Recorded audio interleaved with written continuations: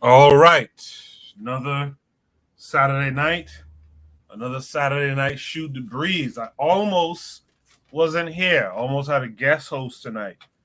But the event was canceled. And I'll let you guys know more about that in the coming weeks. If you can hear my voice, I believe you guys can hear me. If you can hear my voice, just drop a one for me. Let me know that you're here, number one. And number two, it will let me know that you can hear me. Let me do a quick test.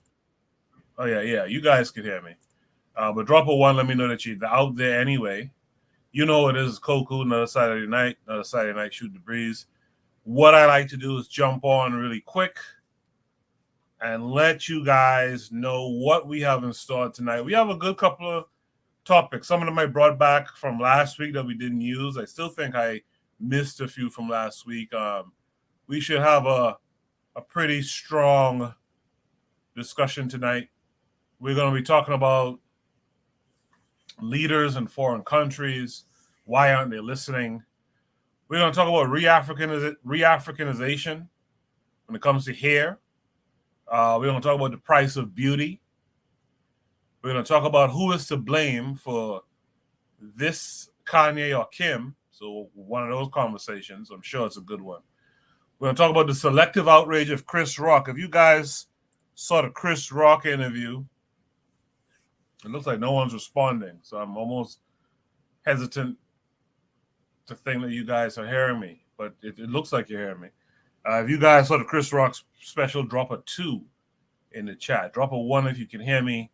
Drop a 2 if you saw the Chris Rock special. We're going to be talking about the selective outrage of one Chris Rock. We're going to answer the question, did Tariq, you know which Tariq, Nasheed, did he take the bag? You could kind of guess where this is coming from. We're going to talk about how Europeans are also deported. We're going to talk about this insistence from the liberal or left types that white people need to learn our history. What exactly does that accomplish? We're going to have a conversation about that. We're going to have a conversation. This one's for Brother Bakari. The importance of HBCUs. And lastly, we're going to talk about firearm liability. And is there a Pan-African company for it? That's a very good question. I'm going to share something I did this week with you guys as well when we get there. So let me check and see. It seems like I am getting some 1s and some 2s. Yeah, Bobby Wright is here. Peace of Bobby Wright. Trigger Happy 262 is here. Piece of Oni from the pro-black perspective is here. He was going to be the guest host tonight, but things changed, and so I'm here. I want to thank all of y'all for being here. What we're going to do now is start the show proper, and on the other side, I will drop Shoot the Breeze topic number 1. For those of you who want to join the panel, click the link pinned at the top of the chat. We're simulcasting on KWAZ Radio as normal and the Bitter Medicine podcast on YouTube, so that you could be on either of those links. You can click the link pinned at the top of the chat to join the panel. And also a reminder, this is everything we're discussing tonight is fair use, although YouTube doesn't seem to care about real fair use. Everything we're discussing tonight is fair use, so I want to keep that out there. What we're going to do now is we're going to start the show officially, right? Cupcake got denied. KW Don 7 is here, saying sour bonus. Piece of KW Don 7. What we're going to do is start the show officially, and on the other side, we will drop Shoot the Breeze topic number 1. So stay tuned.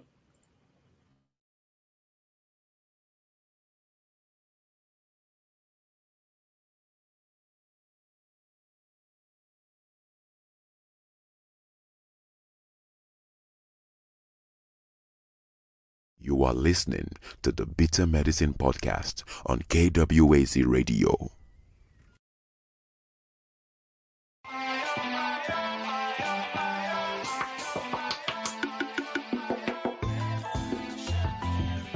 Welcome to the Bitter Medicine Podcast, where it's all about Black empowerment. Our show focuses on Black news and entertainment, arts, science, economics, history, people and strategies that uplift, empower, and motivate Africans within the diaspora. And now your host, whose favorite color is black, Goku.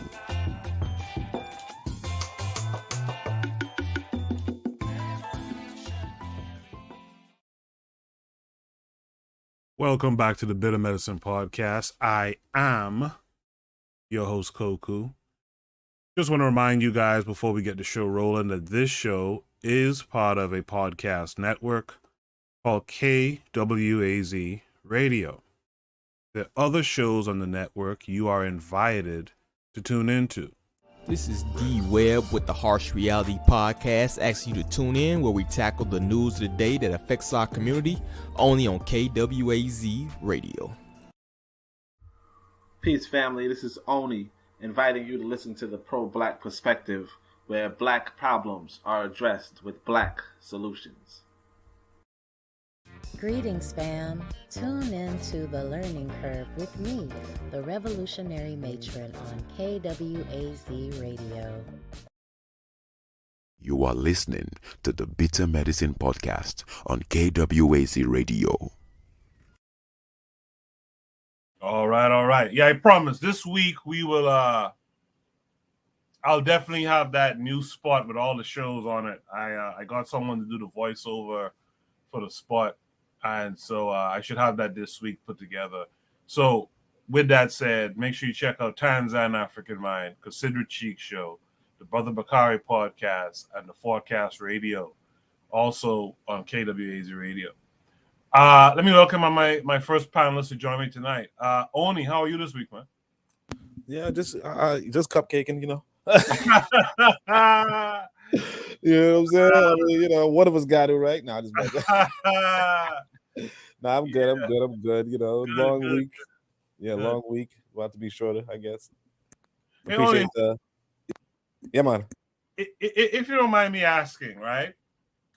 In Tanzania, I tried to ask you this on YouTube, but in Tanzania, what's the valuable crops in Tanzania? So that's a tough question right there. Like I you know what I'm saying? That's a tough question. But that's what I'm saying. I think that we shouldn't get into it right now, but what I'm saying about that is that's why when it comes to business, there's so much that goes into like the decision, the idea. Absolutely. And I think we got Buana here, head capitalist. We got but like like Buana was saying that the idea is worth something. And if you have the idea to make yams, you have the idea to make corn, you make the idea to whatever. One of those is a better idea than the other one. Right. And you contributing that idea should get you more just because because it comes down to somebody. I don't know. I mean, like, I know you said you didn't think I had a farm, but I had a farm, and the crops gone, because it hasn't rained. But that should tell me that tells you two things, right? One is somebody didn't have the idea to just bring the water there, but two, that you could have crops that are good for that sort of sunny weather. You know what I'm saying? Like, let's say pineapple or something. I don't know, right? And if with less, that needs less rain, or cacti, I don't know, right? But the point is that if you have that, right, that idea is already something. That idea itself is valuable, but we're not even, it is what it is. Yeah. No, I just thought I'd ask because that's an interesting thought too. If you want to get into agribusiness, what crops should we focus on? So that's something we should talk about more in the future too, brother. And it wasn't that I didn't believe you; it's just that I wasn't sure that you had a farm. Let's welcome in Buana Hagaziki. Buana, how are you this week? What happened, Koku? You get rain out here? For me? Yeah, I thought you was gonna take the night off tonight. No, plans got canceled. You guys, I'll inform you all in the coming weeks what really happened. But the plans got canceled, and so I'm here, man. Okay, good. You got a flat tire, man. Yeah. Good. And Oni, man, don't worry about it. It's just a learning lesson, brother. You'll come back stronger next time with that farm situation. Yeah, man. Yo, did I not represent the capitalists though on that debate though? Yeah, you actually did. I wanted. No, I did. I wanted you. I know he was gonna go in, but I know that the brother is 19. So I mean, he's working it out. But he's gonna get there. He ain't there yet. For those of you who might be wondering what this conversation about, this is why you gotta subscribe to all the shows on KWAZ Radio, because there's always a good conversation happening somewhere around these parts. You guys check out the last, not today's episode of Brother Bakari. Check that out too, of course. But check out the previous 2 episodes of Brother Bakari, where Oni was up there with Kibwe, Brother Bakari's son, Forecast, and a few others. I think Buana might have passed through at one point up there. So yeah, you guys check out that conversation. And also check out Tanzan's last show too. That was a good conversation as well. Real Black Gentleman's out there saying greetings, y'all. I appreciate you. Y'all can skip on that Tanzan lecture. Well, when I'm getting cooked for some reason, you know. Yeah, Goku had to spike his wrist. Goku spiked his wrist a little bit, but it's all right. It's all right. It's all love at the end of the day. I'm really just trying to keep the optics looking clean. That's all. I like Bobby Wright a lot, man. Bobby Wright shout out everyone who's around these parts, everyone who has a podcast on KWAZ Radio, it looks like, and even the Zuliism in them. So shout out to Bobby Wright. That's my boy right there. You know what? Without further ado, let me drop Shoot the Breeze topic number 1 tonight. Let me make sure I copy it for you guys. Shoot the Breeze topic number 1 tonight. Hold on. Looks like it's taking us to Instagram. This is one of those topics from last week that I couldn't, that we couldn't get to. Shoot the Breeze topic number 1 tonight is, why aren't the leaders of foreign countries listening? Now, that's an interesting start to this. It's taking us to Instagram. I'll share the link as soon as it comes up on my side. All right. Let me share the link. Sorry, pressing the wrong shit. Hold on. All right, got it. No. Wait a minute. Hold on. Okay. Here we go. So here's the link. From FQRY Online. Seems to be a conversation. One of the things I hate is they don't allow you to really go back in these conversations. Let me see if it's possible to refresh or something and start over. All right. Buy from African industry. You say, no, we'd rather go to China. And then guess what? The Chinese will make all the products you want. Every single thing you want. By the way, everything here is made in Kenya. Everything is made in Kenya. Down to the suit I'm wearing. The Chinese will make anything you want. Any single thing you want. Down to your roads, down to your hospitals, down to the schools that you will take your children to be educated in, and then they will say you have to teach your children Mandarin as part of your loan agreement. Oh, Africa. And after they have built the infrastructure in your country, why do you think they build the infrastructure?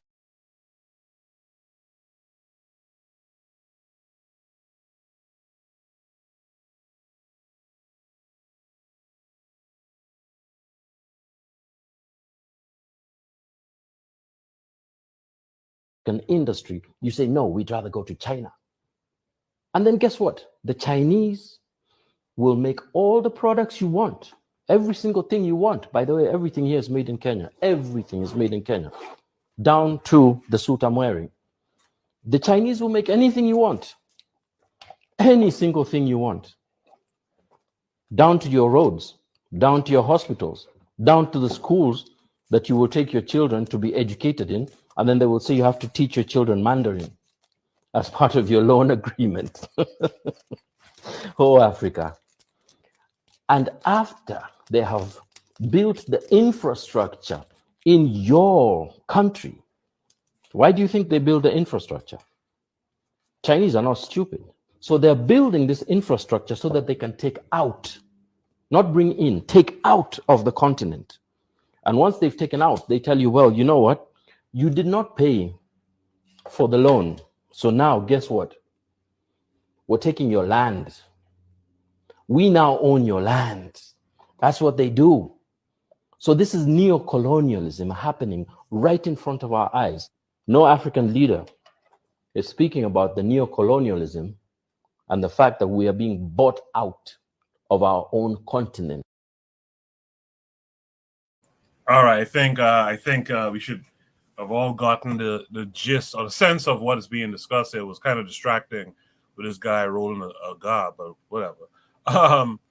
Why aren't the leaders of foreign countries listening to things like this? Buana, you're familiar with China, and I know you've heard RJ Mahdi speak about China. In fact, I had him on the show before I interviewed him, and he was talking about, well, who else is coming to do it, or who else is going to do this stuff? What are your thoughts about China and Africa?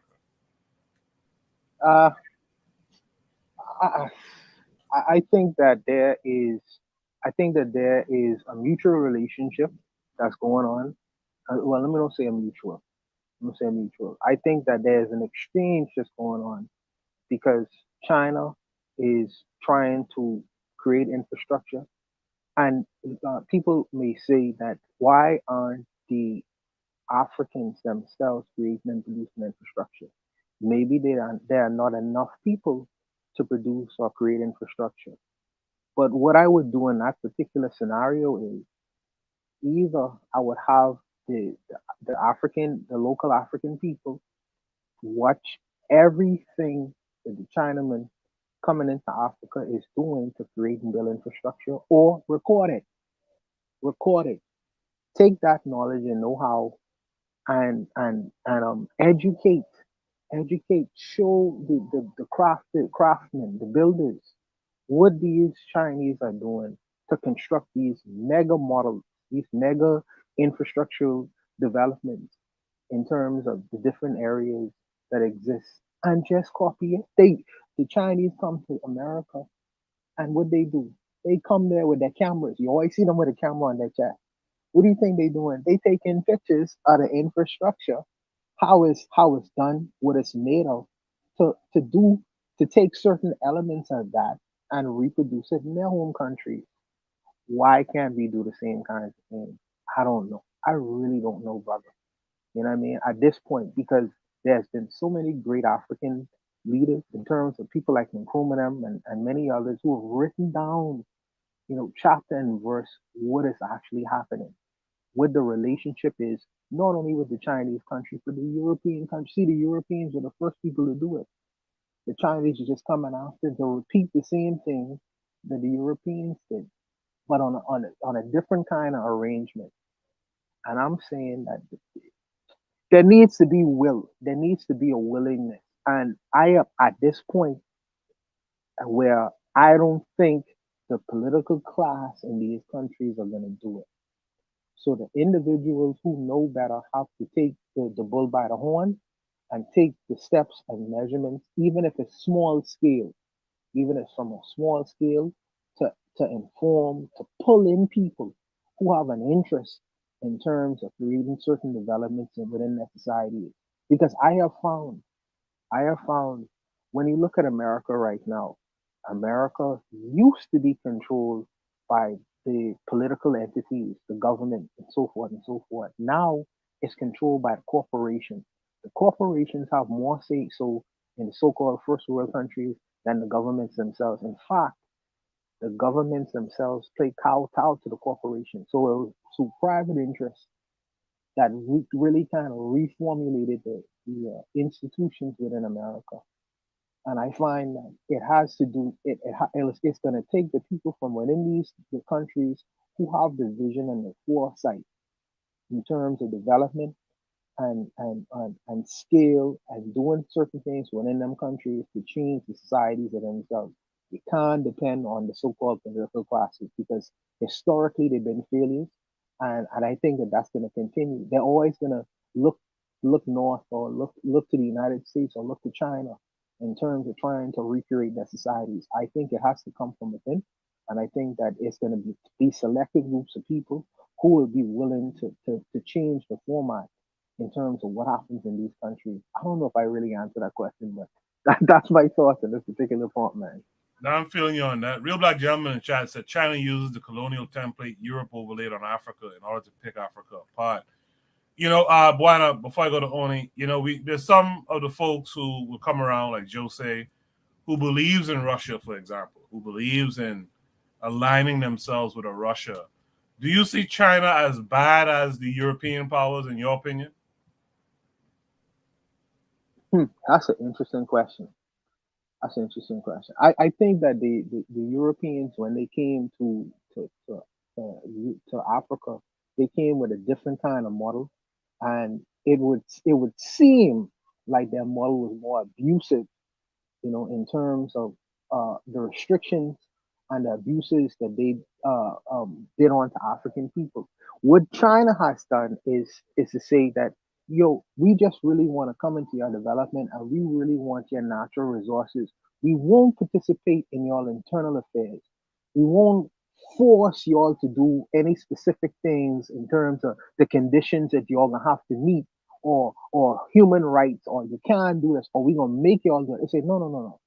We're not gonna interfere with your internal situation and what y'all do amongst yourselves. We just want y'all natural resources, which is more insidious arrangement where they're gonna extract all the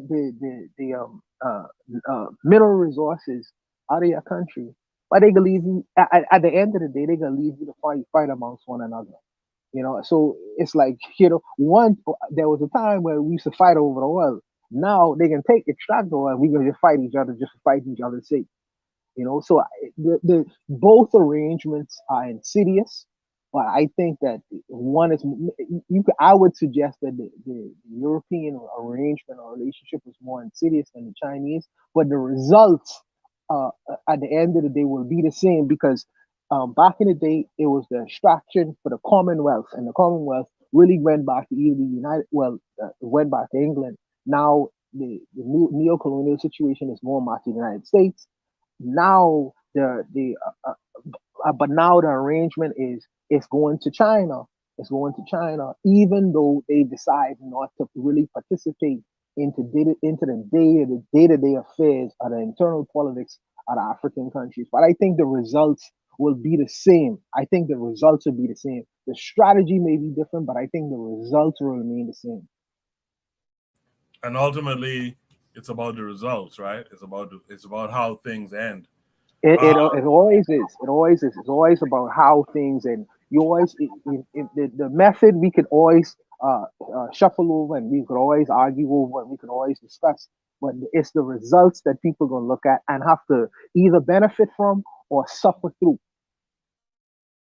Absolutely. Bueno, what are you drinking on tonight? E&J or some rum or something? No, I ain't gonna get no rum tonight, because you tell me you wasn't gonna be here, so I thought it was just gonna be me and Oni. So I just figured I might have to be clear-headed. But I tell you what, I gonna go buy my cigar somewhere through this program. I tell you that. All right. All right. I appreciate you, Buana. Oni, you saw the video and you see the prompt. Why aren't the leaders of foreign countries listening? Let's deal with that part. Why do you think? I mean, we all should kind of know why they're not paying it no mind, but talk about it. Why aren't the leaders, listening to what the folks are telling them? Well, there's the trouble, right? One of the problems is that we have to be in reality, and that's one of the main things that I am concerned about in regards to our people. Reality is this, right? Like look at my farm, right? They don't get rain for 3 weeks or whatever. The crops dry up, right? The money is lost. You know what could save my crops? One of them, I don't know what they call them, but you know how they say the U.S. government could change the weather? Huh? HARP, yeah, HARP. Like a HARP situation. Now, most people, like most black folk, just generally around the world, don't do no HARP shit. You get what I'm saying? But let's say you are in charge of a country, y'all don't get rain for a minute, right? Now you got to turn around and say, America, right? Or China or wherever, you got to go around to somebody who does do this HARP stuff and be like, we'll pay you. We'll pay you to do this HARP stuff, right? so that we could get our crops and we could eat food or some shit, you know? And that's the reality. And I think it was this brother, like you had an interview with that brother, I think RJ Mahdi back in the day. But it's like, that really is the crux of it. If you can't do it, but somebody else can't, and you need it, right? Then you got to pay somebody. It's just like, that's the way of the, like, that's the reality of the world. If you cannot do it, you know, if I can't carry buckets of water to, you know, because there was a river next to my farm, well, not too close, but if I can't carry buckets of water to my site, or, you know, load up a truck or whatever, right? If I can't do that, I got to pay somebody else to do it. And if nobody around me can do it, and that's basic labor, right? But if nobody else around me could do it, then I got to pay somebody else. The same thing, the same way, you know, all the cars in Africa are produced outside of Africa. Well, not all of them, but you get what I'm saying? Like, a lot of the cars that I've seen were produced outside. A lot of the air conditioners, a lot of the light switches, a lot of light bulbs.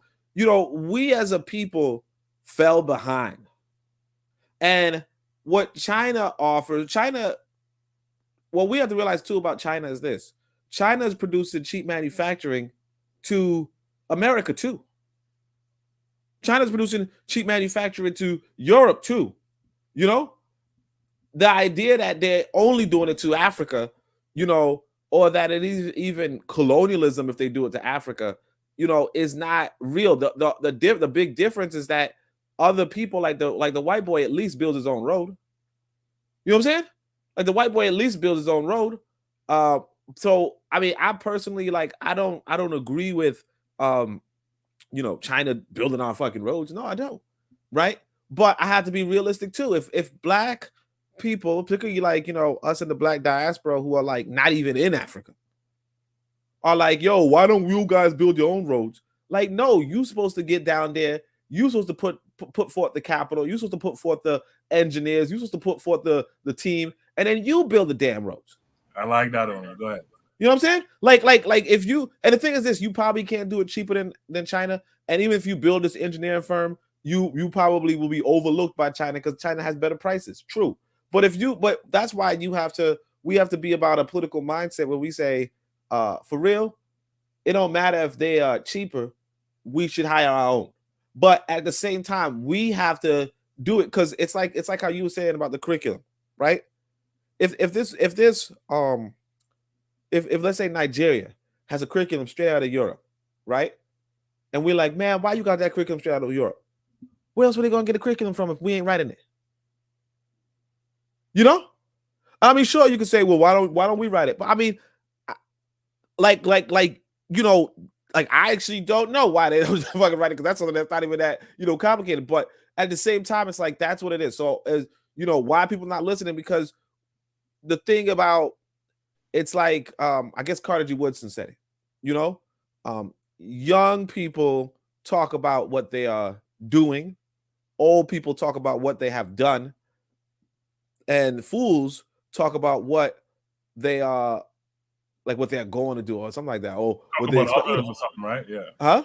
Talk about others or something like that. Yeah. Yeah, something like that. But it's like, you know, the trouble is that people ain't listening because you're supposed to be like, because we as an African people are not collectively organized to the point where we could be doing shit without China. Because like I said, with that HARP thing, like I mean, obviously I can't afford that, but I could understand that if a nation really needed it to rain, right? That, yeah, they'll probably call up some European. And then we'd be like, oh, yuck, how are you going to call it? Why don't you get... It's like, who you know doing HARP, though? Right. You know, like, who you know, like, unless you know Storm from X-Men or some shit, ain't nobody black manipulating the weather like that. You know what I'm saying? Like, I'm just saying, like, you know, so that's what I would say. No, I appreciate that, only. I think Buana also said something that I echo those sentiments. I think sometimes we might oversimplify some things a little bit.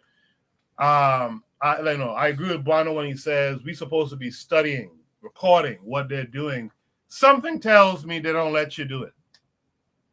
Something tells me they don't let you do it because we know that, you know, when African nations were getting independence, quote unquote independence in the 60s and whatnot, these guys were going in and destroying the plumbing and the infrastructure, you know, flushing cement down pipes and all kind of shit. And as a matter of fact, one, I think, if I remember correctly, they did that back home a couple of years back. One of those hotels that didn't come to fruition. The Chinese and them was pouring concrete down the pipes, I heard, and bursting the pipes. So I have a feeling that they kind of exclude you from studying it, but that's something that we need to be more persistent about. We got to get in there. Listen, I'm here to learn. Go ahead, Juan. Sorry. The argument is that they speak, the people who they bring in, they usually speak in Mandarin, so they would not necessarily be able to work alongside the Bahamian labor force because primarily you speak English. So they would just rather work, you know, in terms of just work as a group together. And I'm saying that if I was a governmental official or a leader of a country, I will not allow or permit, because you know, Penland would have never done it, but I would not allow or permit someone to come into my country and not allow me or some of my workers or some of my laborers not to participate in the building of anything that's done in this country. So it wouldn't happen. I would not sign the contract because I know they want something from me as well. You know, the relationship has to be reciprocated. So it's something that not just a loan, but it's something that I'm going to permit, whether it's through the extraction of minerals or resources or whatever. There's something that they want, and it's something that they're willing to give away. So I'm not going to allow these people to come into my country and not give me access to you know, what these guys are doing on my property. They could be planting bombs on my property for all I know how. So there has to be someone internally from my country that oversees all the things that goes into the building any infrastructure or infrastructural development that's happening in my country, because this is a foreign element. There's a national security concern to think about if I have to use that excuse. So I'm gonna have somebody on wherever I'm building, you know what I mean? On site, that's the word I'm looking for, to ensure what they are doing is not illegal, it's been done properly, and I can monitor it for future reference. So when I want to do it my goddamn self, I could do it myself and say, here boys, this is how it's done. You know what I mean? Chapter and verse. Yeah, I feel you on that. I think you guys brought up some excellent points. I think we have to address the childlike nature of Black folks too. I think we got to start to grow up now. We got to start taking on the hard tasks now. I think this idea that you're going to sit back and watch other people do the work and not expect that other people are going to take the profit too, whatever that looks like, right? The profits, right? They're gonna take the big piece of chicken, as Gas would say, right? Like this idea that you're gonna sit back and folks are gonna just build shit for you, and you ain't gonna learn how to do it for self. But somehow this is gonna work out well for you. I think we got to get off of that now. And I like I think it was Oni who said it. We have to start getting, and I'm talking to the people who listen to this show and around these parts too. We got to start getting to that point of being doers and being people who pick up and create projects and finish them. One of the things I like with Oni, I'm gonna give him his flowers after he got some flack this week, but I'm gonna give him his flowers, and it's genuine. And funny enough, I'm gonna actually give Tariq Nasheed some flowers in a sense, because they remind me of each other, but in different ways. Dang, man. No. You'll get it in a second. Oni's not a grifter, right? Tariq is. But one thing I give Tariq is respect for. I used to listen to Tariq religiously back in the day. One thing I give him is respect for. If Tariq Nasheed sits on his platform and says, you know something, I think we should do a documentary on Africans in space or some shit, he's going to do that documentary. You understand? He is going to do it. So when Tariq was coming out with this Hidden History Museum, I saw certain people like Brandon and them from Pan-African Strikes Back say, oh, Tariq ain't build no museum. No, I knew once he got that money, he was going to do something called a museum. Now, is it an actual museum? that's debatable to me. It's a lounge, whatever. But what the same thing goes with Oni. If Oni tells you he's going to make a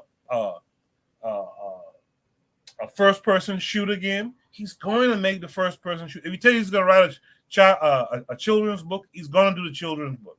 Speaking of those things, check out Oni's YouTube page for the information on how to purchase his latest children's book. Get a couple of for the kids around you, man. So make sure and do that. That's the kind of stuff I want to see the rest of us doing, including myself, right? Including myself. I want to see our folks taking up the challenge to fill certain gaps. Yeah, you might be the only person at first, but eventually we'll build a nice number of people behind these things. We all supposed to be picking up something and getting something done. Does anyone on the panel want any last words here? Yes, I want to echo them sentiments because I do have to give Tariq Nasheed shit. It's coming out of my mouth, but to give him credit because whatever ideas that comes into his mind, he at least sees them through, and for the most part, not everything, but for the most part, even when sometimes he fails. Now he wouldn't say he failed on a particular project, but at least he sees it through. So I give respect to where respect is due, you know, because I myself try my hardest to be a man of my word. You know, that's not necessarily a popular thing among us because ninjas, we say all kind of crazy things and make all kind of crazy promises. But when the rubber meets the road, you see who is who. You see who is who about that life, who ain't about that life. So if in my short time in knowing, you know, I see him to be a consistent person, and the fact that the brother went to as much as we could, as much as you all guys want to be heavy-handed with him, the brother actually went to the continent. He bought land. Yes, he bust off some women, but I mean, listen, hey, but I gotta give the man respect where respect is due. You know, so I give respect to all the black men who are about that life, who say something and they try their best to see it through to the end, even though sometimes it may not turn out the way that you wish it to. At least he took the risk. You know what I mean? At least he took the risk, he took the chance, and he saw something through to the end. And I think that more of us need to be that inclined. So I'll stop there. Amen, Ra. Let's welcome Brother Bakari to the panel this week. Bakari, how are you? What's up? What's up? Yes, sir. Well, right now I'm gonna say it like this. I got credit for one of my tethered brothers. Respect. That's Oni. Because y'all giving respect to the biggest grifter, hustler, who got everything done with somebody else's money. But I can't tell y'all how to do it. I'm just saying, you can't hustle people and get my respect. You can't steal from your people and get my respect. That's just me. Well, it's easy to. All right, let me just interject. The respect I'm giving is on a particular matter. I got, you know, you could meet a man who has killed 50 people, but if he was charitable to children or something like that, you could give him respect on that particular matter, not the other stuff. So I don't respect him for being a grifter at all. But what I'm trying to get across to folks is, if you are listening to people who are doing stuff, get involved and do something too. If you have an idea, work on the idea and try to see it through. You might fail. So it's not really about Tariq Nasheed per se overall, but as far as that goes, I give him his props. He's and in fact, it's what leads him to be a grifter, to be honest. But it's because he's a person who, if he says he's going to do, if he conceives something, he's going to do it. Now, Bakari, go ahead. Okay. I'm just clowning. I'm just. What do you say? Say it again. You can't say that, Bakari. Say it again. I said, man, y'all might be our downfall. I'm just clowning. I know, right? They all tethered, yo. No, not not only. Why I gotta be a downfall? Why I gotta be a downfall? Hey, look, I'm just clowning, man. I'm just clowning. I understood what he's saying. Where Keyboy is? Oh, he at work. I'm about to go pick him up in a minute. Okay. And I understand what Coco's saying. See through and finish what you start. If you out here bumping your gums and you're saying you're gonna do it, you go ahead and you do it and you finish it. I understand what Coco is saying. I understand what Bawana is saying. I do understand that. But what's up, everybody? Y'all can go ahead to the next topic. I was just coming on here to speak and say what up right now, and then take my shot. Then take a shot at Koku and Bawana. He did take a shot. He did take a shot. But you know what? You know, Brother Bakari, it's earlier than that. You can get your shots. You can get your shots back. Yeah, I do like what Bakari was saying though about OPM. You know, using other people's money is like a cheat code. You know what I'm saying? like you know, because that's the thing that happened with that farm. In fact, you know, like my quote unquote business partner, like she using my money. So it's like if you win or lose, it don't really matter. If your project is crap, it don't really matter because you just go all you could get is profit. You know what I mean? You don't really lose anything financially. Now, granted, if you put in work, then you know you lose labor, but you don't really lose anything financially. And so I could say another thing that happened. You know, one of these women tricked me up, and you know, a lot of women or whatever. So Buana, so one of these women tricked me up, and she was like, "Hey, I need some money to buy a bar or some shit," you know, and I was like, "Hey, whatever," right? So she gets a bar, and whether the bar does good or bad, I don't see nothing. You know? Now, if the bar does good for her, right, then she's going to be set. And if the bar does bad for her, she could just close up the bar and try something else.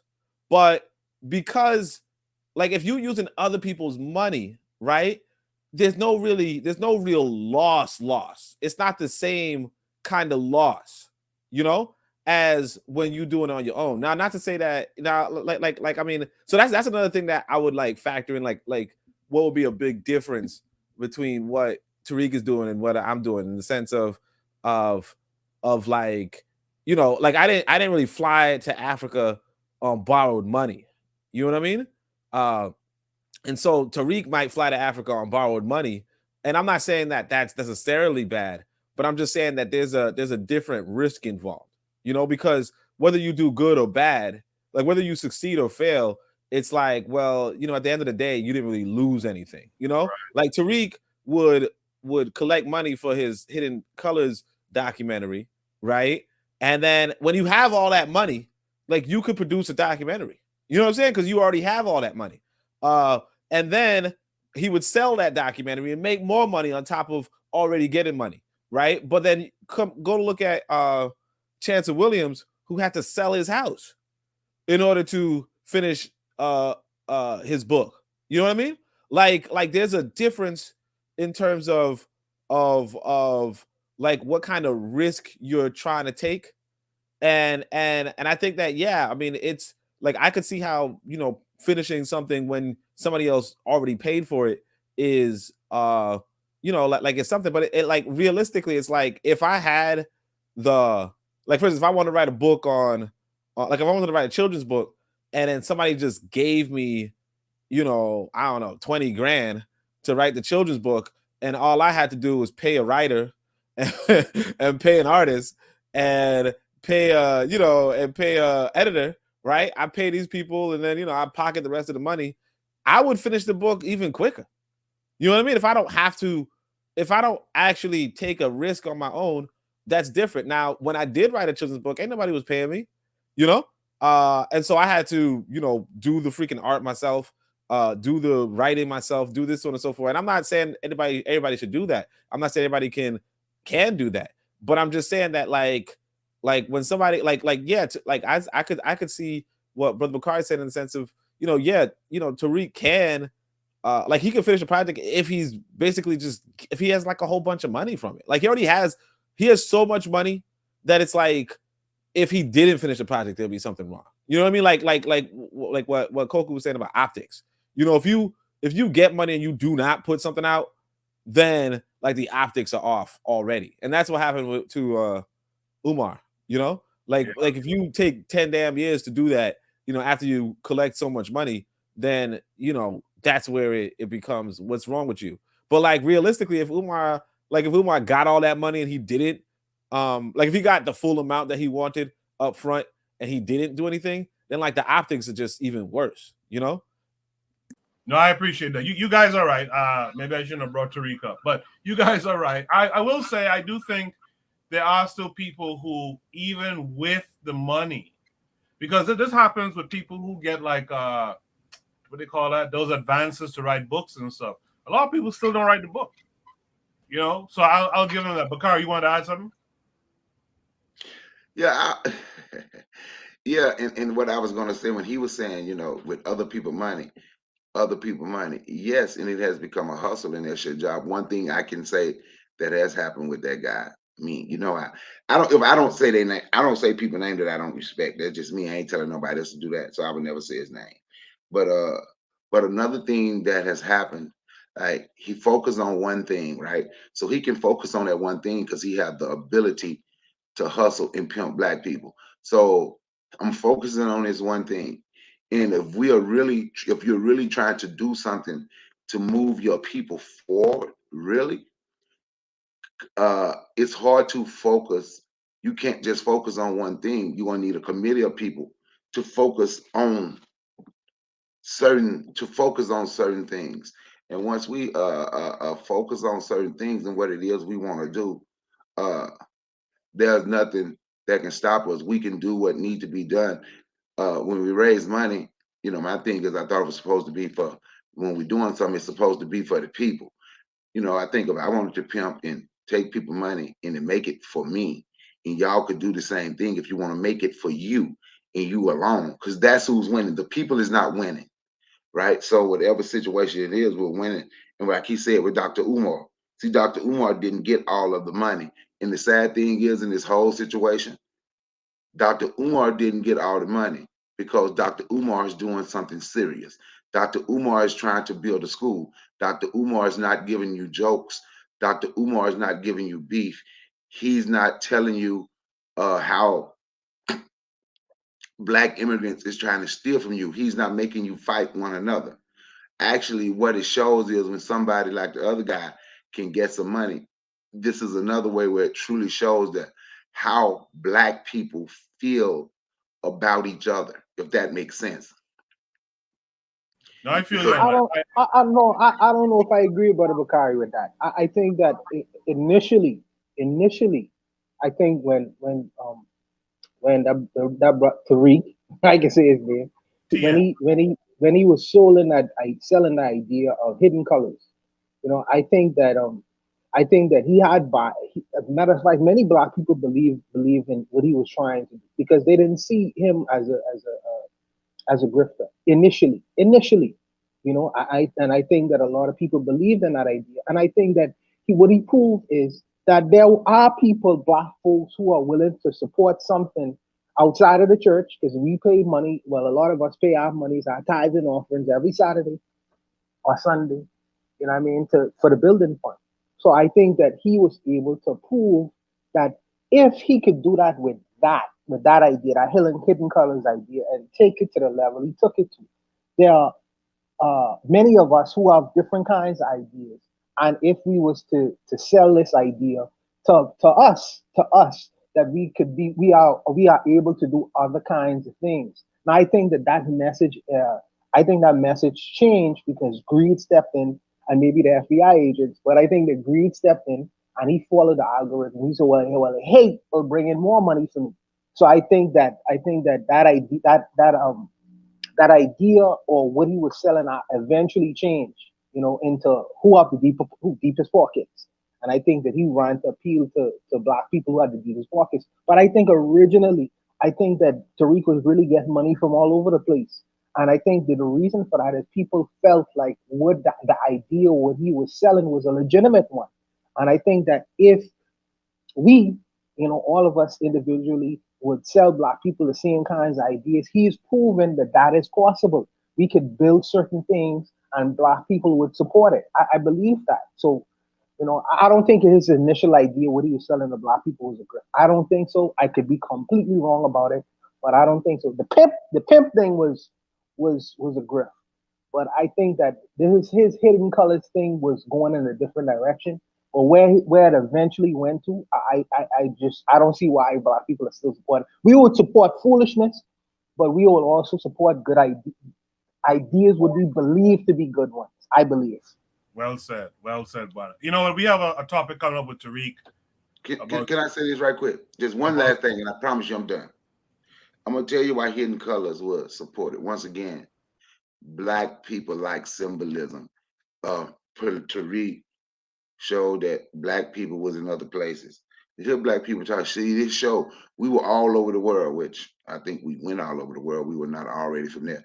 That's what black people supported. And I would still say, Dr. Umar, with some of these conscious people, how many of these people have supported something that's going to educate your children? We don't.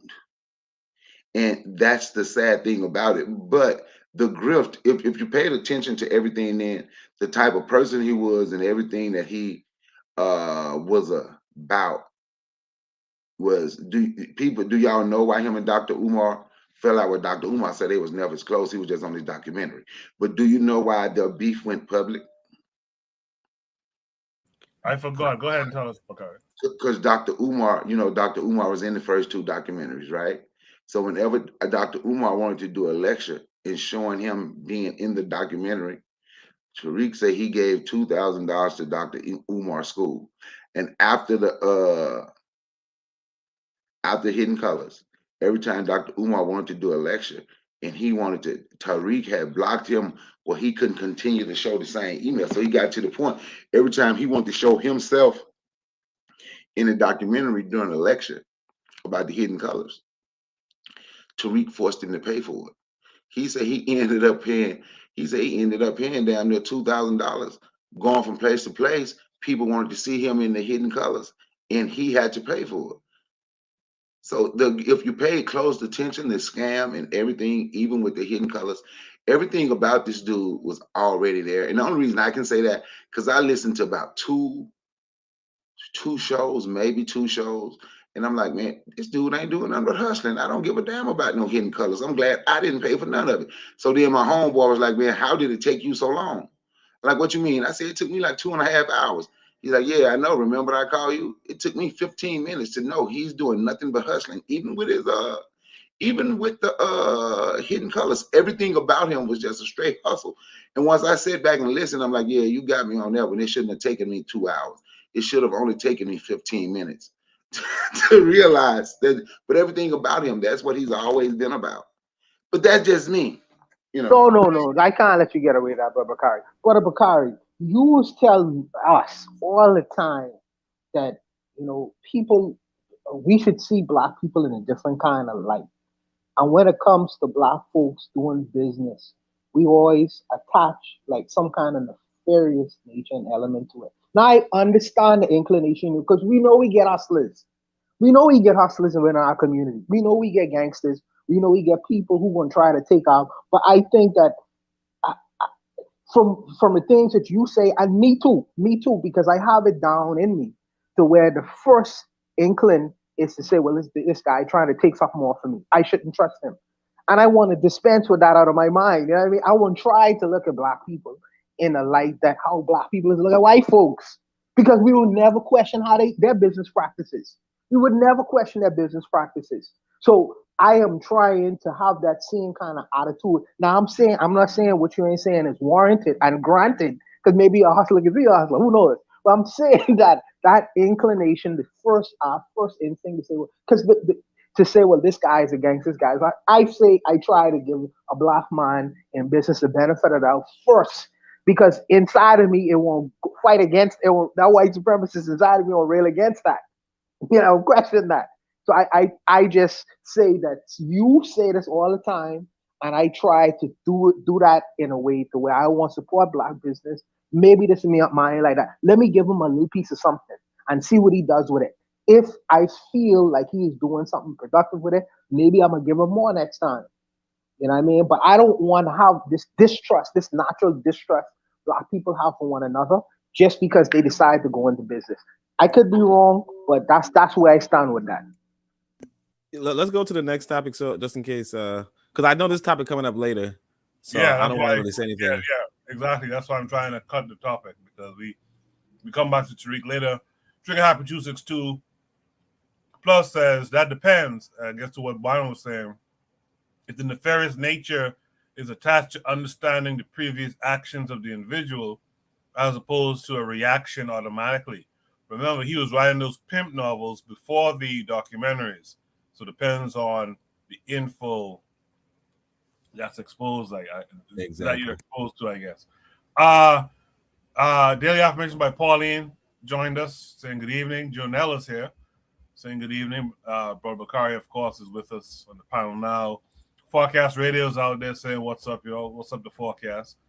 Yeah, that was a good discussion. We're going to talk about Tariq and the whole prompt coming up tonight, so you can save those thoughts. In the meantime, Shoot the Breeze, topic number 2 is, we often talk about the need to reAfricanize when it comes to hair among the women of our communities. But what about our men or boys? Where do we get the idea that a low cut is professional, right? But twists and locks are unruly and feminine? So that should be topic number 2. This came with a link. Let's check it out. Looks like it's taking us to Twitter. Here's a tweet from Chief Confam saying, what's your take on this? So let me see what these pictures are saying. It's from Keita Nicole. It says, my boys went to spend a night with their dad, and this is what he chose to do, I guess. My baby is so hurt and embarrassed, and I'm hurt because I know how he loved his hair. He don't even want to go back to school. So I guess this was the before on the left here. And after is what the kid looks like over here. And it's hard to see, but it says, I guess it's a text between her and the father. Why did you cut Jalen's hair off? It looks bad. And he doesn't even want to go to school. He's embarrassed. I don't understand why you would do that to him, right? Maybe the next slide will give us a little bit more. But that's the kid again with the twist. That's the haircut. And here's the tweet. Like, once again, it seems like the mom is saying, why did you cut Jalen's hair? It looks bad, and he doesn't even want to go to school because he's embarrassed. I just can't understand why you would do that to him. And the pop says, I'll fix it Tuesday when I get back. It looks a lot better than the twist. I told you that I didn't want his hair twisted, braided, or dreaded. That's not suitable. I don't want him to look like he came from the streets. So there's where you get to it, right?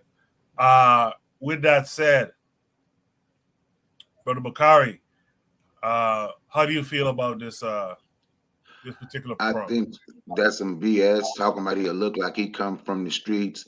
If it's have braided or twist, that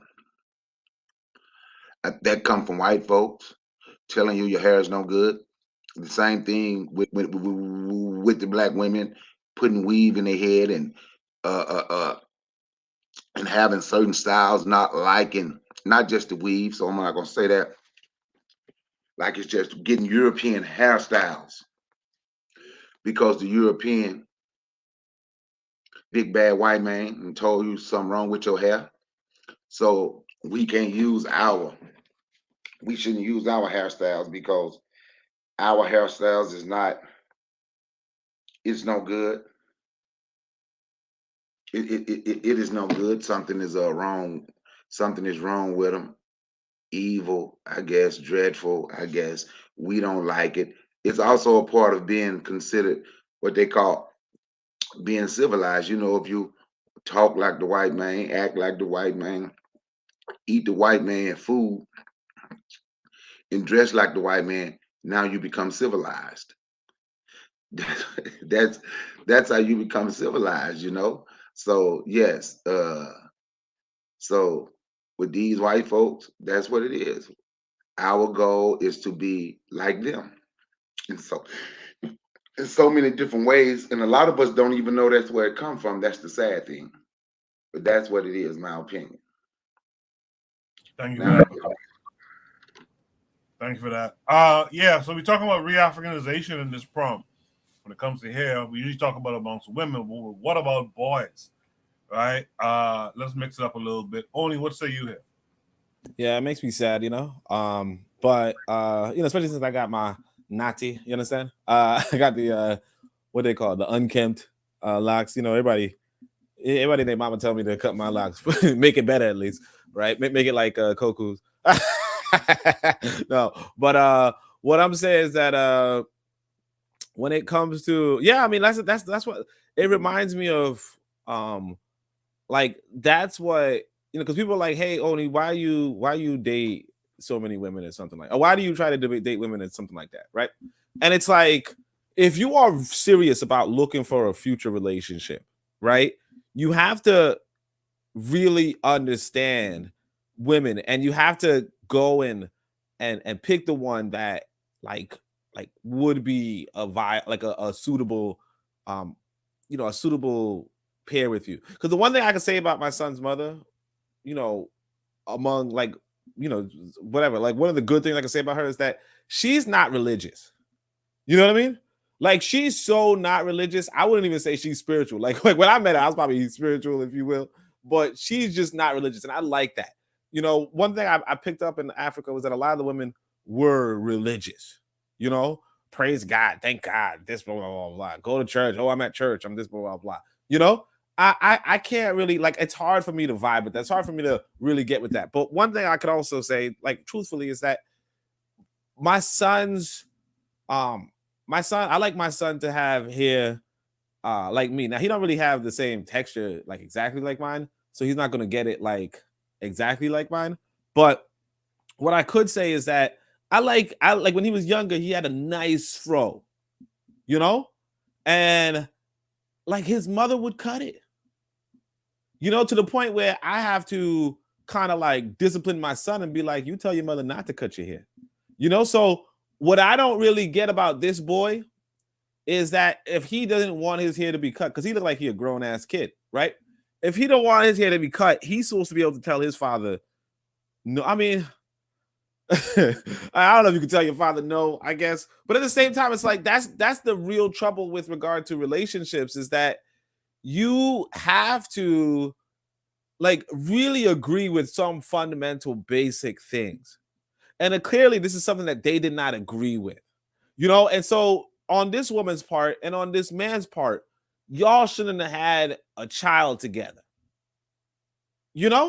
And I mean, I'm not saying that the hair thing is that serious where I'm like, yo, I shouldn't even have my kid because of this hair. But it's like real talk. That's one of the reasons why, I have like one of the reasons I'm even in America is because you can't just take your kid away, And his mother's like, nah, I ain't trying to live in Africa, that's where they kidnap folk or some shit like that, Nah, she's not that cool, but she's kind of cool, right? Not really. She's not too cool. I'm just. But she did say that, But either way, it's like, yeah, that's what I see. Like, what I see here is that this. Now, as far as the question is concerned, see, me personally, I'm all about Africanized hair. I don't like the low cut.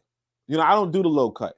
I don't even I haven't been to a barbershop, since I was like 10 or something.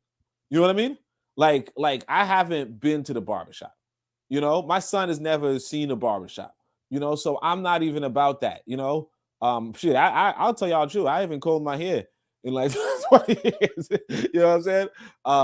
But, like, I'm not about that. But as far, and like, I would get on people's ass for that. But I mean, I get it though. Like, at the end of the day, I mean, I'll admit that, hair, like, we might make a bigger case about hair than it needs to be. But all the same, it's like, yeah, I think this was more so a problem of two adults getting together to raise a child and not agreeing. But I mean, I've been in that, and that's why I gotta take seriously, who or what will be my next. No, who will be my next wife? If somebody I get married again, who will be my next wife, and what is her religious beliefs, as well as what are her beliefs on hair? Because some of these women I've been with, they'll be like, it'd be good if you were to redo your hair, some shit. And it's like, you know what? I don't know if I want to. I don't want you in my ear. I don't want you to in my bed, right? Like that. Of course, I call them, but not joking. It's really out there causing problems. He says, I know I only don't like religious women. It doesn't go well with his 5-star degenerative qualities. So he's back on that shit. Lero says to Oni to invite her to the wedding. Trigger Happy 262 earlier said, what do you say? This may be popular, but I don't think this should be a debate anymore. If we seize nations and states, there should be a clear Crown Act. Ban all straight hair, weave, straight wigs, and bleaching. I could get with that. That's fine. Lero says we want to be seen as decent, quote unquote decent. And it's not about being clean or quote unquote well groomed. It's about conforming to European expectations. That's my issue with it. With that said, Bonnie, you heard everything everyone had to say. What say you to this? Yeah, it's cool. It's for me. Hair's not that much of a serious issue. I know my Rasta brothers may disagree with me, but I don't think it is so much of a serious issue. It usually always goes back. This personal thing, beef between mom and dad, really should have been vetted in a home rather than on Twitter. And I think that that's not necessarily a good thing. I think that if the kid and if they were sleeping in the same home, they probably would have vetted this issue a long time ago, and they wouldn't have to take it to Twitter. But I think this is a personal beef that they want to start and spark between black men and black women. I don't take it that seriously. I know some of my brothers take it extremely seriously, but for me, it's just hair. It's just hair, man. Yeah, but I think that's often the problem, though, right? We just take things for just things, but in this paradigm that we're in, things aren't just things, right? There's something to it. Like when you look at the persecution the Rastas got in Jamaica and stuff like that, and sometimes still, and even in Nassau too, actually, when I was growing up, but not as bad as Jamaica, of course. The things that we just think is things. My point in this line, my point here, the things that we think is just things, often tend to not just be things. And I think we have to start, just in general, we have to start minding all of our business. Like Bakari has the mind your black business. We have to start minding all of our black business, like every thread. Because this idea where you could just be haphazard and all that kind of stuff, and certain things matter to you, certain things don't. Nah, in this paradigm with this enemy that we have, all this shit matters. You know what I mean? All of it. Coco, I understand what you're saying, and I do hear that, and I do respect them comments. But I say my belief is our greater war. Okay, our greater war is the fight for nationhood. When we get our nation together, we could determine the rules of that nation and what we said inside of it. And I think that my focus, and yours as well, and everyone else on this panel too, is towards nationhood. Okay, so yes, these issues are very important, but currently we exist in a nation that many of your brothers would say is not ours, not ours. So the greater war, I am fighting on that effort, not front. Yeah, I would say Bonna might be surprised, but I would agree with Bonna in some capacity. Damn, we really stopped calling him Mr. Well, yeah, I agree with Bonna in some capacity in the sense of, like me personally, like if I want to cut my hair, I'll just cut it.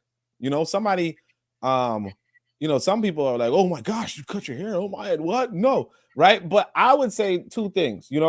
One is that, a lot of things that we don't realize the backdrop for what we do, a lot of it comes from Christianity. So the whole idea of boys should have short hair and women should have long hair, it was actually a biblical verse. Like actually something out of the, I don't know, maybe the Old Testament or some shit, but it's a biblical verse, right? And on the other hand, they got this character Samson. It looks like Barnum might have dropped, I think, but this is character Samson who he loses his locks and then he loses his strength, and that's like a story that we tell ourselves, has some sort of meaning or whatever. But like realistically, I would look at it like, I don't know if people say hair is dead skin cells, I don't know. But I would just look at it like that and just be like, yo, you know what? If I want to shape it a different way, if I want to cut off the edges, if I want to do this, so on and so forth, I'll do it. So like this boy, his hair, like the cut is not the best, you know, but notwithstanding, like for instance, if like when my son got his hair cut, I wasn't like, yo, you gotta put on the hat. Oh my gosh, I'm crying. Oh man, you know, I did tell his mother stop cutting his hair because I like his fro. But outside of that, it's like realistically, like even if she does cut his hair, it's like, yeah, it just grows back. You know what I mean? It just takes longer for it to get to the shape I want it. Now, like I said, I do tell him stop making her cut your hair. You know what I mean? Because you're gonna answer me. You know what I'm saying? You know, but and, you know, so he tells his mom, no, don't cut my hair. You know what I'm saying? But like, yeah, like for real, like I'm not really putting a premium on here. Now, I agree with what Lero's saying about, you know, a lot of sisters don't be wearing their natural hair, but I'm gonna be honest with this too. You know, I was up in the you know, regular spot other day, and this woman had a nice body and straight hair. Now, straight hair does tell me, hey, you know, maybe she's not about that, or you know, not to say that natural hair tells me she's about that, but you know, straight hair maybe tells me she's not about that. But you know, if she gives me some time, you know what I'm saying, I'll spend the time. You know what I'm saying? 5-star degenerates, you know what I'm saying? I can't see a Zuli here, so I might as well admit it. Almost look, I'm finna get off for a second. I'm gonna be listening. I got to go pick up my son from work. I'm like, might try to get on in my car. But while I was saying that about hair, about getting the cutting and look civilized, I'm absolutely bald. I have no hair on my head. I don't even know. I do know now that it won't grow because I said I was gonna let it grow back to get a fade, and it can't even grow long enough to get a fade no more. I never had long hair my whole life, but I'm bald now. A dude messed my hair cut up in Korea, so I cut it off bald. And women told me I look good with a bald head. Shit. I kept my bald head. I've been doing it for shit half my life now on a daily basis, every other day basis. But that's why I get, but I never had long hair anyway. I've never had hair long enough to get braids and plaits and twists. My hair was never, my whole life, my hair has never been long enough for none of that. But on that, man, I'm gonna leave y'all. I'm gonna come when I come back, but I'm gonna listen to y'all in my vehicle while I'm going to pick up my son. Appreciate that, Bakari. Good luck. Yeah, I just can't afford no haircuts. That's why I don't do them. Let's bring in our boy Zuliism this week. Zuli, how are you this week? Yeah, Azula heard me say I was about to leave. Now he coming up here. I'm coming back, Azula. I'm gonna run you off too. I'm gonna get off as soon as you come back. Yo, that Haitian courage. What I'm seeing, what I feel is that the whole thing about your hair is important because even throughout, if you look back, black people always been doing stuff with their hair. Always been doing stuff with their. The men have been doing stuff with their hair. The men been braiding their hair, been locking their hair. So this is part of the culture. What they did is they destroyed that. They destroyed that. And I speak in to this is that even me coming from a Caribbean back home, they wouldn't let me do anything with my hair. Just have a low cut. To me, a low cut when black men do low cuts all the time, I think that's equal to a wig. Because you don't want your hair to show. And that's very important. I know some people say, oh, I don't see it matters. Yes, it does matter because before you build the nation, you have to love yourself. If you don't love your hair, how you look, when you build the nation, you're going to carry out those same mental self-hatred thing that you have in the other nations. You're going to carry that within the new nation. So I didn't see this video or whatever. I didn't see it, but I just think that boys, a lot of people do that to boys. It's like cut your hair. Why is that cool? Yes. It's just pictures. It's just pictures. I'll scroll through the pictures while you talk. So just watch the screen, all right? Oh, okay. So to me, it's just like I don't understand how they do that to boys, especially boys, cut your hair. But meanwhile, throughout our nation, when we were younger, when we were untouched, boys been doing style with their hair. If you look at and he didn't want his haircut. Goku, he didn't want his haircut. The boy didn't want his haircut. Sorry, my mic was muted. Nah, his mother did it. The mother. But he said he embarrassed. And his mother cut it. The father cut it. See, that's the father's state property. He doesn't understand. And again, he's going to tell you, or the father's going to say is that, oh, for him to get to be a lawyer, because Steve Harvey said that BS too. Oh, I've never seen a lawyer with locks. He said that on national TV. So the father's weak. The boy at this age, you should let him enjoy the style of his natural aesthetics. Like, if the mother got mad because of that, I agree 100%. Let the boy grow his hair. I could understand this when he's like 18, 19, if you want to make that argument, or how you going to get a job, da da da da da da. Okay, that. But he's a young man, the young boy. Let him fall in love with his own natural aesthetics. So now you're teaching him not to like his hair. Now, if it sticks with him, he's going to pass that on to the next generation, and so forth. So, because only had said, like, because in the Bible does say that, but at the same time the Bible said like Samson had long hair. So the Bible is schizophrenic anyway. So, but when we look at our own culture, like when we were untouched, black men and black women always did fly shit with their hair. When we came into this slavery, that's what it. Did you know that the reason that why that the whole shit that black women have now, wearing the head scarves and all of that, that's not even us. That's from slavery. You see how African black women always like to wear a scarf. They put it in style. They put even the natural sisters wear those long scarves. That's not even us. That was brought to us by slavery. I know a lot of black women don't know that, even those quote unquote the one that have their natural hair. No, they said that the white women did not like the slave to show that their big afros or their curls, and they had them wear a headscarf. I disagree with that. Like, that man is that like, yo, that he's wrong for that. Let the boy be a boy. He's a kid. Let him fall in love with his freaking features, bro. Yeah, that's what I have to say. Yeah, I appreciate you coming up, Zuli. Does Oni or Bakari want to add anything else? Oh, Bakari might be gone. Does Oni want to add any thoughts here? No, I think I was looking for the I think I was looking for the Bible. Yeah, the Bible verse, because I realized that. Let me see. What's to say? No, the Bible verse I've watched. If they said boys should have low cuts, or men should not have long hair like women.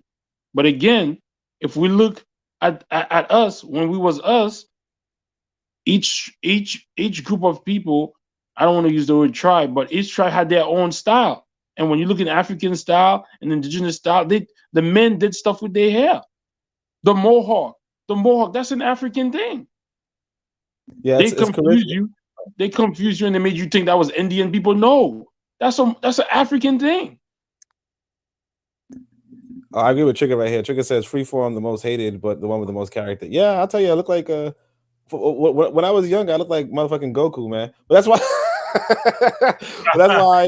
that's why I ain't really, get too many women back then. But anyway, I mean the Chinese would take pictures though. The Japanese though, they would be like, yo, this motherfucker's an anime character. Funny enough, nowadays you would get love with that Goku hairstyle. Yeah, Jay-Z motherfucker, man. Yeah.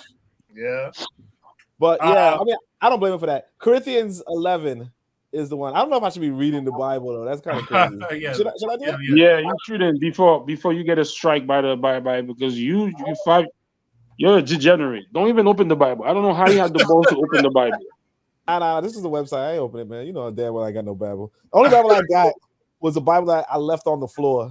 So I just left that shit on the floor. Like it was somebody else's Bible. It fell. And I was like, why would I pick this shit up? You know what I'm saying? What a degenerate. This guy right here. Well, Buana had to step off for a minute. I'll just say I like Trigger Happy and others, Afro-Native world. I feel there is an importance, because these folks who we fell to, they pushed a certain Eurocentric standard on us. And there has to be a reason for it. And I think we all can figure out what the reason is. This whole idea Buana said about when we get to our nations, we'll then decide. No. We need to have that understanding now. Because Goku, what you just said is right. Because if you don't have that understanding, when you build your so-called new nation, you're gonna carry out the same thing.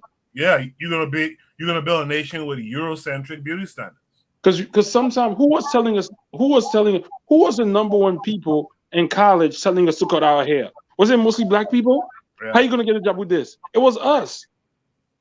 We did this. I've never heard of a Caucasian person tell me to cut my hair, but I've heard more black people tell me to cut my hair than any other race.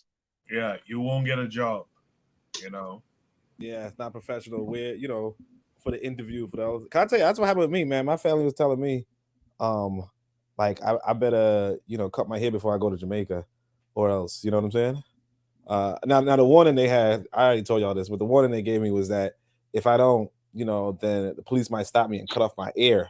And I was like, the fuck, but ear is just what they call hair in Jamaica. But I was kind of scared, Loki. I was about to cut that shit. And again, isn't that supposed to be our own nation? The white, who rules there? Like that's what I'm saying. Like backwards, man. Backwards. I ain't gonna hold you, man. They like this shit is heartbreaking. And the worst thing is, like we were talking about on Tanzan show, the Vanguard. Where are the Vanguard? Yo, where are the men? How you let another man tell you how to look with your own hair? This is crazy. And that's not even only in Jamaica. If you go to Haiti, all the other Caribbean and Africa, probably it's the same thing. Same thing. We taking the L, man. This is just ridiculous, bro. In the chat, only post a bunch of biblical verses. I'm good on that. In the chat, Trigger says, I also think another perspective too is that men having hair is also seen as feminine, which is why men hair is specified, because that be a dynamic. He goes on to say, I even do this in new African nations. You won't get a job if you have straight hair. Bleaching always. Have to be clear. Yeah, you have to say, this is why you have to have these conversations now and build towards this shit with this kind of mindset too. Lero says, only black folks had something negative to say about my natural hair, especially black women. So she's echoing what our boy Azuli had to say. But Bakari in the chat says, y'all should have gone to an HBCU. Will not have that hair problem. Yo, Bakari, stop the bullshit. Stop. I've seen more people coming out of HSBCUs with freaking wig and weed. What is it? See, this is what I don't like, when lying. What are you talking about? He gonna run as soon as Brother Bakari come back on. Cool. We have not people with is he serious? It's just stop it. Oh my god. I don't know, because I know he's a big proponent of HBCUs. We have a topic for him later tonight. But I don't know if going to the HBCU would have changed that. In fact, it might have amplified it, because really, you go to an HBCU, you feel like you're getting home cooking, but they're just preparing you to go get a job from a white guy just like the rest of us who went elsewhere, right? I mean, it's the same shit. So I'm pretty sure a lot of black folks there would have been talking that cut your hair stuff too. Yeah, I mean, I don't like to go against, but but I mean, I see because I know what's her name went to HBCU, Kamala, and she, that's, I mean, I don't know what her natural hair looked like, honestly, because she probably got that Indian hair, real talk, because she Indian. But what I would say is that why you even bringing somebody like Kamala's black? She's black, homie. You say what? No, because she went to an HBCU. Why are you bringing Kamala? But she's not black though. Well, I don't know what her hair texture is, real talk, but black woman. I got you, fam. I got you. With your story. Right. Yeah, right. This dude going just like, we get it, man. Kamala's a half, African, I guess. I don't know, but what I could say is, I think Brother Bakari said, you said what? I didn't hear you. Yeah. I think what Brother Bakari might be saying is that, like, you would see more like unprocessed hair, than you would in the general population. But But that that's the is same not true. That's a lie. the That's same a in New York lie. and like Brooklyn. No, I mean, see, that's what I'm saying, because we in Brooklyn, so like we generate like some women will tell you Oni, that go watch the step shows. Go watch the step shows from the HBCUs. Go watch them. Bro, you call me a degenerate, you watching step shows anyway. But you watch these young, 19-year-olds. What? Okay, boss. All right. Anyway, but like what I'm saying is that I think he's just saying that proportionally. Cause again, cause we in Brooklyn or whatever, we in New York. So allegedly in New York, if you really want it, like it's like the natural hair capital type stuff. So we don't really like you could still find women who have the process here, but a lot of women here have natural hair. But like if you like that is not true, Oni. That is not true. Most black women have how many perm times hair. you gonna cut me off, my guy? Oh my god. All right, Oni. All right, 5-star. My fault. Right? Yo, I'm 5-star, but you watching step shows from HBCUs like every damn year. Watching the gymnasts, during the Olympics and all that shit, right? All right. But what I'm saying is that, I think that proportionally, I don't know. Again, it's hard to say, but like I think generally speaking, you'll find a lot more process here. Generally speaking, you'll find a lot more negative traits among black folk as you like outside of New York or outside of the cities type stuff. But all right, never mind. Urzuli, you could have it. No, I'm not saying for Bakari to say that, oh, if which HBC wouldn't have that hair. Stop that. That's a lie. That's a lie. The only time maybe that was true was when black men started the black and I'm proud thing. After that went away, all the women went back to perm. Yeah, be giving props to Madam C.J. Walker, whatever her name is. She created the crack. Stop that, man. There's no way you move ahead if you're in denial. Sorry about that. Urzuli, you're in the matrix a little bit on the phone there, but let's welcome back Buana. Buana, you heard what a lot of people had to say. What say you? I don't know why he's really getting so mad at us. All his women have like straight blonde hair. I mean he really got some nerve. Blue eyes. Blue eyes and blonde hair, and he's messing with us. I don't know, but like the brothers were saying, I don't have a serious issue with the whole hair issue. I think that I talked about it. But the brothers them take it very seriously. Some brothers take the hair business very very seriously. So maybe they the best prompt for me to comment on, because I don't really take it so seriously as the brothers. So. All right. Damn it. All right. Wait a minute. Let me welcome in Carl Hezekiah this week. Carl, have you heard this conversation on this prompt? I have heard the conversation on this prompt. This was a topic of conversation on a Black Father's Facebook page that I belong to, about the father cutting a young man's hair. I think it's kind of sad that in 2023 we're still believe that something's wrong with our natural hair that grows out of our bodies. I have locks. My son has locks. It's not really that big of a deal. And I kind of looked into the situation with this young man. So the mother and the father have like a custody battle. He has every other weekend. Because of the court custody and whatnot. And he's known his son has had locks for a while now. He didn't care, but I guess he got into it with the mother. He cut the boy's hair as a way to kind of spite the mother. So it's not so much about him looking like a criminal. He just did it to get back at the mother. So yeah, it's a bunch of nonsense. I think we should be proud of our hair. There's nothing to be ashamed of. We don't make it doesn't make it like criminals or anything like that.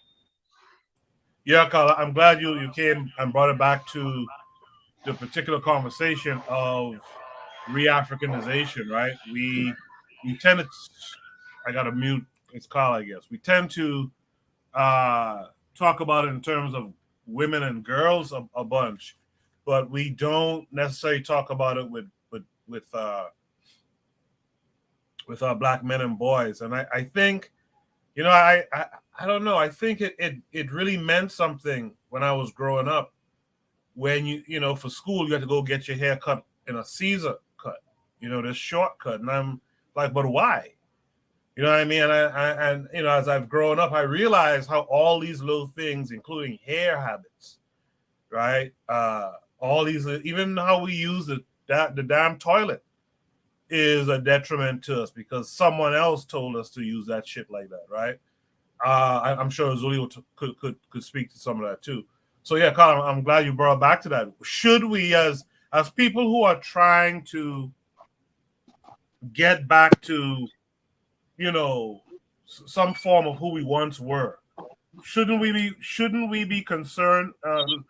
Let's take away here for a second and just say, shouldn't we be concerned with matters both big and small? Carl, I'll start with you there. Absolutely. And you know, we got people who, it's not just the hair. We have people who bleach their skin, you know, so we should be concerned with that. But we've been taught that our appearances, our natural appearance is something wrong with it. You know, it's not professional. It's not, you know, you're a criminal, you're a thug, you know. So we should be concerned about big and small matters because this is who we are. I mean, we have to have a radical acceptance of who we are as a people. We can't be continuing to continue these narratives of, you know, you're something wrong with you, you're destined for criminality. Because in reality, how many of these black children who you see who got killed by the cops, killed by vigilantes like Tamir Rice, he didn't have on locks. The cops showed up and killed him within a few seconds. Trayvon Martin didn't have locks. Um, George Floyd didn't have locks. You know, these are all black men murdered by the state. They don't need any provocation to kill you. You could be bald, you could have locks, you could have braids, you could have a Caesar, you have a fade, it doesn't matter. So we got to be concerned with all of that. We got to take back our mentality. I think Dr. Bobby Wright said that, you know, the last battle we have to fight is a battle for our minds, and that we're losing. And I can kind of see it with this parent. If he's telling the truth, again, I think it was just to spite the mother because of their own custody battle, which is ridiculous because you're supposed to leave the kids out of it. Whatever issue you got with the kid, with the mother, you leave that to between you and the mom. Leave the kids out of it. So I think that's a childish act in of itself. But if his reasoning is that, you know, the kid is something wrong with that, we have to take back everything about ourselves. In the chat, thank you for that, Carl. In the chat, Bakari was saying that they were rocking fros and locks in the 90s when I graduated high school. He says at HBCUs in Mississippi, I know because I went to those campuses.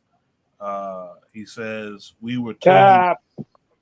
He said we were told the C1 cut looks good. Yeah, people told us that shit. I believe it or not, I've noticed that since I was a kid. Those long waits as a kid in the barber shop, and then trying to sit still during the cut. I remember looking at these charts with these people like from the back then. This was the 80s, so these charts were like from the 60s or something. And these kids, you know, with their head, you know, posed a certain way to see the cut. And I'm like, who decided this shit? Like, even as a kid, I had the understanding, who decided this shit? And I have to have my hair cut down, almost bald, to go to school. Like, who decided that? You know, and I that's the thing I want. I want us to start looking at things, not just the big things, but as big and small. Anyone else want to add? I had an argument. I had a debate with a guy, and we were talking. I said, "Yo, when you get a Caesar like that," I told him that's equal to a woman wearing a perm, right? He was arguing with, "No, that's not true. That's bullshit. It's still out here." I said, "Bro, you are cutting your hair so short that you can't even see it. Like, if sometimes like, what's that brother, the white guy he said he's black, but he's married to a white woman. What's his name? Oh, when he cuts his hair low, you might think he's Hispanic. You might think he's even Sean King. Yeah, Sean King. Sean King want to pretend that he's you're not black, bro. Your parents came out and said you're a white man.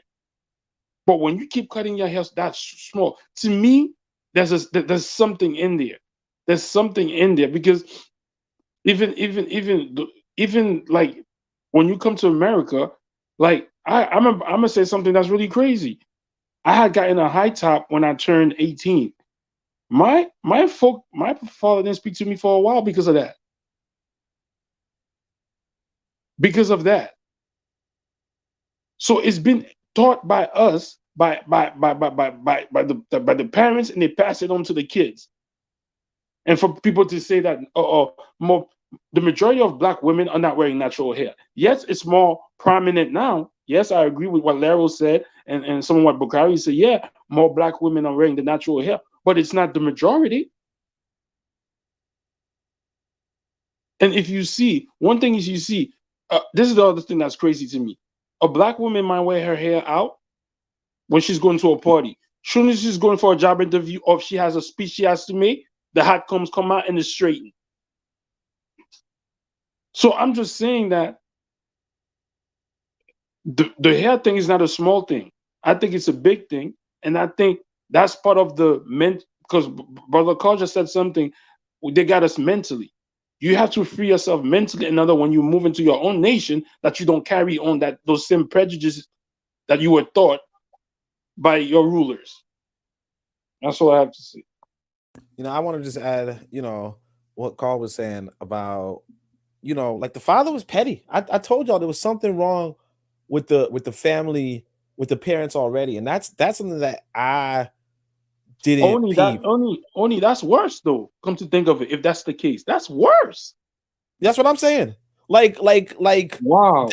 That's what I peeped in my, that's what I'm saying. Like that's why you got to be really, really cautious about who you decide to set up a home with, who you decide to live with, who you decide to have a child with, who you decide to build a family with, because there's a lot of things, like there are people who are toxic. And that's, like I said, I peeped that from my son's mother. No disrespect to her, right? I peeped that from my son's mother, but it's like, this the same shit. They will do this sort of stuff. Toxic people will do this sort of stuff. They will cut your kid's hair just so you could feel something.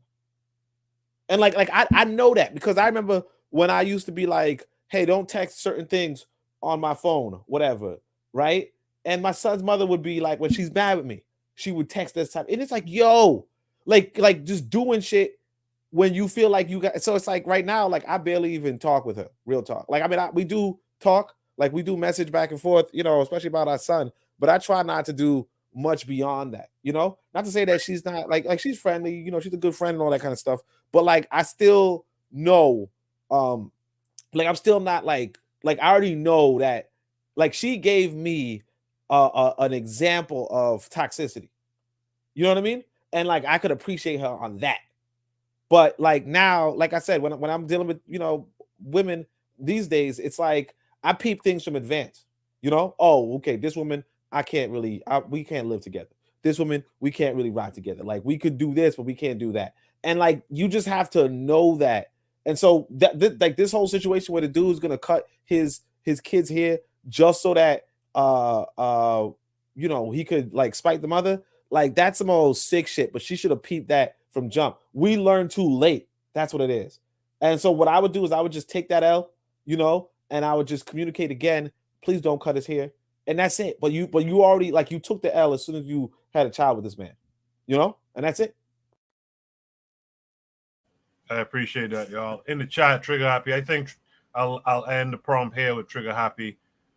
He says, I think of it like this too. Wearing and mimicking another people is a form of insanity. Absolutely. Reafricanization is an act of getting African people to be normal and sane. That's why it isn't a small matter. He says it isn't a small or insignificant matter that we push to become congruent to our culture, because that's an indication of our freedom. So here, something that we always valued isn't insignificant. I'll leave that prompt there. Thank you all for that one right there. Let's go to Shoot the Breeze topic number 3 tonight, which is still in the same realm. The price of beauty. This came with a link. Let's check it out. Looks like it's a YouTube video. Let's watch it, and then we'll discuss.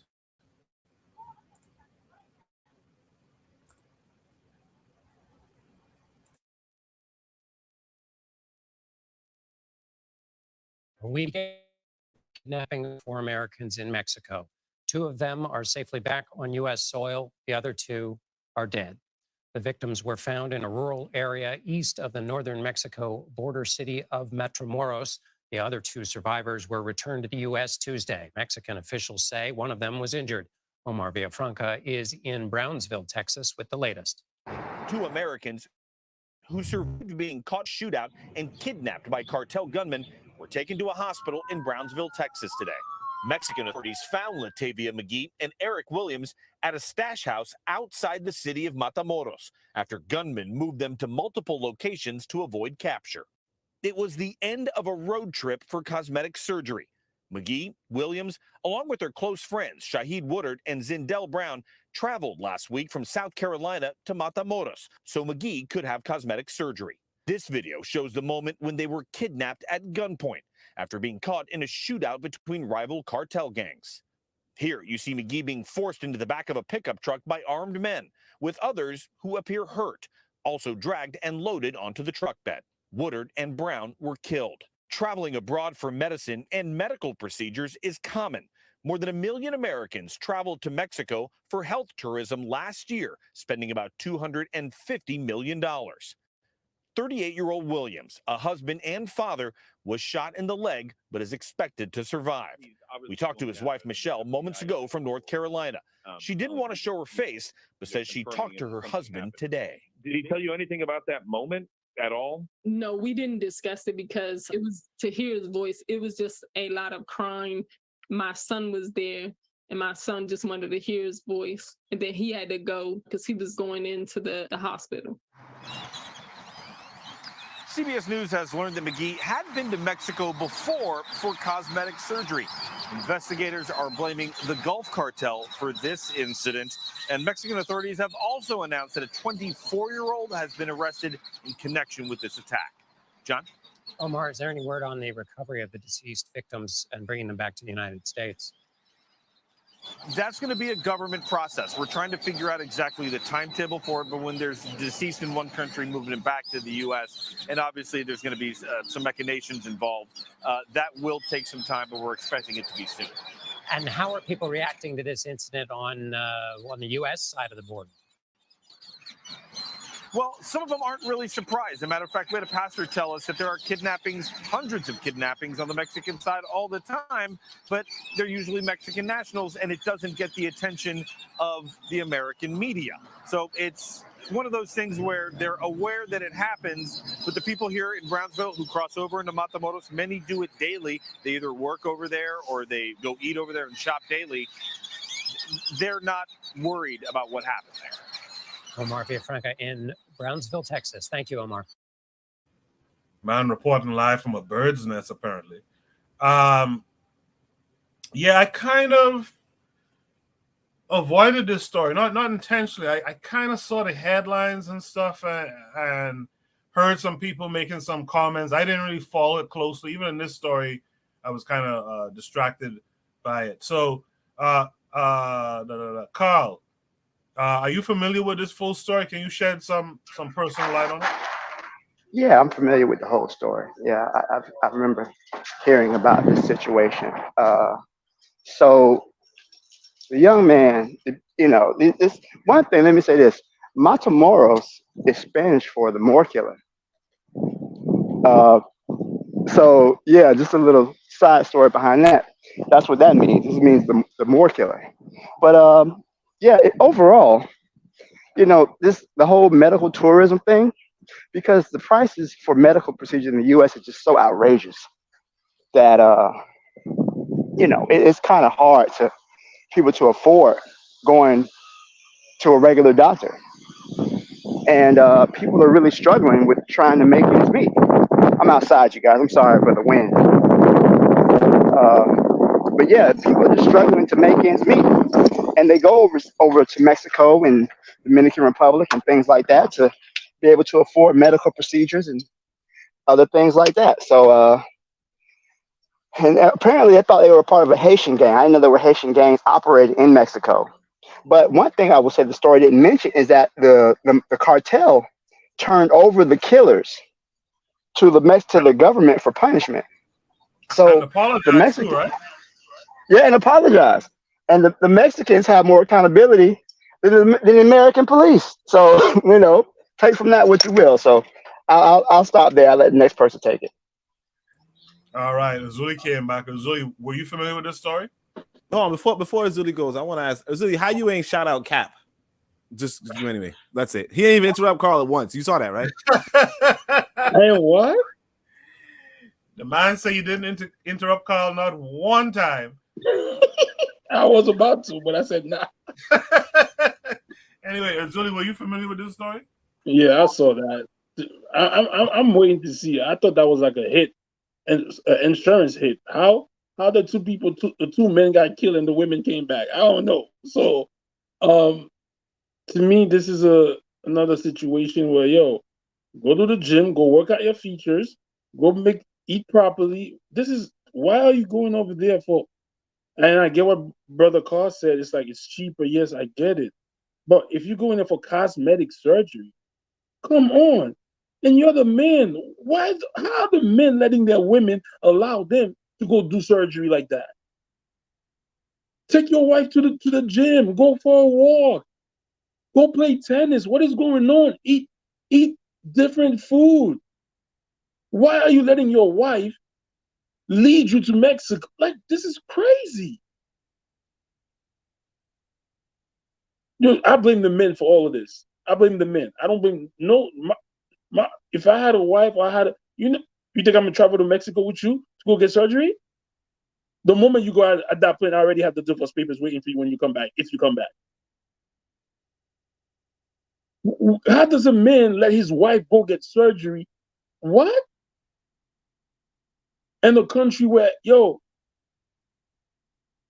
and it's the two men that died, Goku? There was 3 men and 2 of them died. To me, that sounded like a hit to me. I don't know, but that sounds funny style to me. How you kill some? I don't understand how you go get surgery and 2 people ended up dying. So I don't know what these men thought.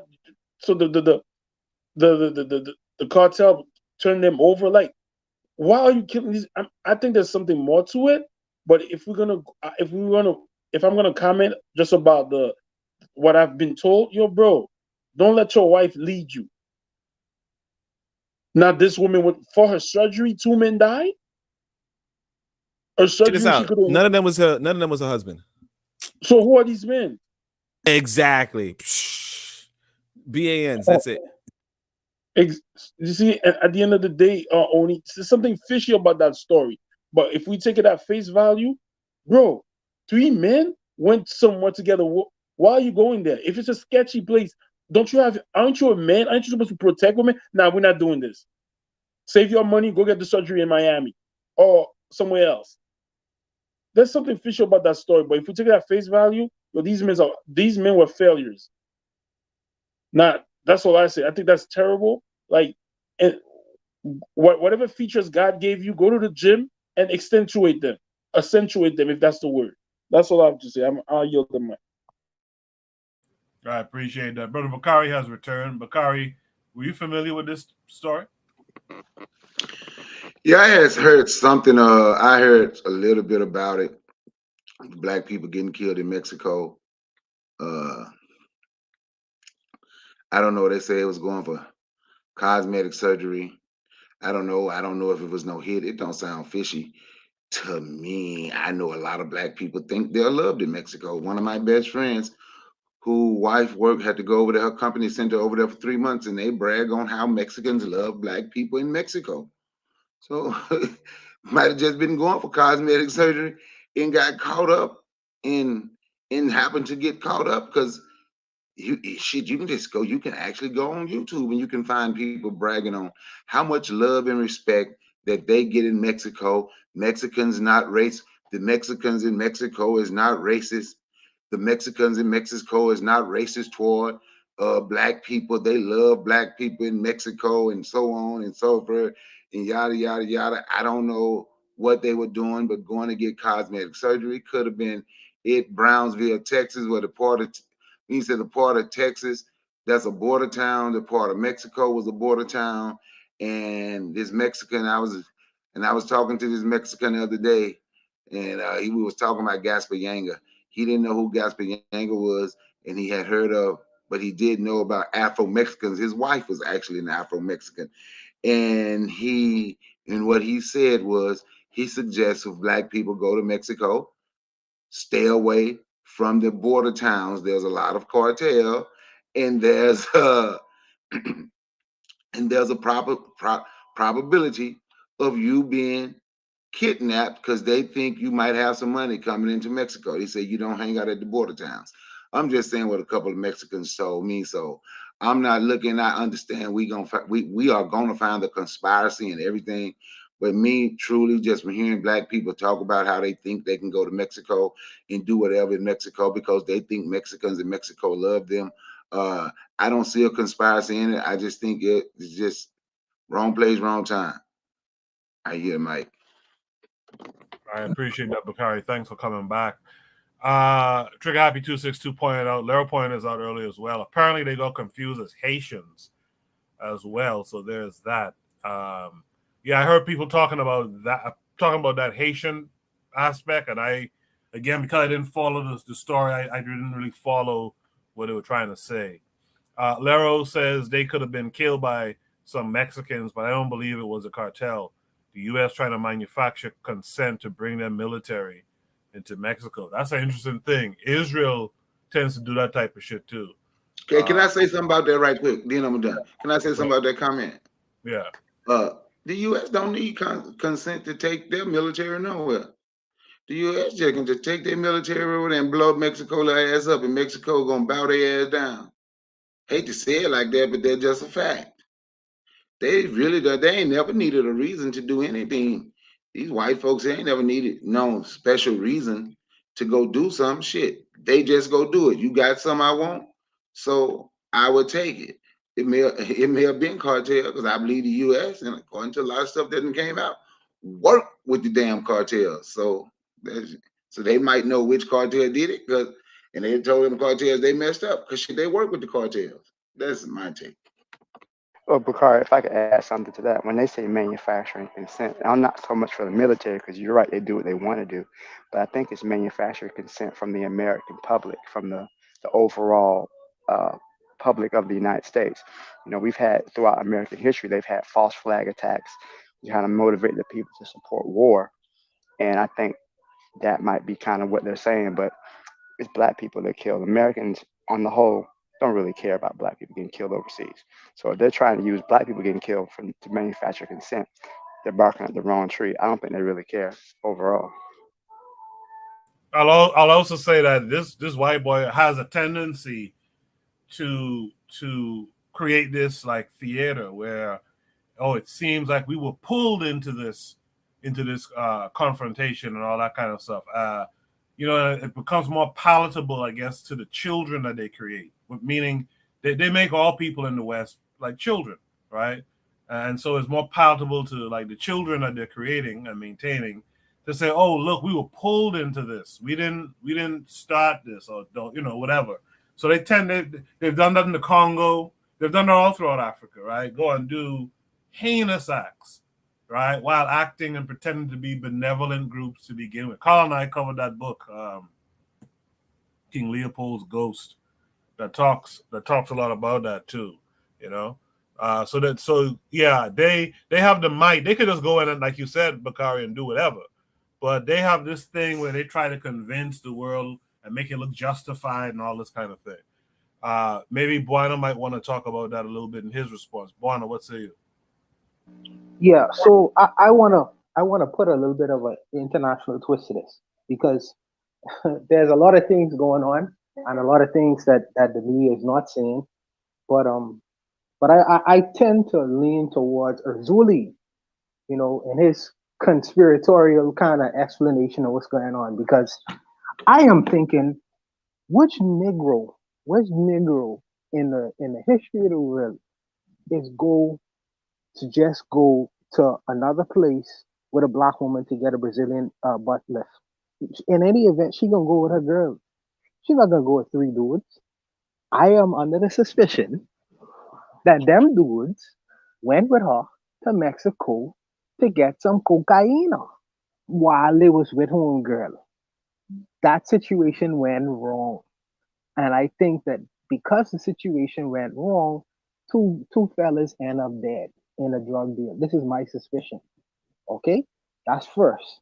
Second, see, when they say that the Mexican cartels was confused about them being Haitian or not, what they are not saying in the story is, first of all, they wouldn't be confused because there are many Haitians in Mexico and other South American countries. See, a lot of people don't know is many Haitians speak Spanish. Or Zulu, you could tell me if I'm wrong or not about this. Many Haitians not only speak Creole and French, they speak Spanish. Dominican Republica is right next to Haiti. Many of them learn Spanish. Yeah, So that's true. Many of them. when they would have gone to Mexico, the communication alone would have tell them, well, these guys ain't from around here. They don't speak the language, and they don't look like Haitians, because they wear, some flowery shirts and pink shoes. But that's neither here nor there. You know what I mean? They would have just say, well, these guys are obviously they ain't from here or whatever. They ain't Haitians. These people are, and they have an American accent. Obviously, they're from the United States. You know what I mean? I would have thought they would have ransomed them. But I also do know that the cartels know that if they would try to ransom it, they would have a bigger problem with the American government, military coming in and extracting them and messing up their drug operation. So they don't want that kind of drama. So they say, well, these guys are American citizens. We're ready to do some damage. We're gonna get them out of here and apologize. That's beyond the gate, because they don't want that energy. They don't want to ruin that drug operation. But I believe that them brothers going down there with the intention of getting cocaine. I really believe that. You know what I mean? Because I don't buy the story that they just went with her. Because she already went before. She know what this place is. So why you have to have three dudes to assist you to go down to Mexico? Give me a break. But that's not being said in the story. So I think I tend to lean towards a Zulu conspiratory nature because there are some outside things that the news media does not necessarily mention. But in terms of the price of beauty, I agree with Rizuli as well. That's a surprise. But I do believe that, if you want to look better, you should eat better, you should exercise more, and do things to improve the way you look and feel. What's this deal? Because Carl talked about health.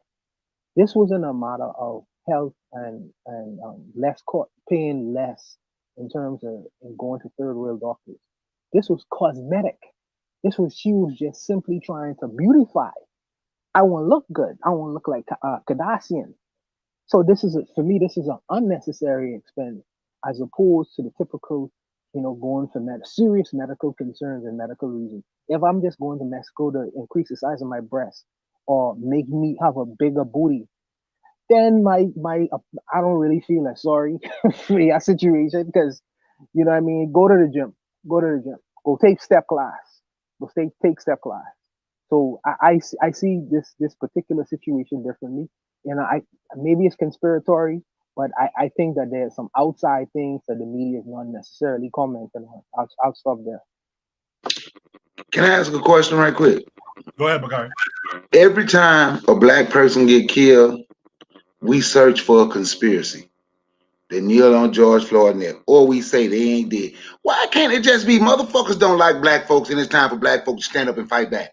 Why we always got to find a conspiracy, and every time we find a conspiracy, it's always that black person done something wrong for them to get killed every goddamn time. And y'all wonder why people keep killing us and keep doing the stuff they doing. Every Brother time Bakari, for the conspiracy. Brother Bakari, is it far-fetched? Am I being far-fetched to say that in Mexico drug operations is going on? Am I being far-fetched to say that? No, you're not being far-fetched to say that. Hold on. Stop this. Hold on. Give me a minute. Am I being far-fetched to say that there is an underground drug economy that's happening in the United States among us, if we being honest? Am I being far-fetched to say that? No, you're not being far-fetched. So for me to say, for me to believe, understanding what the culture is right now, with all us, even in the Caribbean too, because I know brothers who used to fly to Colombia, to get them packages. So I know that there is a a legitimate situation going on cross borders between Mexico and the brothers who trying to create economies for themselves. I ain't trying to lambaste the brother. I really ain't trying to do that. I'm just saying that there's another side to the conversation. That's all I'm saying. Okay, and it could be, but look, they had black people held in cages at borders in Mexico. Nobody talked about that. They just talked about the little Mexican kids at the border. Black women complaining how Mexicans and Guatemalans holding the men at gunpoint while they beat them down and rape the women. Ain't nobody talking about that. So now I'm gonna get into another part of this story with me and my friend. Because like I say, my friend, his wife just left from over there, I guess about 4 or 5 months ago. And she was certain parts, you can see how they will have their little kids out working 11, 12 o'clock at night paying off debt. Say, but in that process, they were also telling people, get off the streets, the cartel is here. You don't want to get caught up in this. And for me, I just don't look for the conspiracy and everything, because every time something happened to a black person, it's a conspiracy. You heard the conspiracy with George Floyd, with nobody even on it. Y'all heard, because everybody supported Kanye Kardashian. They weren't even on his neck like that. Then you can talk about Mike Brown. He wouldn't kill. You can go to the conspiracy with Trey. Every time a black person is killed, we find a conspiracy. I'm on newsflash. People don't like black folks. They waiting for the opportunity to kill y'all. I know black people don't want to believe that. Why can't it be? Why can't it just be those? So if that's Brother Bakari, if that's wait a minute, Azuli. Why can't it just be those people were in the wrong place at the wrong time? Is that possible? That's a fact. I agree. That is a possibility, and I agree. I accept that. But Brother Bakari, outside of that, what you just say, how many brothers you know, right? When I don't know if you know women who go to the DR for certain things, right? How many people you know, brothers you know, go three black men going with this woman to get one Brazilian butt lift? Does that sound like what we do? Usually they take their girls with them.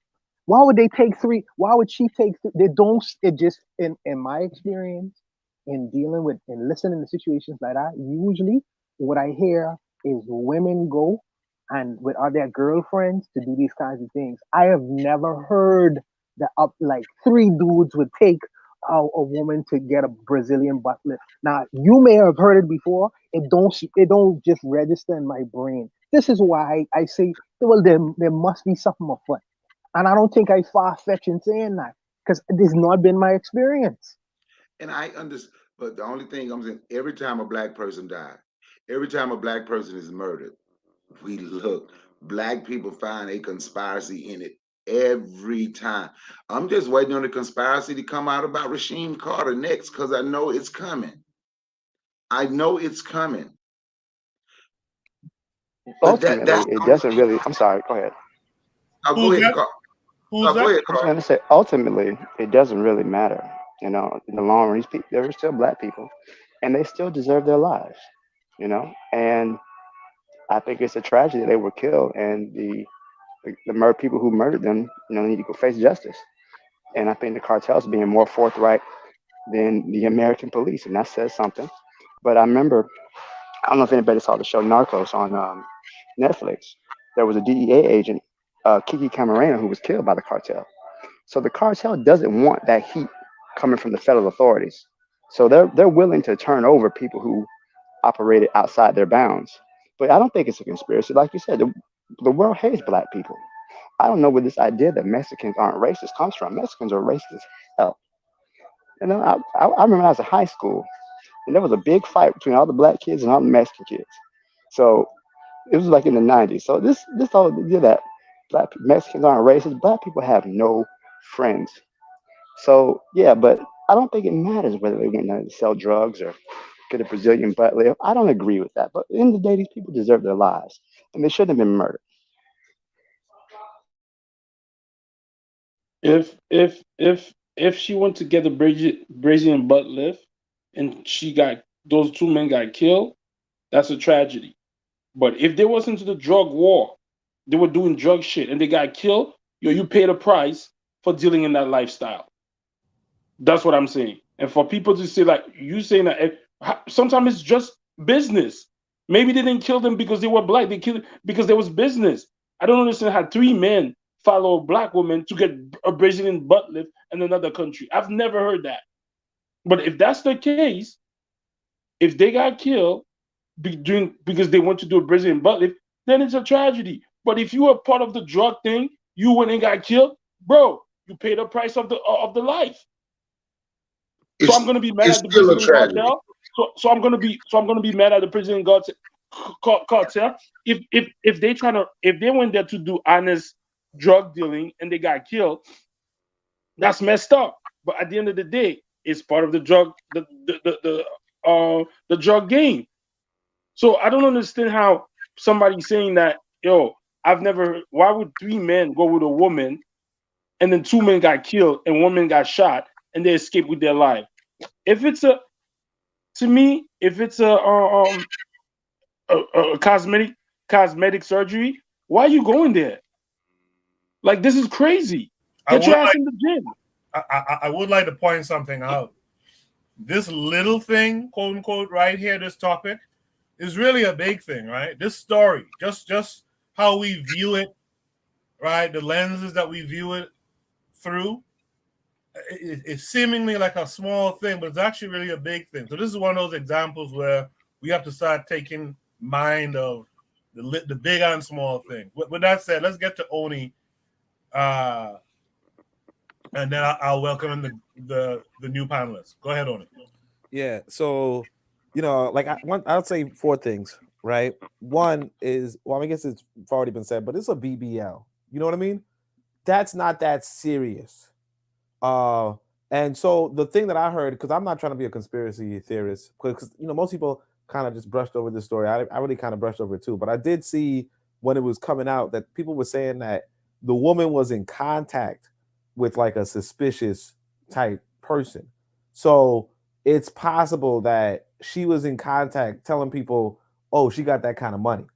She got money. She's going to pay the price for a good surgery type stuff, but she's not really contacting a surgeon. Like, it's possible that she was contacting some other people, like the people, like, let's say the cartel or whomever. She's contacting them, talking about, oh, yeah, I'm bringing some money for this surgery. I'm going to pay this amount of money. I'm going to pay so many thousands of dollars type stuff, right? Which is like, like, again. So I think what happens is that she might have brought these dudes because she's like, oh, this is sketchy.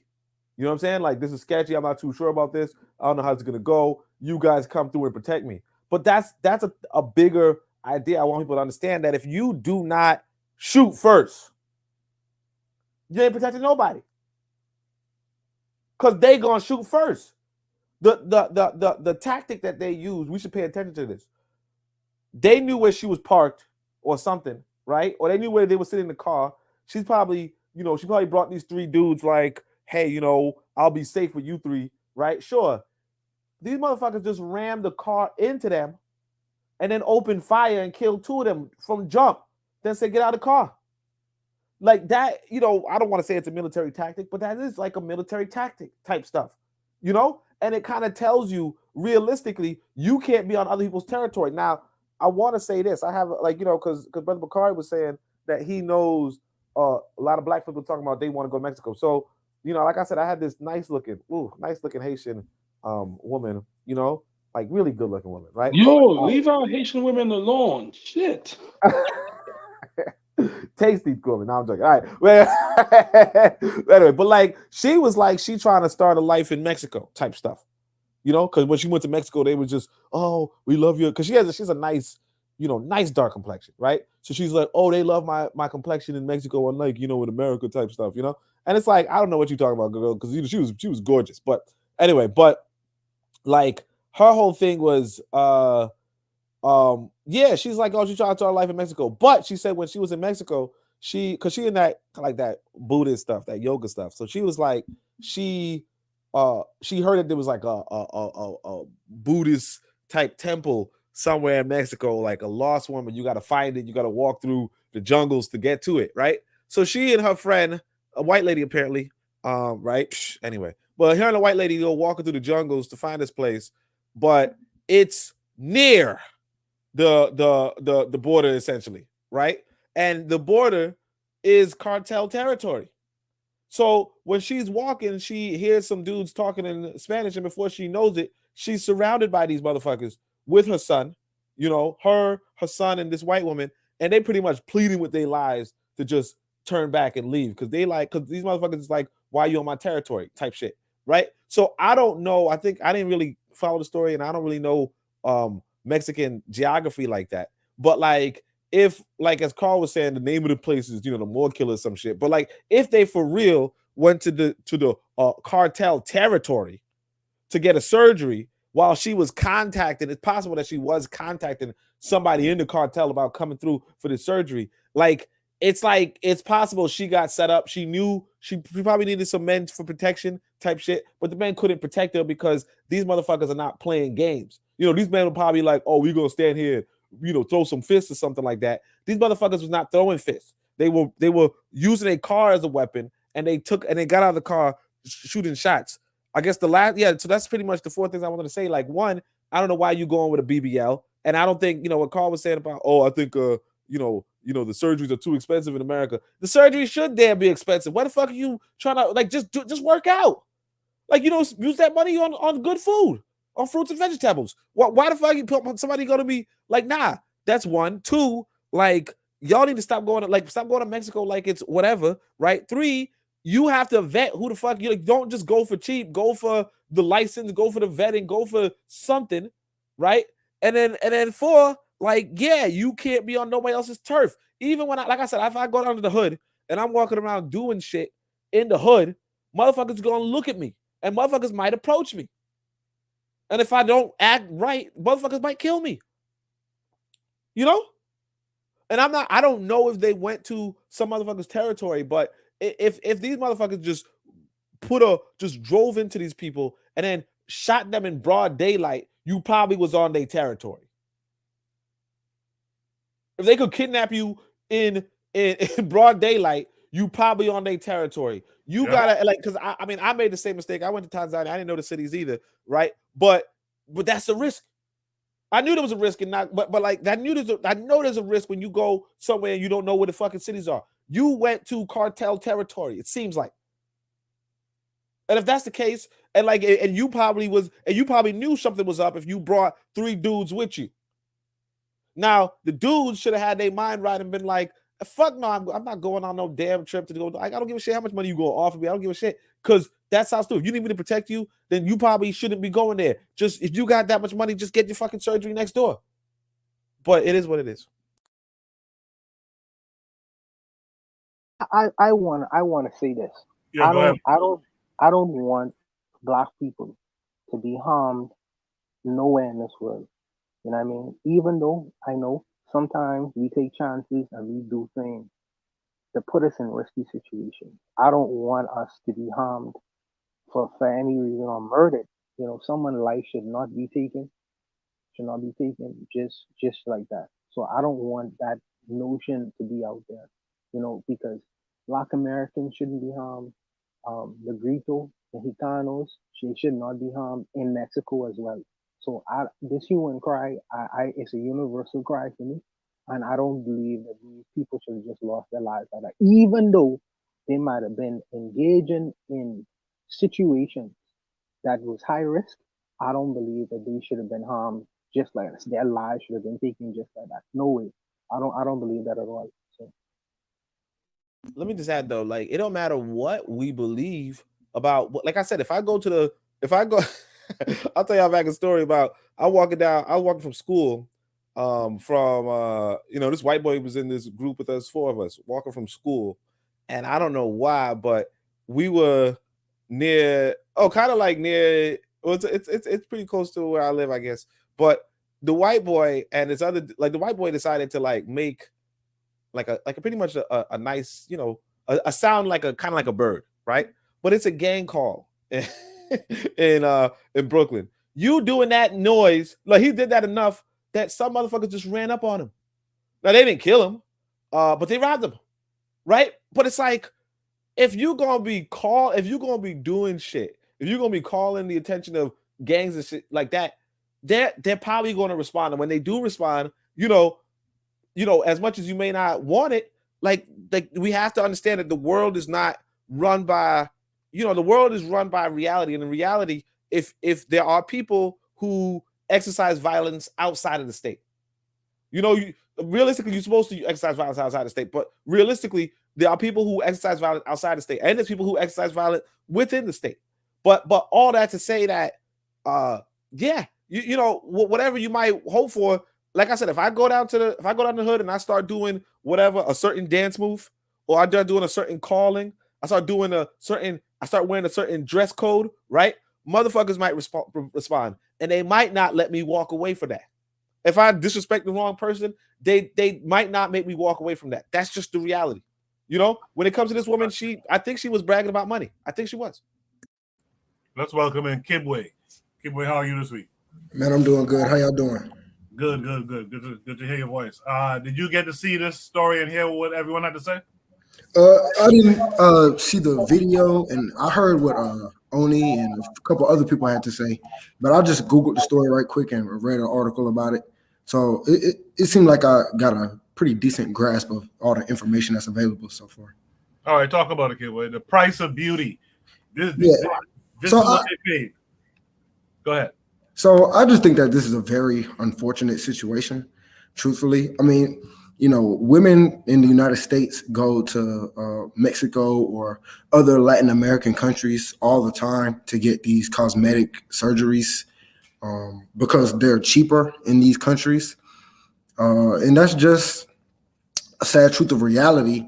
And it seems like in this situation, so it was 2 men and 2 women. I think one of the pairs of men and women were married, and basically 1 man survived and 1 woman survived. So all 4 of them get kidnapped.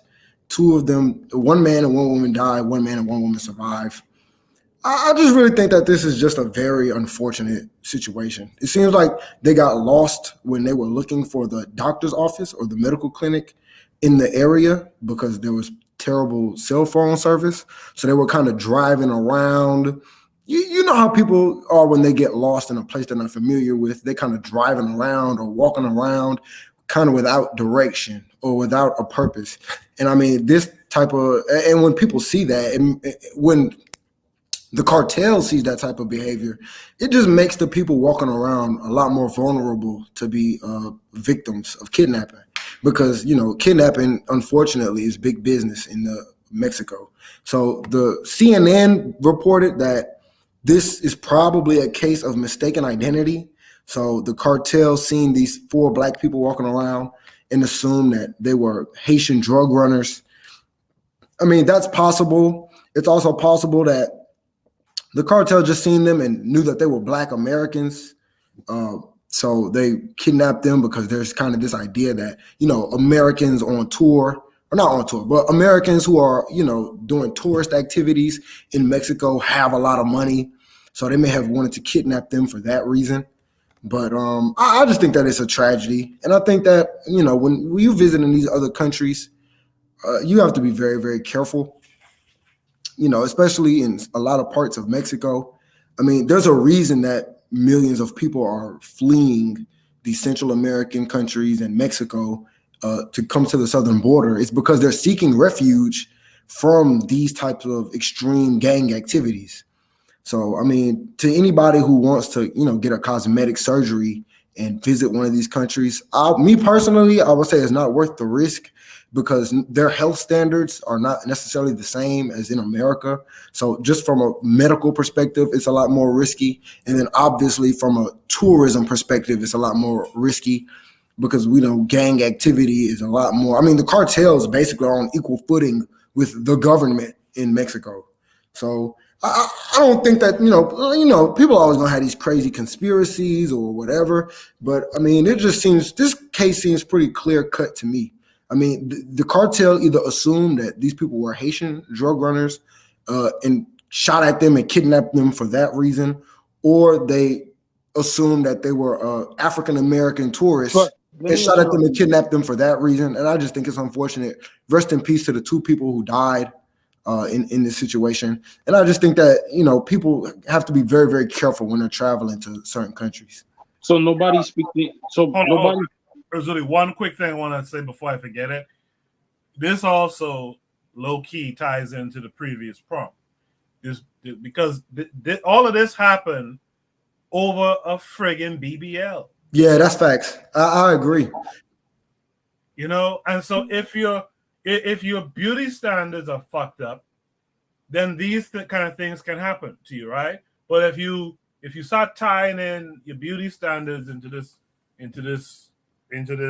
push for nationhood status and power and stuff like that, you have to have a certain mentality now before you get into that, like Uzuli said before. Uzuli, you go ahead. What I'm saying, so these Mexicans live on the border. Nobody speaks English, so nobody could open their mouth and ask for communication. If these people are not what they're supposed to be like, so my only thing is, if can't you just rent somebody's car? Like, so there's no talking. What? So at least in the hood, if you go to somebody's hood and they ask you where you from, what are you doing here? So my thing is with this whole issue, like, I think the whole BBL thing, I don't know. I don't know if it's true, if it's fact.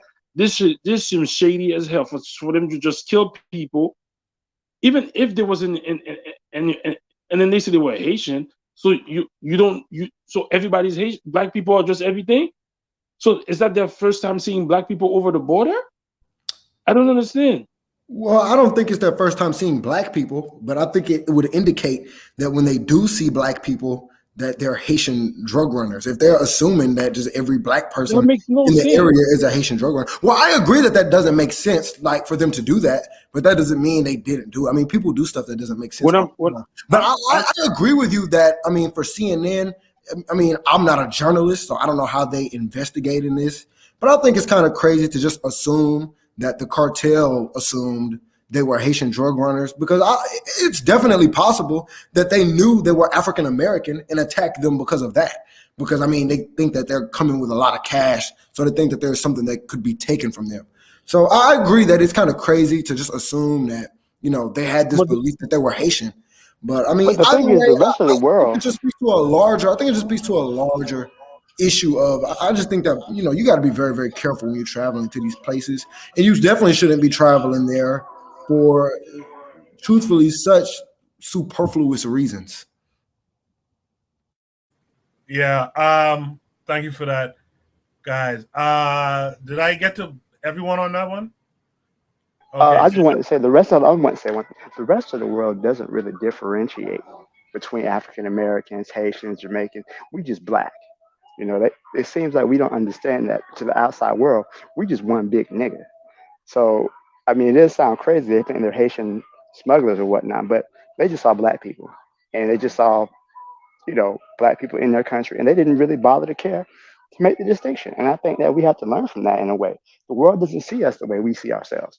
They just see us as one big nigga, basically. I agree with that. And to Koku in the chat, actually, yes, they found like receipts in their car for the medical procedure.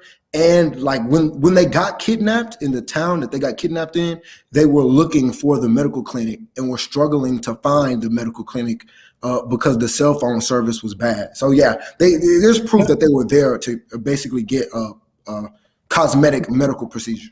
Don't tell these conspiracy theorists that they're gonna say the government put them damn receipts there because they don't believe that black people might have been going somewhere and not selling. So let's just figure out and say, well, they wrong at. They shouldn't. God damn it, black folks can't get a break. Not even I agree with you. Can't get a break. Yeah, I agree. She should have cut herself a break and went to the fucking gym. Why do I care? I think we should care because we gotta protect each other, man. We gotta protect each other. Why should I care? Why should I care? Why did you put yourself in that situation? Nobody else. Anyway, the way black women, but every time you go to missing the white folks, your voice gets soft. Yeah, because they rule the world. Y'all niggas don't. They rule you. Anyway, the only thing you want to sit and do is try to Figure out a way to make everything be a black woman fault. Well, that black woman and that man, he shouldn't have followed that woman because that woman gonna lead you wrong every time. Okay, back to what I'm saying. If these, like Gas says something that's important. If she knew that these were sketchy people, are you allowed to carry gun across the state? Why would you, if you're going there to protect a woman, so you go with your bare hands in a country that's so sketchy, that is sketchy? So what you thought was gonna happen? So if we got to stop blaming the victim. We got to stop blaming the victim. Yeah, I agree. And you know what? Truthfully, just because they scuttle everybody else, man, just go ahead and be honest. You know what, though? On a systemic level, there's actually a very easy solution to dismantling the cartels. I mean, that would just be ending the war on drugs. I mean, if you end the war on drugs and decriminalize drugs, I mean, the cartels will be pretty much done for in one fell swoop. So on a systemic level, I mean, this violence that's going on and their reign of tyranny over all of these Mexican cities is completely unnecessary. And there's a very simple solution to usurping their power. But on an individual level and on a community level, I think it's very important that we, protect each other and love one another. And I think that we have to be a lot more respectful when we talk about these types of tragedies. Tragedy. You went to get your ass done. What are we saying? And she lost her life. Her and another black person lost their life. She didn't care enough about her life. Trying to do something. She didn't care enough about her life. Go to the fucking gym. She ain't lose her life. But I get it, Oni. She didn't care enough about her life. She didn't think shit like that. Anyway, how you gonna go protect a woman in another country? You ain't got no guns, bro. Well, I mean, that doesn't make sense. But at the end of the day, these people lost their life for no reason. And I think that, we can always criticize any decision that anybody makes at any time. But, there's a time and a place. And I think this is not the time or the place to be so critical, especially say, it has nothing to do with me. She could have just went to the gym. Obviously, she could have just went to the gym. You're making that option sound a lot easier than it actually is. But I think the larger issue is, number one, why are our sisters feeling so much pressure, social pressure, to change their bodies to the point that they're taking risks with their lives to go and get these procedures in other countries that's dangerous? I think that's a larger issue that needs to be addressed. And number two is, why is the United States so unwilling to take systemic measures to usurp the cartel's power? Let's get a woman's perspective, a black woman's perspective at that. Let's welcome in Tanzan this week. Tan, how are you this week? I'm very good, thank you. Sorry for being late. It's okay. Were you able to catch this story this week, Tan? And did you hear the conversation? Yes, I actually caught up the last 10 minutes of it. I had everyone's perspective. I didn't catch the first the first one, but I got this one. For me, basically, is this: it's not about blaming the victim. It's just saying that we already know how the world is. You're not welcome pretty much anywhere. So if things are difficult over here, I think and this is, let me not even talk about, as black people, whatever, just going to a different country where firstly, you don't speak the language, you don't know the people there. Even people going to Africa, I always say, it's more about, making connections and networks. You can just go there as a tourist, but if you don't know people there, you're really taking a huge risk. So yeah, it's cheaper to go over there and do some work on your body, I guess.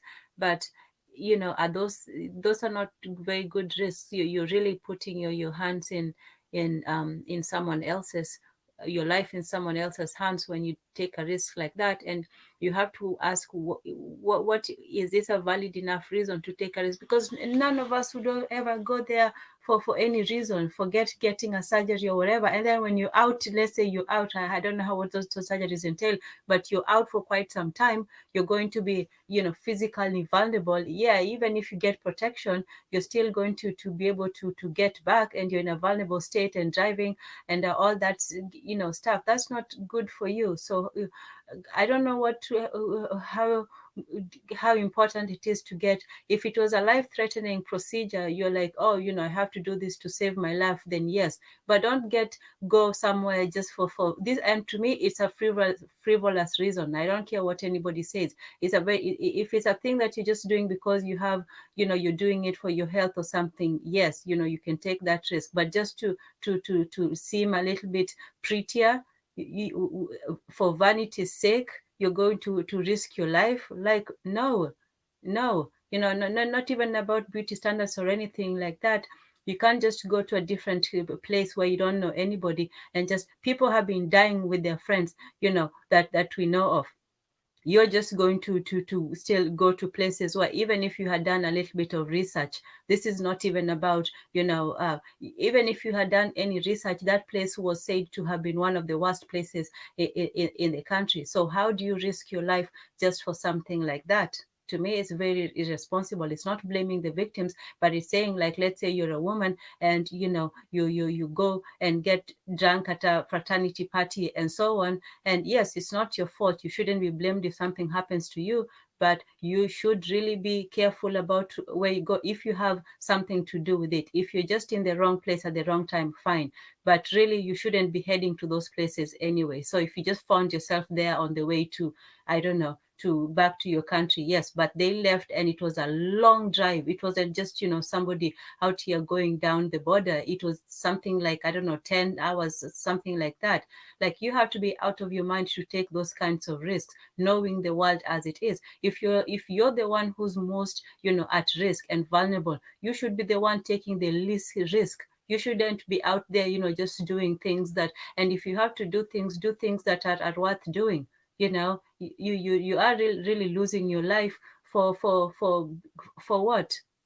It doesn't make any sense to me. So I feel bad. Obviously, nobody ever is happy when somebody loses their life. It is a tragedy, but we also have to take these kinds of instances to warn people not to just be so reckless with their lives. The world is hard enough as it is. If you're going to do something, don't just do it recklessly. Protect your life. That's the only thing you can do. Shout out to Lero in the chat. Shout out to Lero for all the comments. You guys could check those out. Shout out to Gas who's out there in the comments too. I like this thing he said earlier. He said, start traveling to Africa and the African diaspora and be on your best behavior, simple and shut. Only wanted to add something. Only, and then whoever has any last words. Did I get to Buana on this one? Yeah. Okay. Go ahead, Only. And then whoever has any last comments, go ahead. Yeah, let me say this. So yeah, when I was Tanzania is ridiculously safe, like ridiculously safe. But one time I was looking for a different hotel. You know what I'm saying? I was looking for a different hotel, and I come across a part of the town, right? Run down, poor type, like really bad. And then these dudes just start following me, pretending to be helpful. Right. And I'm a walking guy. So I'm just walking through. And at some point, this dude's like really like stalking me. Some other dudes he starts calling this other dude to come over. And by that time, I'm like, okay, fuck it. I'm lost. I can't find this place, but it's all good. I'm gonna order I'm gonna order a vehicle and just drive the fuck out of here. Right. Because you gotta have your eyes open and you gotta know when shit ain't right. If what Kipe saying about motherfuckers if people Kipe saying about they was lost somewhere because the cell phone reception was bad type shit, like that's when you just got to say, you know what, tomorrow or you know what, we're gonna try to like draw out this thing another time, because as like I agree with Lero in the sense of you don't want to blame people for getting killed, but it's like if I stuck around in that part of town, right, with my son, just like, you know what, if somebody kills me, it's not my fault, right? I would just be dead. One thing you got to do is you got to protect your life regardless, because you have to know that there are people around you that want to take that life from you. And sometimes you don't see them. Sometimes you do. Sometimes you don't know the situation. Sometimes you do.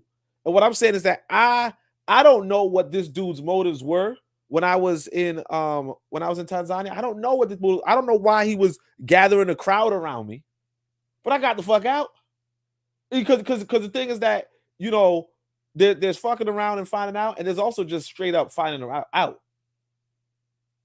You know, but I want to say this, and then I don't know if it was moving on, but I just want to say this right quick. I just feel like, well, number one, I want to say that the situation you gave is a little bit different than this, because according to this report, I mean, they show up in the city. It was called Matamoros. Yeah, Matamoros. I mean, they show up, they're walking around or driving around. I don't remember. I think they were driving around, calling the medical clinic, trying to get in contact with them.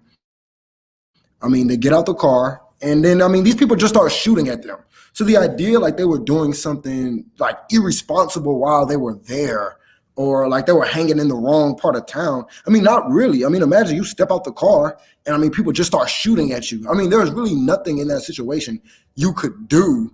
There's really nothing in that situation you could do other than surrender, which is with the other two, which is what I'm assuming that they did.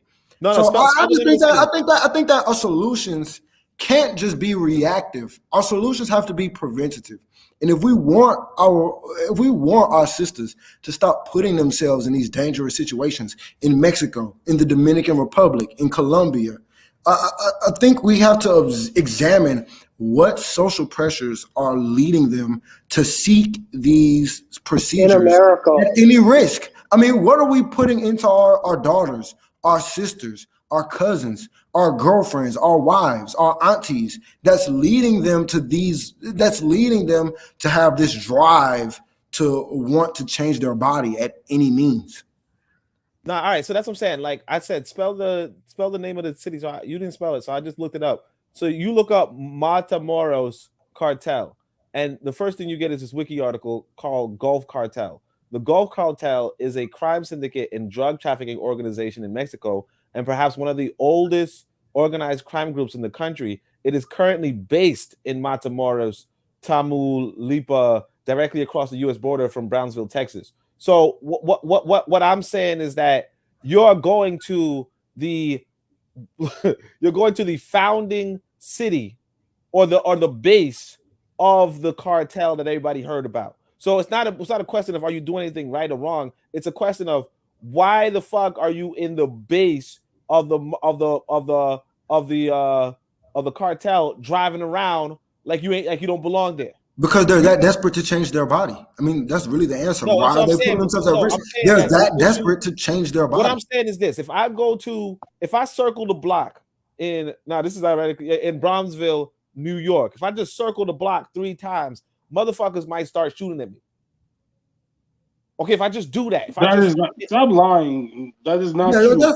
That's okay. All you can't get them. They got to find. Look. Every time a black person get killed, why do we have to look and turn? This is no different than the rifleman and all them other people. Let's flip over every rock, every stick, shake every tree until we find and make sure those black farmers in Colorado is not lying. And until then, we're gonna figure out a way to say they are. So now, you know what? I agree with my dad on this. You know what it really reminds me of? This is like when a black person is murdered. Oh, okay, go ahead. But now the investigation, it turns into, and it has happened every time you hear about a black person being killed by the police, killed by whoever. Now let's figure out a way to say, why were you there? It doesn't make a difference. Them fucking Mexicans killed him. Why can't they be telling the truth about why they were there? Why is that so hard to believe coming from a black person? This is why we were there. Why is that so hard to believe? So why did you go there? Why did you go to the gym? You know what, Dad, I absolutely agree with you. It's internalized anti-blackness is what it is. Internalized anti-blackness is what it is. Exactly. And you know what, Dad? You know what this is the same thing as? This is the same thing as, you know, when a black person gets killed by the police, why did he run? Why didn't he comply? Why didn't he put his hands up when they told him to? Why didn't he do exactly what I think he should have done using my 2020 retroactive Monday morning quarterbacking skills? At the end of the day, there's a whatever is driving Black women to go and take these risks with their lives while they're traveling through these countries and while they're on the medical table, because the medical procedures in these countries are not as held to as high a standard as in the US. Whatever is driving our sisters to take these measures need to be addressed. And you know, I want to respond to what Gassed Him Up said right quick, and I'm going to move on. He said that there's no social pressure, just a bunch of Bakaris telling them that they can do anything they want. And you know what, Gassed Him Up? First of all, Black women can do whatever they want to do. You don't control Black women or own them. They They're cannot. not your property. They can do whatever they want. No, they cannot. No, they They cannot. cannot do whatever they want. What They needs to cannot be do whatever they want. examined, They what cannot do needs to whatever they be- want. Just let me say this point right quick, and then I'm gonna let you go. Black women can do whatever they want because they're adults. What needs to really be addressed is what's leading them to want these results. People don't just want anything out of nowhere. There's a reason why they want to change their bodies so desperately, and that needs to be addressed in our communities. No, they cannot. Black women, all learners, really. No, they cannot. No, I'm they gonna tell you what I cannot. hear. I ain't finna hold on. I'm finna talk over some people. I hear a bunch of Black men sound scary. I'm just being honest. Okay. I hear a bunch of Black men sound like they are afraid of it, especially Azuli, of everybody except a Black woman. Because why is it? Why is it we got to search? Why do we have to flip? Let's go flip over the car. Maybe we can find she's telling the truth. But until then, let's find the conspiracy and let's push the conspiracy because she shouldn't have got killed. God damn. What's wrong with y'all? And y'all wonder why we're in this position all over the world. Listen to these so-called, listen to the Black men. Listen to the Azuli. Hold on, Brother Bakari, because you finished giving us a tongue lashing. You finished beating us up. So I won't say this though, because I need to inform Kibwe. Yes, black women are potentially able to do anything they want to do, just like every other human being on this planet. I agree.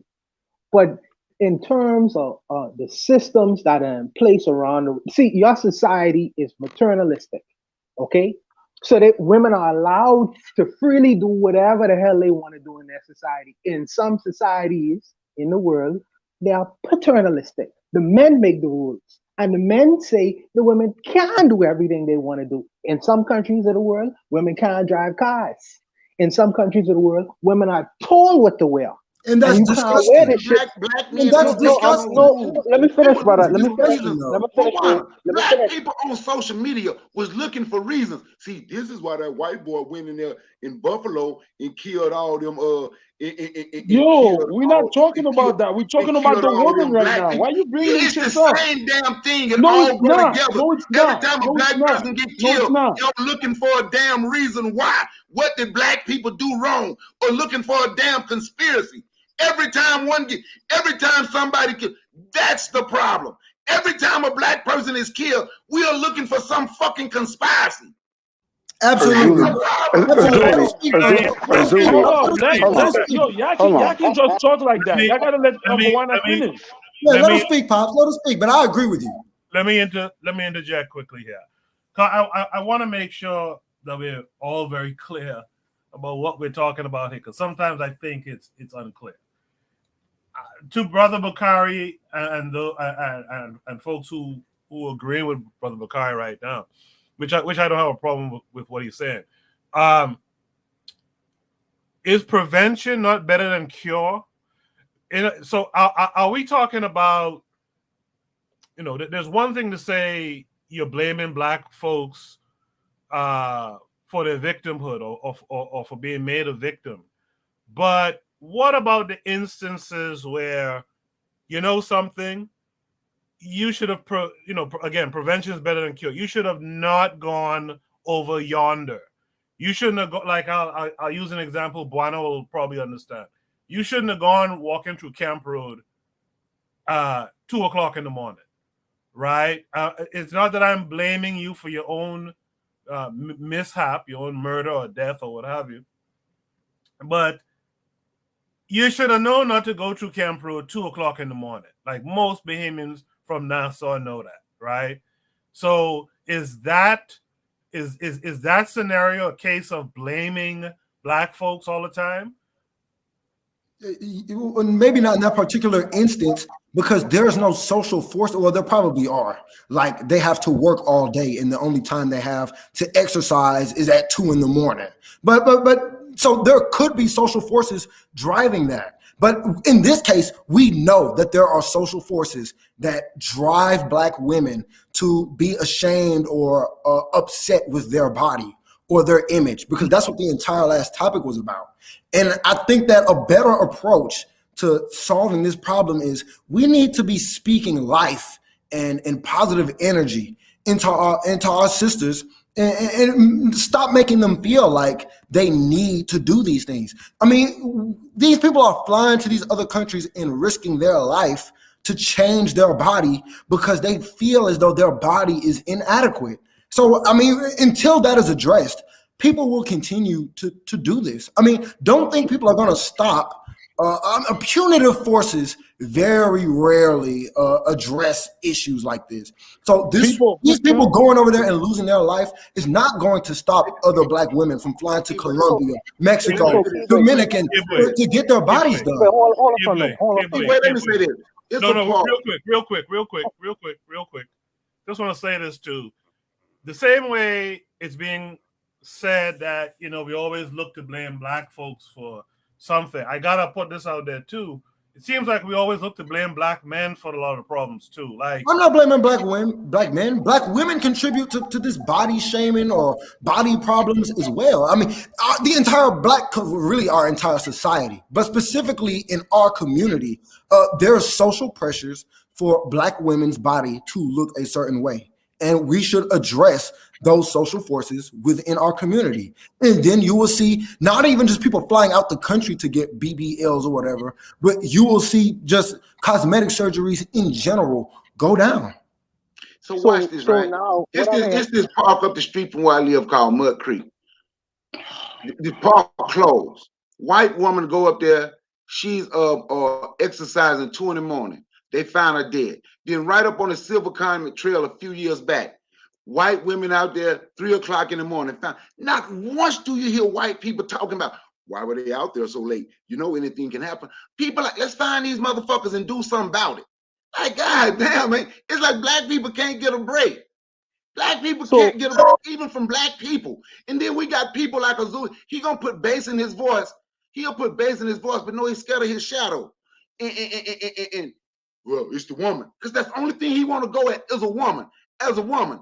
And every time, but I'm still asking, why is it every time when they found this young black man hanging from a tree 15 miles from where I live 4 years ago, you know what people on social media was saying? Well, he shouldn't have been in that area. You know, it's a lot of white people in that area. Yeah, it's white people over there. It's some black people too. But they figured out a way to point the finger at a black man, at a brother who was found hanging from a fucking tree. Black people figured out a way to say, well, why was he over there? What was he doing over there? Like, God damn, when is anything gonna ever be, okay, you know what? Black man, stop crying, man. Stop crying. We gonna get together and fight. It's like, because God we're damn, afraid. man. It's because we're afraid, Bakari. That's what it is. It's fear. We're terrified of these crackers, and that's really the truth of the matter. You know, there was recently here in Florida. There was in Disney World, some white people let their child get into one of the detention ponds, and the child got eaten by an alligator. Okay, horrible situation. You know, what did they do? They put a fence around it. We say, oh, it's the parents' fault. It's the parents' fault. It's the child getting no water. We black people, we have to be responsible all the time. Even when we die, we're responsible. Okay, so what I have heard so far is the brother say that we are afraid, which I don't deal in the realm of fear. Okay, so yes, that is true. Some of us are afraid. Then I hear Brother Bakari say that we find plausible reasons why black people put themselves in a vulnerable situation and get themselves killed. And unfortunately, we always point the finger at the victim. Is that a credible argument? Of course, that's a credible argument. But let me add something to the table that's not being said. If I stick my head into a lion's mouth and a lion bites my head off, am I so much of a victim in that scenario and circumstance? I mean, let me bring in another scenario. What Brother Bakari would understand. The sister, who Mike Tyson was accused of rape.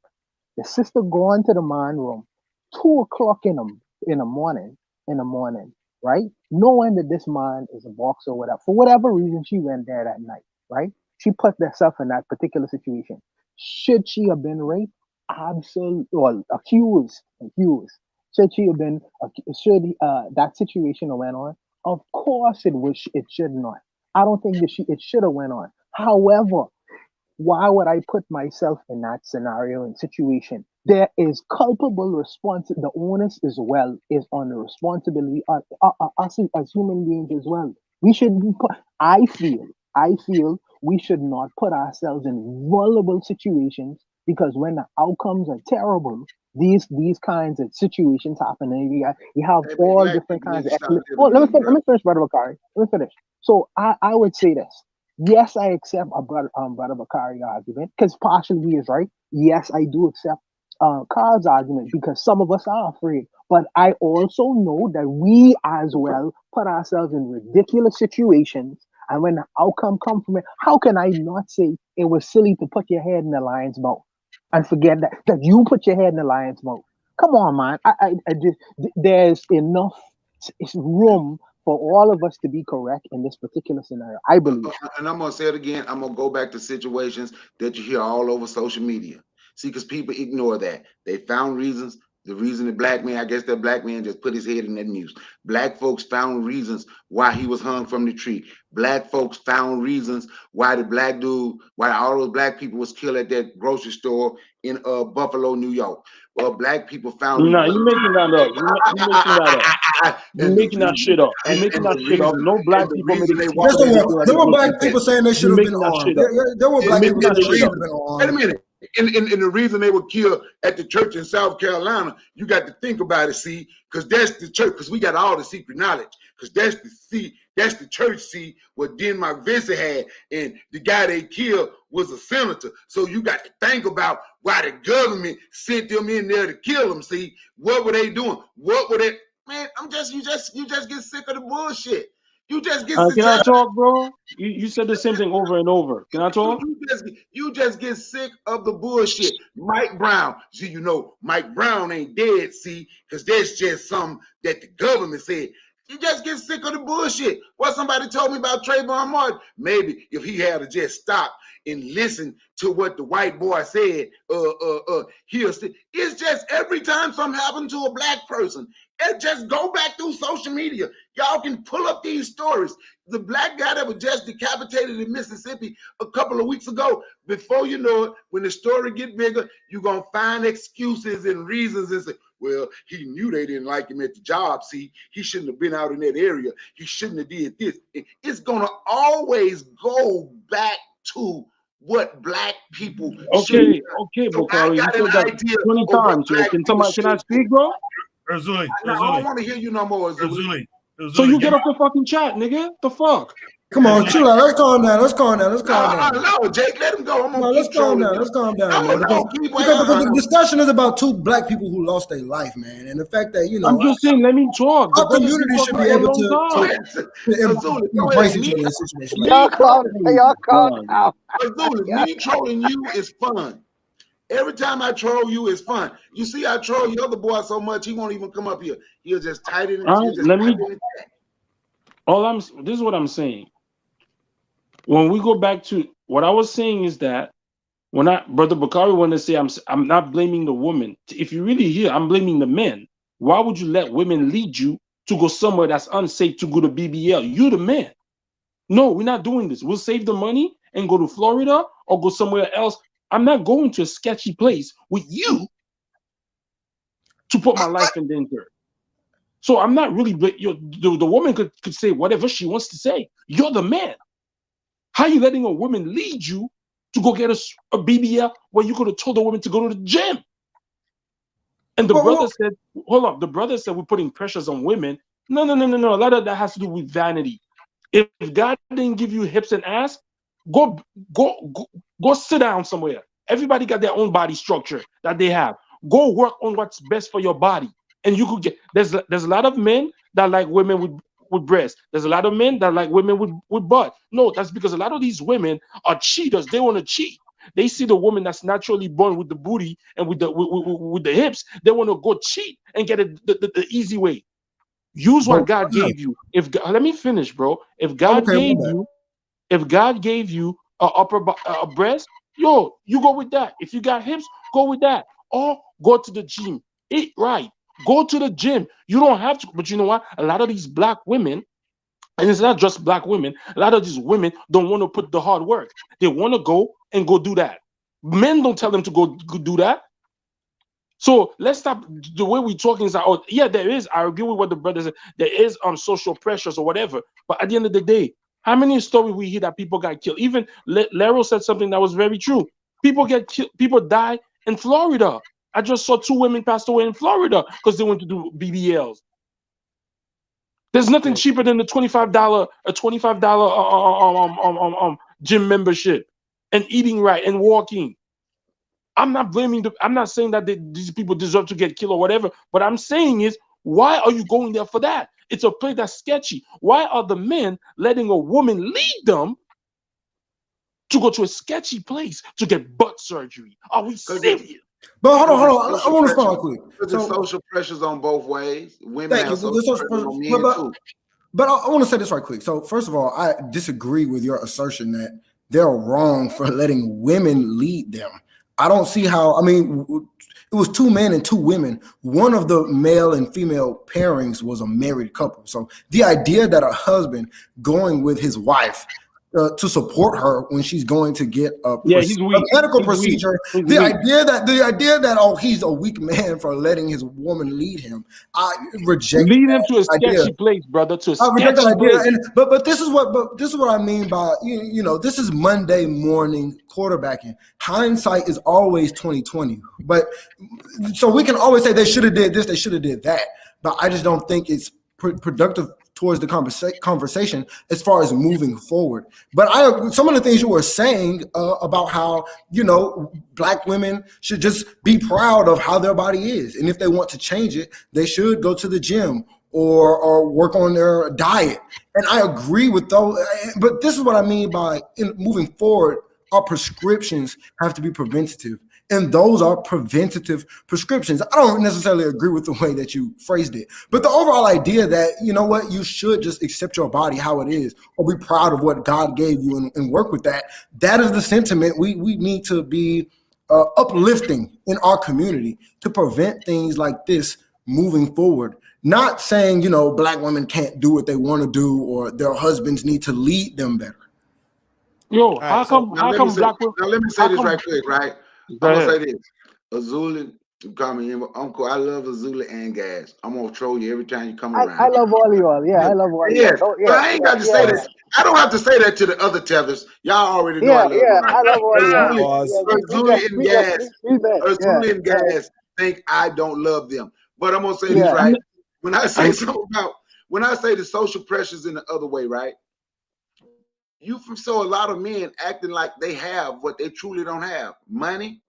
They'll go spend their money on a car knowing they can't afford because of the social pressure, and this how they think this is gonna get this woman. So this woman doing certain things thinking this is how they gonna get the man, right? I'm gonna be honest with you. I literally just found out. I think I was on here. I finally just asked one day, man, what the hell is a BBL?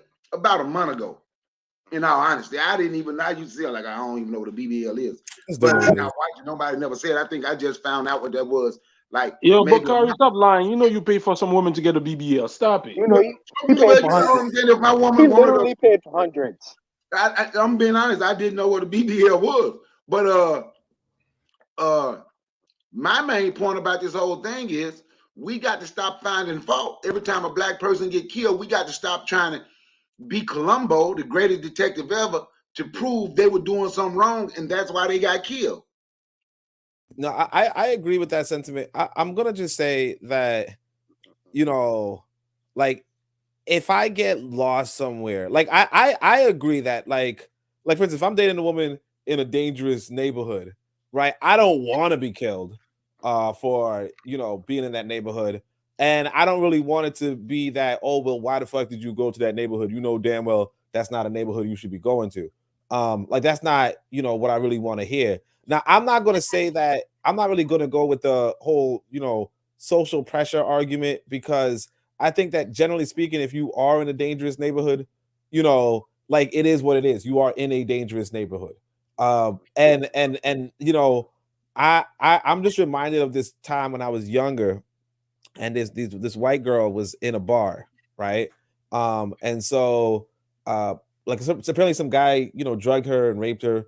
And so the feminist organization in the university at the time, you know, which I happen to be a member of, but anyway, a feminist organization at the time, they decided to wait outside of the bar with placards saying, this bar supports rape type stuff.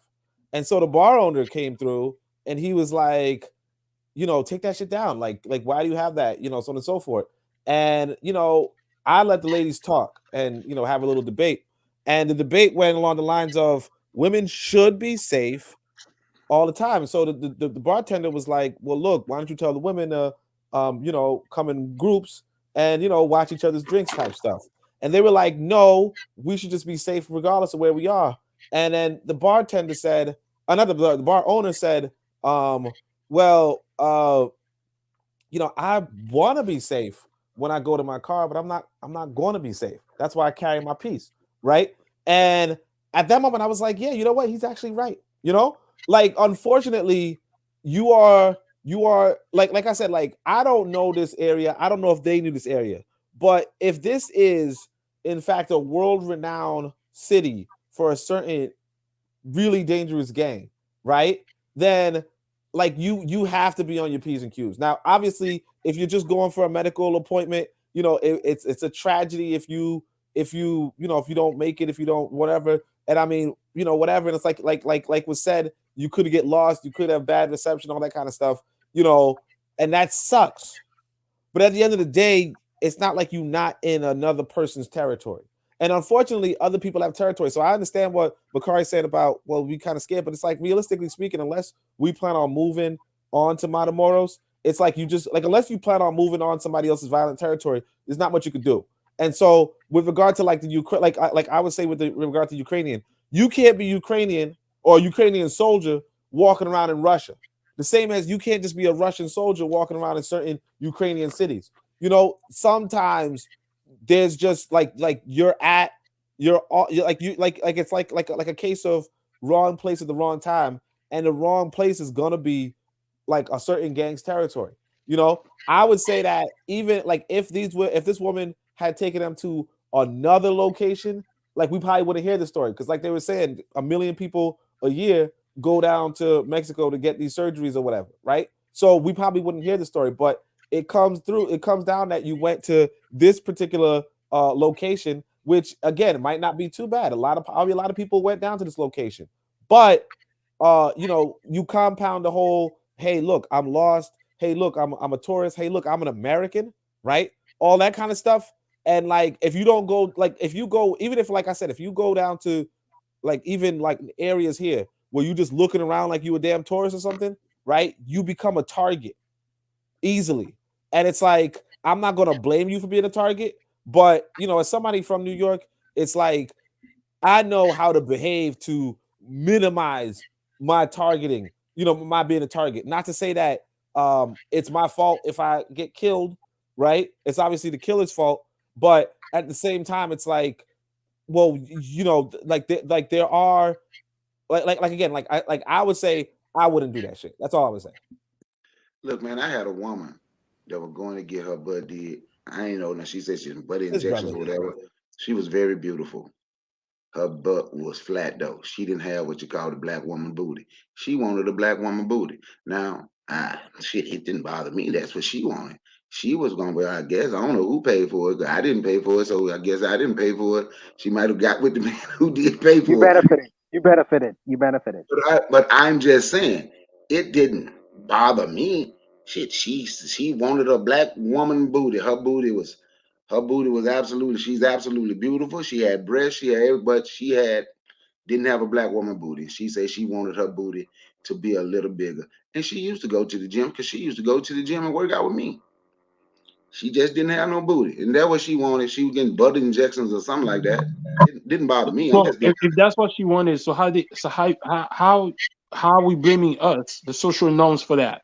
Well, I'm not blaming black men. I mean, black men contribute, black women contribute, the media at large contributes. I mean, our entire society is basically structured at pressuring black women to be a certain way or do certain things because we live in a racist, patriarchal society. But I think what we're finding common ground is, yes, I absolutely agree. You should try to, if you're going to travel out of the country, you should do research about the areas you're traveling to. You should always move with a purpose wherever you are. I mean, me and my dad are not disagreeing with that. It's just that when these type of situations happen, when black people lose their life in violent ways, for the first prescription to be, like I described, Monday morning quarterbacking, and say, well, they should have done this, or I would have done this. Number one, there's no way to know that because you weren't in their situation. And number two, it just comes off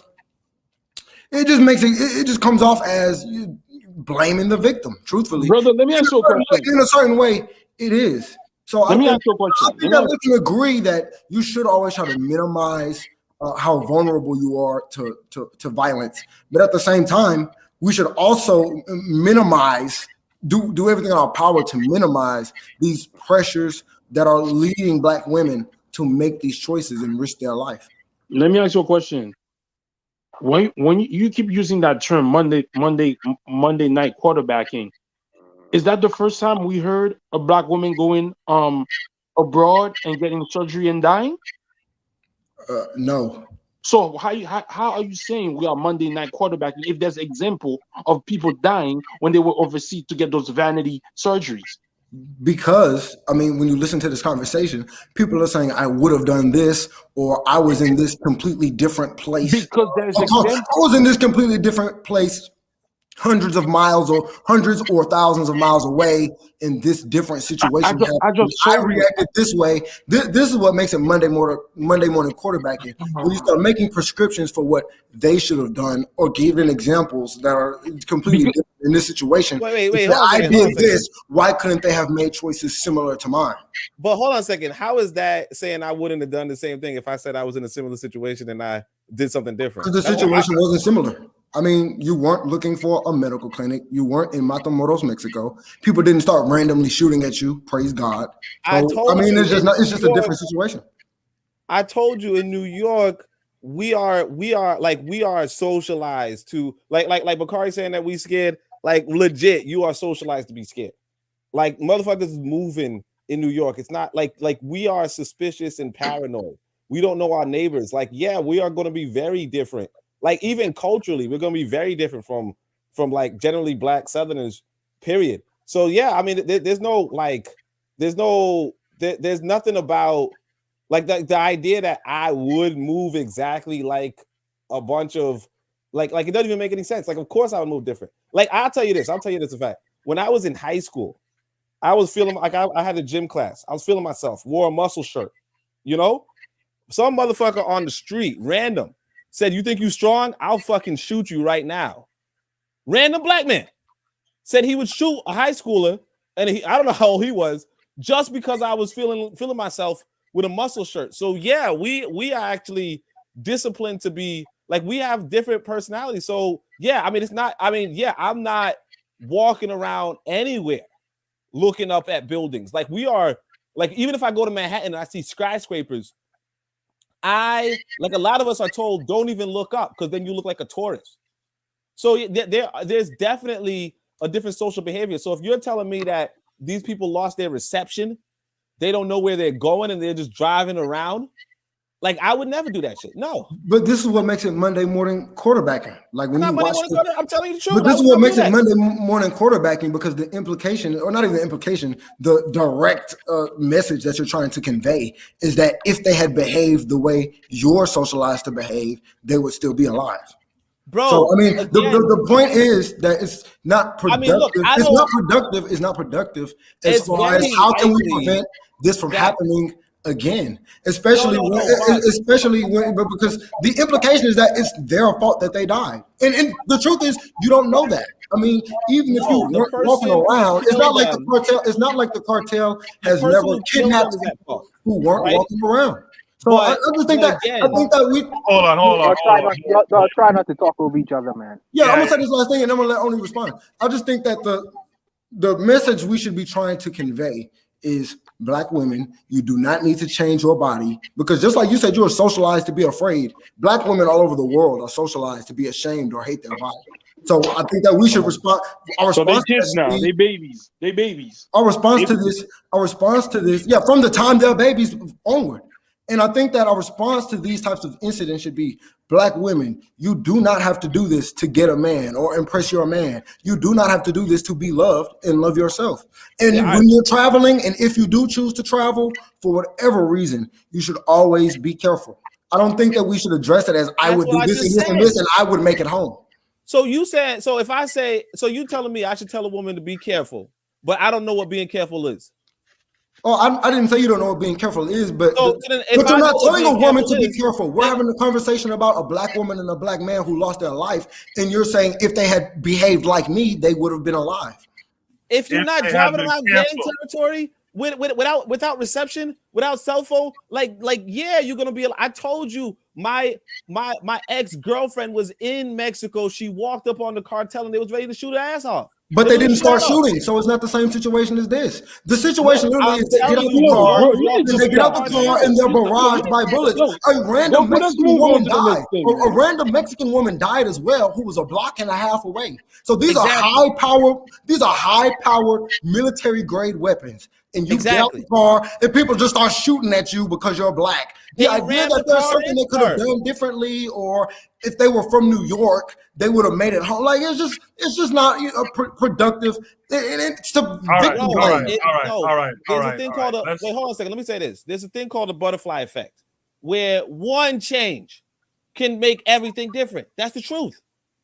Like life is not. It's not. Nothing is set in stone. So yes, you change a variable and everything is different. Absolutely. And this is the last thing I'm going to say. The idea that you cannot change a variable and have a difference is fatalist, and it's not realistic. But this is what I'm going to say, and we can move on. Looking back at these situations and trying to figure out which variable it could be, retroactively is the definition of Monday morning quarterback. Yo, let me say one thing. If they didn't go to Mexico, would they still be alive? No, not according to him. No, that's what I'm asking. If they didn't go to Mexico, I don't understand. This brother is saying what Monday. But that's Monday morning quarterbacking. You're choosing that retroactively. Let me finish, bro. This is the variable that would have kept them alive. You just ask him a question and he answering your question. Yeah, you said how is that Monday morning? But it is not Monday night quarterbacking if there's examples of people going away to certain stuff and certain stuff happening to them. You don't. If they don't go get that butt surgery, all two men, both the two men are alive, or these people are alive. That's not Monday night quarterbacking. That's just facts. Well, even if you think that's facts, retroactively going back and trying to choose the variable that would have kept them alive, especially when you place yourself in this situation or compare it to situations that are completely different. I mean, that's just the definition of Monday morning quarterback. No, you got it. If you call it Monday night quarterback, I'm doing it all day. It was a dumb thing to do, and then I'm not saying it's a tragedy. Yes, that they died, but that was a dumb decision. She could have went to the gym, and as a husband, but she didn't. But she didn't. And she's gone like that. But she didn't, and she's gone. And the fact of the matter is, more black women will be gone until we really address the issue that's causing it. She's not dead. It's the two guys who were with her is dead, and that's what makes it bad for me. I read that it was one man and one woman. Maybe I was incorrect. No, there was no woman. Okay, so it's just the two men. It was three dudes, and two of them died, and they died senselessly. You know, yeah, that's the tragedy here. That's what I find people are not talking about. A woman went for a BBL and got two guys caught up and killed. But that's what I was talking about, Goku. Why is this exact? You're right. They're not talking about that. This Gasimov said that. Gasimov said, if you go in there to protect them, but you have no weapon, you go into a sketchy situation, but you have no weapon. What are we thinking about? The cartel would chop you up and hang your limbs for everybody to see.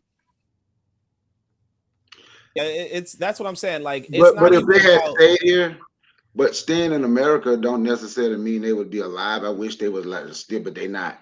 But being here, people get killed here every day, and we still look by racist folks, and we still look for reasons. Because I'm gonna just go back to my original point, and we But that's still not, look for you're going to reasons. that point over and over again, but that's not the point I'm saying. I know, and I'm gonna keep going to it because y'all scared to touch on it, and we still look for reasons to try to figure out. Let's find all the evidence to show what they did wrong, and this is why they are dead, because they did all of this wrong. I've been in all those situations, man, and we can sit here, we can blame whoever and do whatever. At age 19, I was facing 20 years in prison, kick the door, hold a double-barrel shotgun and a motherfucker mouth. So all this stuff, man, this life folks talk about, I'm walking around with a bullet in me right now. I've been cut. It's been a whole lot, all this stuff we talking about, man, but then when you look to blame folks, because folks could, and I thank God my life flashed before my eyes when I was right there and I didn't pull that trigger. But we gotta talk about that story. We gotta talk about that. I never had that shit. We can look and we can blame whoever. People probably would have figured out a way to blame him. Well, what did he do to make him go up in that house and put that sawed off in his mouth? You understand what I'm saying? No, man. We got to start looking to know why are people getting killed? Why are people killing? People like you know what? I done lived this life my whole life, but at the same time, I've done stuff too. So, but why are we still looking? When I got shot, people looking, well, what were you doing to get shot? That's what they asked me. What were you doing to get shot in the back? I was running from a motherfucker with a gun. That's what I was doing. That's how I got shot in the back. The story is a little bit longer, a little bit deeper than that. But what I'm saying is we always look for reasons to figure out how why the victim got victimized. We never look to see, we never look at the people that did it and say, what the hell? Another black person dead. We trying to conspiracy our way out of every damn thing. And the more I hear, it sounds like we're trying to conspiracy our way out of saying eventually black folks gonna have to get suited and booted, team up, and be ready to protect themselves. Yeah, let me address that because we do have to move on to the next prompt. But let me just say, me personally, I think I do try to understand this conversation. I'll just say this and move on to the next prompt. I think there's potentially two different things being discussed here. I think if I know that a certain street is dangerous, for example, and I tell my kids don't ever walk down that street, I don't think, and they do, they end up walking down that street knowing what it is, and they get hurt or something. I don't think it's wrong with me to say, yo, didn't I tell you not to do that? Like, didn't I tell you about the dangers of that street? So I'm trying to figure out what is it that we can critique with black folks and what is it that we can't critique with black folks, all in the name of, this paradigm that we're in. Are we culpable in anything that we do? Like, is there anything we could criticize our people with? And I think that's something that I'm trying to get to the bottom of, but these conversations for some reason never really touch on that. But we'll try to bring this back up again. I got to move on to Shoot the Breeze topic number 4. Let me say this quickly. You don't criticize people for No. I'm going to Shoot the Breeze topic number 4. There's nothing again about it. Shoot the Breeze topic number 4. No, we gotta move. We gotta move, man. Let's move. Shoot the Breeze topic number 4. Who is to blame for this? Kanye or Kim? So let's change the energy up, I guess, a little bit. This comes with a link, takes us to YouTube. Looks like it's a YouTube short. Just got off the phone with Kim. I told her to stop antagonizing me with this TikTok thing. I said it's never again. I am her father. I know y'all don't respect fathers and the idea of family, and media tries to promote something. I said I am not allowing my daughter to be used by TikTok, to be used by Disney. I have a say-so.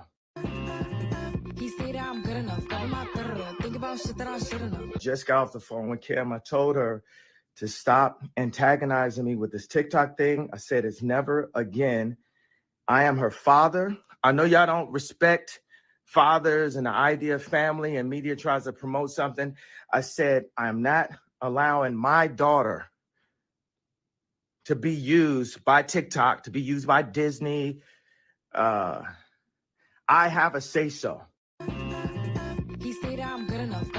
Yeah, so that's Kanye. Just got off the phone with Kim. I told her. That's Kanye with the nonsense there. So I guess this is a little bit of celebrity stuff we're going to deal with, I guess. Who is to blame here? Kanye or Kim? I'm going to start with Carl Hezekiah. Carl, what say you? You know, my own personal opinion of Kanye is going to probably cloud my opinion on this whole situation because I hate Kanye. You know, I wish he died in grease fire, if I'm being honest. But, you know, his comments about, you know, black people just, they really rubbed me the wrong way. So I guess the little girls on TikTok shaking their behind. I mean, I think it's both parents' fault. You know, we have to be careful what we expose our kids to at a certain age. I don't know. I mean, it's Kanye West. I really could care less. But I mean, you know, I think as a parent, you know, you got to be careful what you let your kids look at and what they engage in. You know, you have to have locks on certain things and parental guides because there's a lot of media out here that children don't really need to see. They don't really need to absorb. And I guess maybe Kim's not taking that into account. That's something they should really have a talk about because it's not. He has a right. He's right. He is a father. He has a right to determine what's best for his children and what type of media they need to be exposed to. So, you know, Kim needs to understand that. And I think he got lawyers. They need to sit down and hammer something out. I don't think social media is the way to do it. He got the money. He got the lawyers. They need to sit down and come up with what is best, what is allowed and what's not allowed. Because there's some things on Twitter or TikTok or Facebook and, you know, kids just don't need to see. My son is 19. He's grown. I can't really determine that. When he was younger, I didn't let him get on every app. He wasn't allowed to, you know, see certain things, Twitter and Instagram. You know, there's some stuff he's just not down for the consumption of children. So I think that both of them need to really sit down. But I think Kim is primarily the custodial parent. So I would definitely look towards her as being the one who has to say something. But honestly, I don't think she really cares. Because in her mind, you know, she's a custodial parent. She's probably grooming these kids to get their own reality show sooner or later. Knowing her, you know, she's going to try to make some money from these kids, and maybe Kanye wants to avoid his daughters or his sons being exposed like that. And he's their father; he has a right to do that. But you know, that's just kind of how I think about that. You know, I'm not a fan of Kanye, as I said before. I feel like his comments about black people, slavery with the children, is so disrespectful. But in this, you know, maybe he's right. You know, he needs to talk to Kim. If she won't listen, you know, get them lawyers involved. And sit down and just determine what's best for the children as far as their media consumption. Because you know, but she's grooming these kids. They're gonna have a show soon, no doubt. All right, so that's just my thoughts on that. I appreciate that, Carl. Yona B in the chat says, I do feel it for Kanye, but that hot little mama is like many young girls here in her age right now. Lero says North is going to follow the footsteps of her mama. Whatever her mama allows, she will do. That's his baby mom's. Kind of late for that to be a concern given who she is. Nama X said, even though I could care less about this quote-unquote celebrity, it's good to discuss it outside of the celebrity paradigm. I agree with that, too. A lot of people don't get that, too, by the way. Now, Max says, if I was divorced with a baby mama, yeah, I just use the courts to get custody. Gas is talking to Lero, and Nama said he'll use this video as evidence. Let's hear next from Kibwe. Kibwe, what say you to this? So I absolutely agree with Carl said as far as, you know, Kanye's overall effect in the media. But I think this specific issue really is a non-issue. I mean, I don't know how old his daughter is, but I mean, she looked to be like maybe like 12 years old or something like that. I mean, so the girl she's dressed up as and is hanging with the picture is Ice Spice, who's like a rapper. She's a female artist. She makes like, you know, like girly music. I mean, I don't really think her enjoying this girl's music or dressing up as her or dancing to her song is really inappropriate. I think she's just a fan of her music, which is fine. Now, I understand his point about maybe not wanting his daughter on social media because, as you know, there's a lot of sick people on social media, and especially because of who this little girl's parents are, she probably could receive a lot of harassment. If she has her own social media account with access to it and all that. So I understand him from that point of view, but I think the idea that the video is inappropriate, I think that's kind of a bit too much. Okay, I appreciate that. Let's have from Tanzania. Yeah, I mean, the first thing to say is that unfortunately in this country, the custodial parent is the one who makes the decisions. So, being that she has the children, I think she'll be the one who's going to, affect them or influence them far more than him. And the most that he can do is just, try to do it in his way. So, and then the other thing is this also. Yeah, it's a shame what she's doing, but at the same time, I know, yes, the women should get on the women, and I never nobody ever expected her to be different. I Kanye seemed more like he had a sensible brain on his shoulders than him. So I think that what she's doing is wrong. She should at least consider and protect her children, not even about her and the husband, but she should think of a lot of celebrity children. Actually, a lot of children are protected from from this online, being exposed online too early. It's not good for them. It's not good for their esteem and for their growing up. Even just regular children, we've all had cases where young children, sometimes they even do drastic things just from online bullying. So you don't know what kind of effect this has on young minds. So it's very sad about what's happening to the children.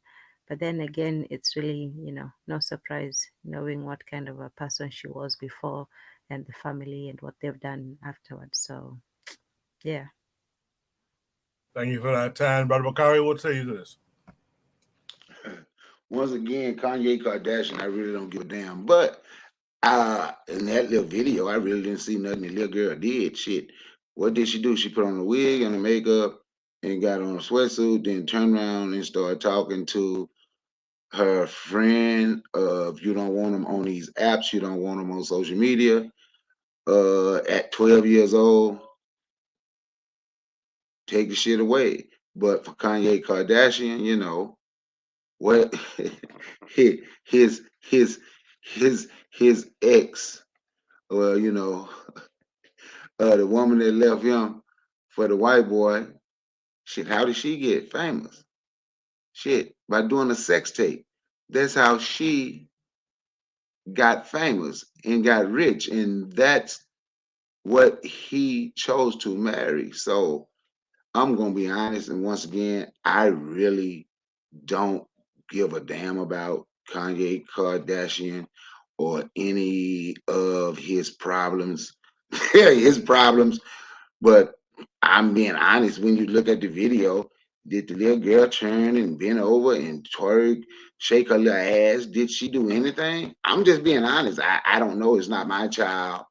My kids went on no TikTok or nothing like that when they were 12 years old. So, but hey, those their children. Hey, get it how they want to get it. He said grooming it and make money. That's what Carr said. Kind of agree. I don't know how old she was when she did that sex tape, but she became a billionaire from it. So Hey, it is what it is. She know white folks can make money on social media, being whatever it is they do. But hey, they ain't no black woman, so ain't nobody gonna say nothing. Ain't nobody on here gonna say nothing about the woman because she ain't black. So she ain't a black woman, so she can get a pass. But I don't give a damn about her or Kanye Kardashian. Let me mix it up a little bit here. Oni, what say you? Yeah, so like what Brother Bakari was saying, this video seems pretty tame. If there was gonna be outrage over a video, I would think like maybe if she was like in a bikini or some shit, then I'd be like, damn, why is she in a bikini or some shit? But like it seems like a little girl hanging out with her friend, just being a little girl hanging out with her friend. I like another thing is the whole custodial parent situation. Like when you're not the custodial parent, one of the things that people who are because I happen to be a custodial parent, right? So one of the things that really does irk me is when you have that helicopter co-parent, the helicopter co-parent who's like, no, do this shit, do that shit, do this shit. And it's like, if you like, why don't you do the shit? But when it comes to like Kanye West, like other people are saying, like Kanye West is a dumbass, now, I mean, because like I said, you really have to you have to vet your relationship. The woman in question has like apparently the sex tape was like a secret tape, nobody was supposed to get it. And her own mother was like, release this shit and let me show you how to publicize it so that you could get famous, so you could get money. Like these people made a whole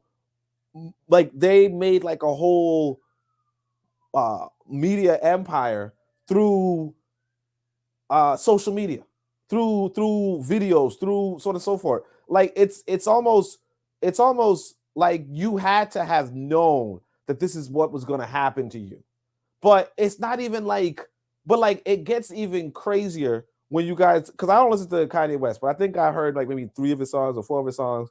But one of them that people listen to back, I guess look like 2005, was this song called Gold Digger, right? And I decided, let me look up these lyrics. I want you guys to hear these lyrics right here, right? So he says, my psychic, right? So basically it's supernatural type shit, but he's saying that somebody communicates to him about his future, right? Now listen to what he says. This is the song Gold Digger. He says, my psychic told me she will have an ass like Serena, Trina, Jennifer Lopez, and then 4 kids, and I gotta take all they bad asses to showbiz. Okay, so he's saying somebody told him, maybe not somebody told him, because that's like obviously bullshit, right? But he is saying in his song that he suspects that he's gonna go for a woman with a big butt, right? He's gonna have 4 kids, and they're gonna be badasses that he's gonna have to take to showbiz. In a song in 2005, and then he goes and marries this woman. This is a song where he says at some point you could leave the black woman you with for a white girl type shit, right? He leaves the black girl he's with for a white, well, not a black girl, but he leaves the girl he's with for the Kim Kardashian, who's famous for her BBL, right? And then he goes and has 4 kids. Like it's like first off, like how stupid do you have to be to write a song about gold diggers? Write a song about how women with gold diggers will want to use the husband's wealth for their kid to get through, like get economically whatever. How stupid do you have to be to not vet your women when you have a song about vetting your women? And then now he's gonna come up and cry about how he didn't, he basically chose the worst woman in popular media that you could have chosen. Like there was no redeemable quality about Jennifer, I mean, whatever her name is. I don't even what was it? Kim Kardashian. There was no redeemable quality about her. All that anybody ever knew about her was that she would just run through basketball players or some shit. She was not a prize, or basketball players would run through her. She was not a prize. She was not a winner. She was not a so on and so forth. She did have money, sure, but she was like on a media like of course your daughter is gonna go through this kind of stuff. And like I said, this video seems pretty tame. I mean, and so like I wouldn't be the one that I would necessarily, because again, like, you know, like the white woman says, Cyndi Lauper, you know, girls just want to have fun type stuff. Like if she's like, because I know that even Obama's daughter was just like chilling in a music video, or maybe she was like smoking a cigarette and people was like up in flames. Like, how could you do that? And it's like, realistically, you know, you're in the 21st century. You know, you're not, you know, you can't have the like as much as you may want to be a dictator, it's like it's not that easy. As long as the kid's not, you know, showing any sort of nudity. Like, I don't know. Cause like even my son, he was young, but it's like I like this boy could just like like he would wake up early and like turn on the computer, you know, and he's, as long as he's not watching anything inappropriate and he's not, you know, he's watching like kid shit. But if he's not like, it's like you can't, like, you could think about micromanaging, but again, like if you're not that parent, you know, if you're not that parent, then it's like, come on, chillax. You know what I'm saying? Like, because like for instance, if I were to be like, hey son, you can't go on any sort of so forth, I would either have to wake up earlier than my boy, right? Or I'd have to like plug out everything until like every freaking night, you know? And so if his mother was like, hey, don't let him do XYZ, it's like, yeah, I'm not gonna wake up every fucking morning earlier than him, because he's gonna find a way to wake up earlier than me. And then two, I'm not gonna plug out everything type shit. You know, and like, because it's not even that serious.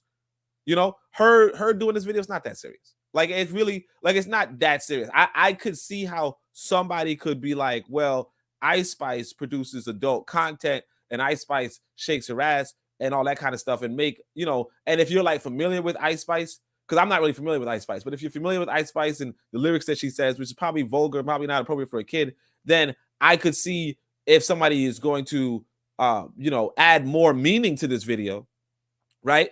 But I also understand that when I was, you know, her age, the girls liked Beyonce, they liked Bootylicious, they liked, I mean, it's like, it's not, it was, and if you go over the music that we used to listen to as kids, they weren't kids music. You know, Tupac, like I like Tupac, I like Biggie, I used to rap his lyrics, you know, in school, you know, or 50 Cents, you know, whatever. Like, these were not kid lyrics. These were grown ass, terrible, deplorable shit, and we just sang it. So like a girl just, you know, like literally just doing the most innocent thing, you know, just making a video because this is the era of that. Like, I'm not gonna like lose my brains, and I'm not really going to expect, neither am I going to expect Kim Kardashian to you know, to be actively taking her phone from this girl for that. But also, I don't expect her, like, I don't expect her to put that kind of energy, but I also don't see how Kim Kardashian would register this as bad when Kim Kardashian like releases a fucking sex tape on purpose for money, you know? Right. Like I'm not, whatever. Right. No. That last point stuck. You sucked the landing with that last point there. This chick blew up off her own sex tape, man. She ain't really, this ain't a ping on her radar at all. You know? No, but check this out. Her mother, like her mother released the sex tape for her. So it's like Kim Kardashian feels like she's being a good mother. Because if it were her mother, if it was Kim Kardashian's mother, she would be telling her daughter, this girl this age, to do a sex tape type shit. So Kim Kardashian's like I mean, obviously I'm not gonna, you know, fall into what Bakari said about not saying nothing bad about Kim Kardashian. I mean, there's a lot of bad things about Kim Kardashian. I don't like her. I never liked that lady. Can I go quick before I have to step off real quick? This is embarrassing. That little girl, that video, Ice Spice, whatever her name is, she makes adult content. A 12-year-old child should not be singing any song from her. This is crazy. I blame Kanye West for this because he's the one that chose to marry the whore. Who did he expect to be raising his parents? Kanye West is responsible for this. The black man is responsible for doing this because out of the day, because before, like Oni just said, he used to date black women. If you chose a quality black woman, that would have never happened. Yes, he did. His first girlfriend was black. Again, for somebody for Oni, I used to date black women. I still date black women. Let me finish, bro. Let me finish. I'm about to get off. I used to. Yes, he did. Oh, anyway, for somebody to say that, how can we control that? You're the father. You're the parent. You get the fuck up at the time and keep the child from watching that. How come it's only black people that are saying, we can't control that? Asian people control their kids. The Middle Eastern, Saudi Arabian, the Arabs control their kids. The Jewish people control their kids. So I'm going to get off and say this. I'll be back after that. But I'm going to say Kanye West is responsible for this 100%. You chose who you chose to be the mother of your children. For him to carry on like I don't know. That's your fault, bro. You're gonna have to hold this L if you really care. But again, it's all psyop BS. He knows what he was doing. So that's all I'm gonna say about that. I think back to the question. Hey, like Oni said, she released a sex tape, and Bakari said. So what did you expect for her to do with her daughter? She's gonna carry on that harlot behavior to your daughter. So Kanye West needs to take that L. I'm sorry, guys. I had to go. I went before, but I have to get. I'll be listening. All right, appreciate that, Uzuli. Let me hear from Mr. Untouchable, Bwana Gaziki. Yeah, so I blame Kim Kardashian completely for what's going on with her daughters. You know, she is the mother of the kids, and I blame her completely. My brother Bakari say, you know, we always find ways to point to black folks in terms of things going awry. And if she is the mother of these kids, and like I don't really see nothing wrong with this video, but if she is the mother of the kids and she has complete responsibility over them, I think that she should do things to ensure that these kids are protected. Like I don't see nothing wrong with this video. And if this mother chooses not to listen to her ex-spouse, you know, the onus is still on her as well. You know, so you know, I blame her completely with what's going on. And with his ratting, I mean, he could make all the statements he wants to make, but ultimately, at the end of the day, you know, the buck stops at Kim Kardashian. So, you know, whatever happens to her children, you know, she is responsible. I would say though, it must be. She's coming from a situation where her mom, you know, was sleeping with O.J. Simpson and all, and doing all manner of things with Nicole Simpson back in the day. Nicole Simpson wrote a book in terms of what these people used to get into, and Kim Kardashian carried on the same tradition. And hopefully, you know, I wouldn't want to see her children, you know, be out there for the streets, but you know, the likelihood of that is possible. So, you know, I blame her completely. This guy is just a concerned dad, you know, even though, you know, one would say that, you know, well, he put himself in a situation where he married a white lady, and you know, he knew that his dad-in-law was a cross-dresser, and his wife wasn't, you know, she wasn't the most moral person in the world in terms of what we consider to be morals. But you know, like I say, I don't want to find reasons to point to what black people do and make it seem like we crazy. So I would blame Kim Kardashian completely for what's going on with her children. I'll end it there. Bwani, did you do something with your setup? Because you're coming in a little distorted, I think. Can you hear me now? 1, 2. Yeah, 1, 2. I can hear you. Yeah. Okay. Yeah, it's a little bit clearer now, right, guys? Yeah. So y'all heard everything I said, right? Yeah, we heard it. There was just a little effect on it. Yeah, sound like Tender Talk. I heard you try to call me out and distort my words, but that's okay. No, I did not. No, I did not. No, I did not. You tell me, and I follow instructions. I'm being on code. I'm being on code. The code is do not point to black folks no always find a reason. So if I have to find a reason, I can point to her completely. You know what I mean? We gonna do it that way. We'll do it. Black folks get killed. Yeah, I do stupid shit. I do stupid shit too. Hey, but that's okay. But one of y'all supposed to come back. That's cool. Nah. No. I being on code. That's cool. Like, you know, like y'all boy Gas, who's scared to come on the panel, but he'll sit down there and type stuff. But that's cool. Now he'll throw shots later, but I just want. But no. Let me be honest. Brother Bakari. Now, Brother Bakari, you know full well, just like I use call this man. Who you call him? Kanye Kardashian. You know full well this man married this white lady who is married. She's off for 2 times over. He married 2 basketball players. Her daddy is a freaking cross-dressing whatever. Her mommy, you know about O.J. Simpson because you old enough to know about O.J. Simpson and when Nicole Simpson used to get into with her mommy. You know what I mean? They have a history. So you know that going into that scenario, I'm thinking to myself, man, maybe this woman ain't the best woman for me. But for me to, and you understand all these things going into that situation. Now, I ain't saying he's to blame. I ain't saying he's to blame. I'm just saying it's very difficult for me to jump over that hump. But like you say to me tonight, and you rob me out for it. You say we always find reasons to blame black folks for their the things that they put themselves into. I can point to Kim and I can say it's her fault. I can leave it there. Celebrity worship syndrome. Take up for the celebrity, but we still gonna try to find reason when somebody I got you, Bwana. See, I blame Kim 100%. You hear me say that today. Worship syndrome. Celebrity worship syndrome. That's okay. But you know what? I just want to put this in right quick because I will say, there were a couple of incidents, and not that I want to defend Kanye West, but truthfully, there were a couple of incidents maybe a couple of years ago where I will say, they were very biased against him and, didn't really, I think when them keeping him away from the kids was inappropriate. Like, for example, so Kim Kardashian was throwing a birthday party for one of the kids and they didn't let Kanye show up. I felt like that, but they had that Pete Davidson dude, he was there. I think that was inappropriate. I think when Pete Davidson got tattoos of the kids' initials on him, I think that was inappropriate. There was a photo that leaked.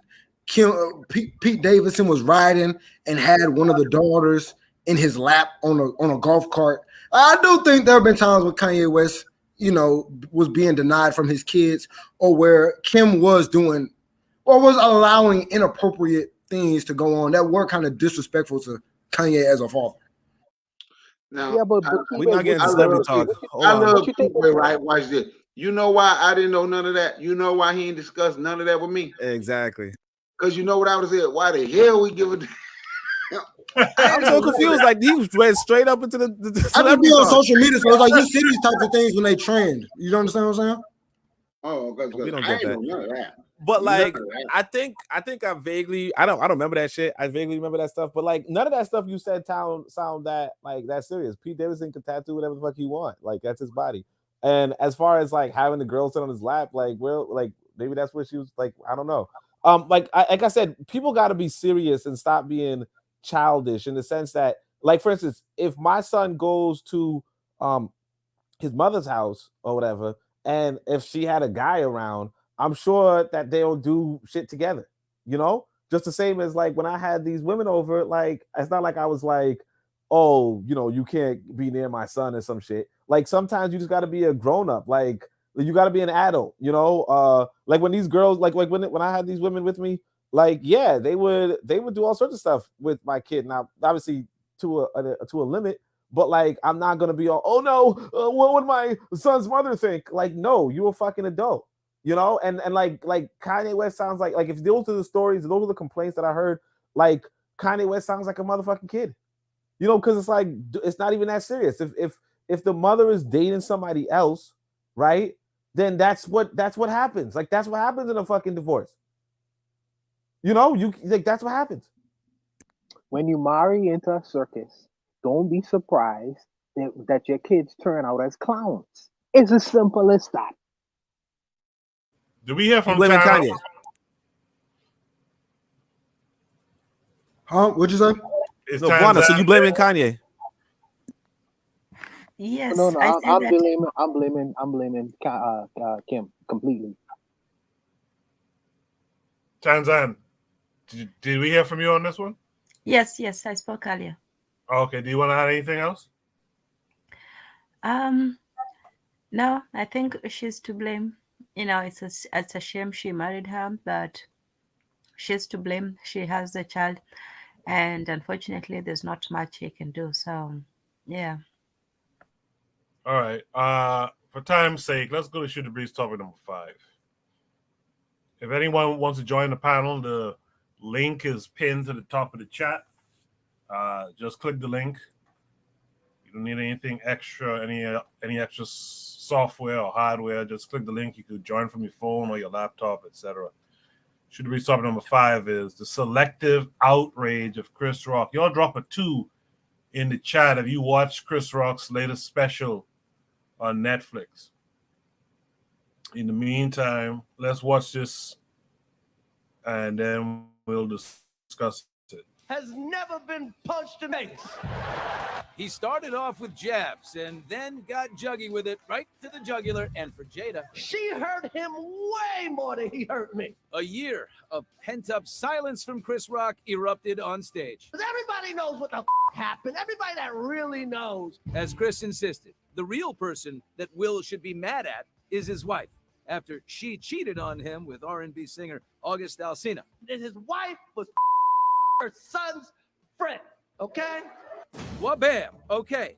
Now, Will and Jada had addressed that affair on Red Table Talk back in 2020. I got into a different kind of entanglement with August. An entanglement? Yes. Yes. A relationship? Yes, it was a relationship. Will Smith practices selective outrage. I didn't have any entanglements. Everybody in here have been cheated on. None of us have ever been interviewed by the person that cheated on us on television. I tried to call him, give him my condolences. He didn't pick up for me. Everybody called him a and who's he hit? Me. Chris also appeared to single out Will's tearful appearance last year on The Daily Show. That's not who I want to be. I'm not a victim, baby. You will never see me on Oprah or Gail crying. You will never see it. Never gonna happen. I couldn't believe it, and I love Men in Black. No. Now, Chris did not stop with Will. In fact, he ended the show with it. Before that, he took on Meghan Markle's claims of racism in the royal family. I'm like, hey, if you black and you want to be accepted by your white in-laws, then you need to marry a Kardashian. Because they accept everybody. Chris's live show was all the talk at LA's famed The Comedy Store, where Arsenio Hall gave us his take on the title, Selective Outrage. It means that you could say something to me right now and I could kiss you, and somebody say the same thing to me later and I say, I'll kill you. You know, that's selective outrage. There's a producer at Extra right now saying, can't use none of that. Nah. Fellow SNL alum David Spade told us Chris was ready for Netflix's first ever live event. Chris is one of the top tier best out there. He had an hour ready. It's not always the case. Dana Carvey weighed in on the timing of the stand-up show. Was it an accident? It's right before a 1-year anniversary of the slap heard around the world. Even Alex Murdaugh's trying to get this show.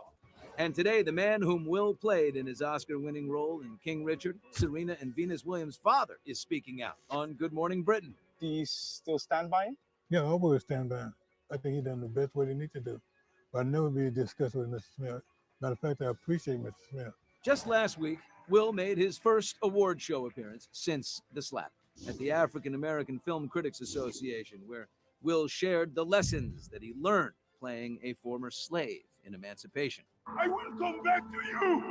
It makes me teary right now, right? And there was a part of me that was grateful, right?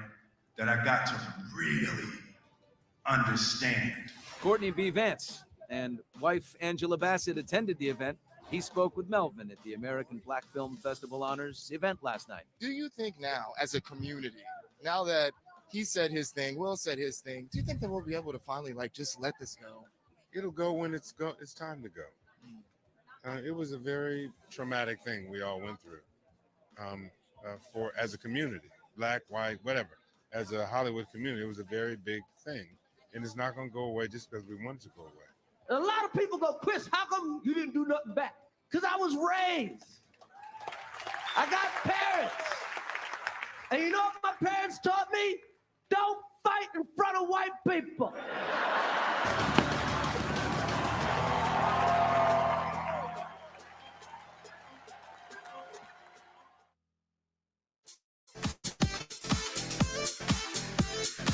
Yeah.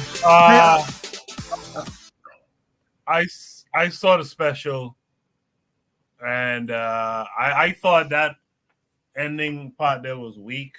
Don't fight in front of white people type stuff. I thought that was weak. I thought I thought this prompt was interesting. I didn't watch the clip until now, but yeah, there is that selective outrage that these folks have, and it's bothersome to me. Something Gas said in the chat.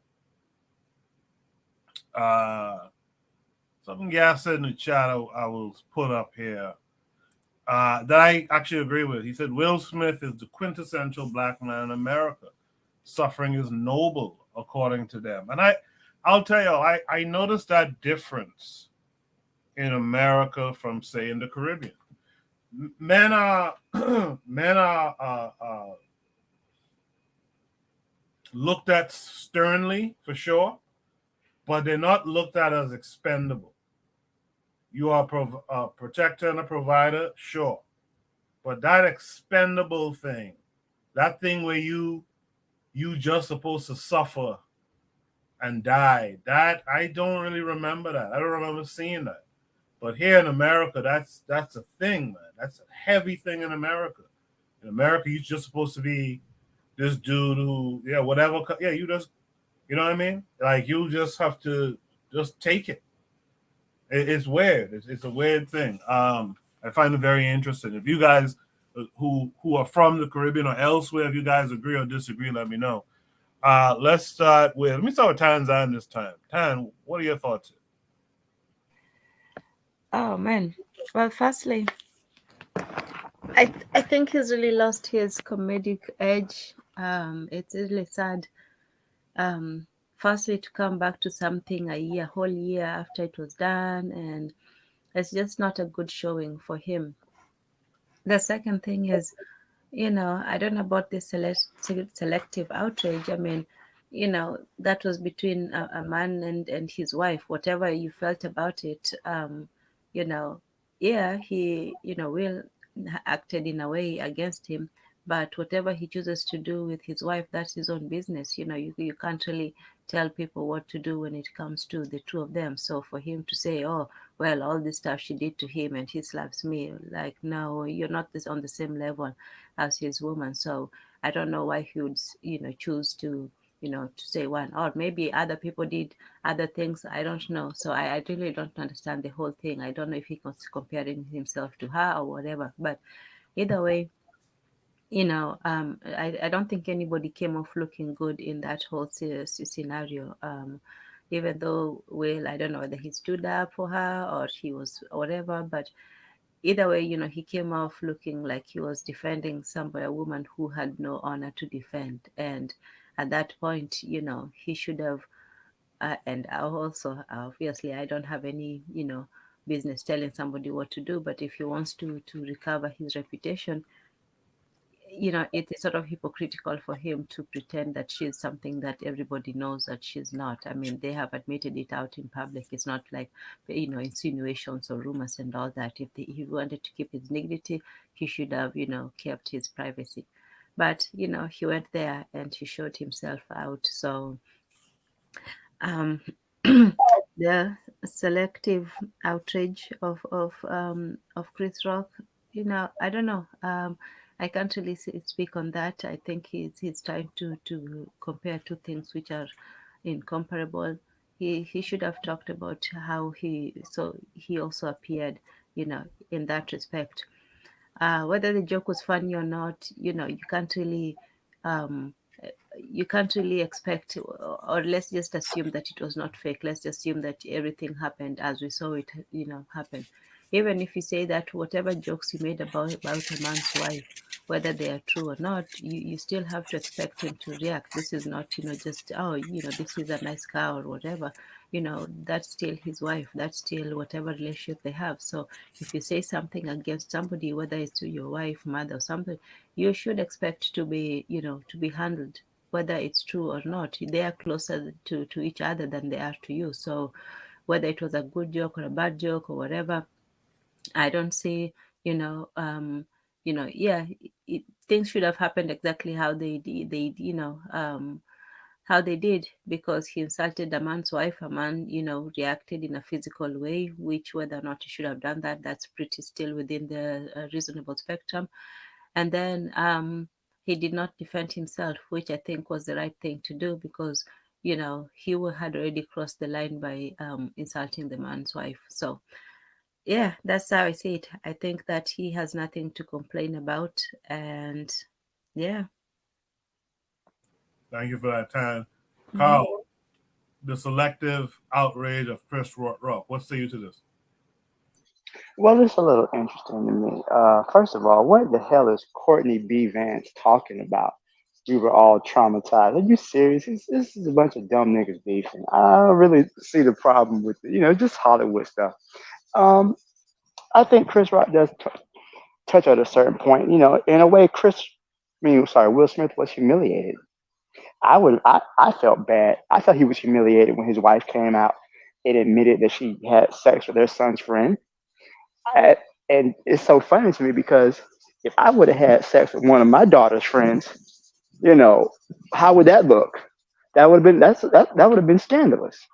So Will Chris Rock made a joke. He made a joke about her being GI Jane because she had a bald head. It wasn't anything. I didn't think it was that bad of a joke. It was kind of he could have said a lot worse. And Will Smith gets on stage in front of Oscar. He slaps him. Like, to me, that's a little crazy. So Chris Rock's comments about his selective outrage and who Will Smith was really mad at, I think he does have a point, because I mean that joke to me wasn't that big of a joke to get up and slap somebody on national TV for. That would could have been a conversation. Hey man, my wife is dealing with alopecia. Could you apologize to her? That's kind of offensive towards her. And Chris Rock could have came, hey man, apologize, and the whole thing could have been smoothed over. Simple as that. Sometimes, you got to. Not every situation doesn't always require a closed fist or violence. That's my thoughts on that. The rest of the special I thought was pretty funny. I thought his comment about Meghan Markle was pretty funny because, first of all, Meghan Markle is not black. She's never claimed to be black in her life. She's always been a biracial. So I don't claim her. If she wants to be biracial, she can be biracial. If she went over there with the royal family and married into them, she got what she was looking for. Because come on, these are the original colonizers. What did she think was going to happen?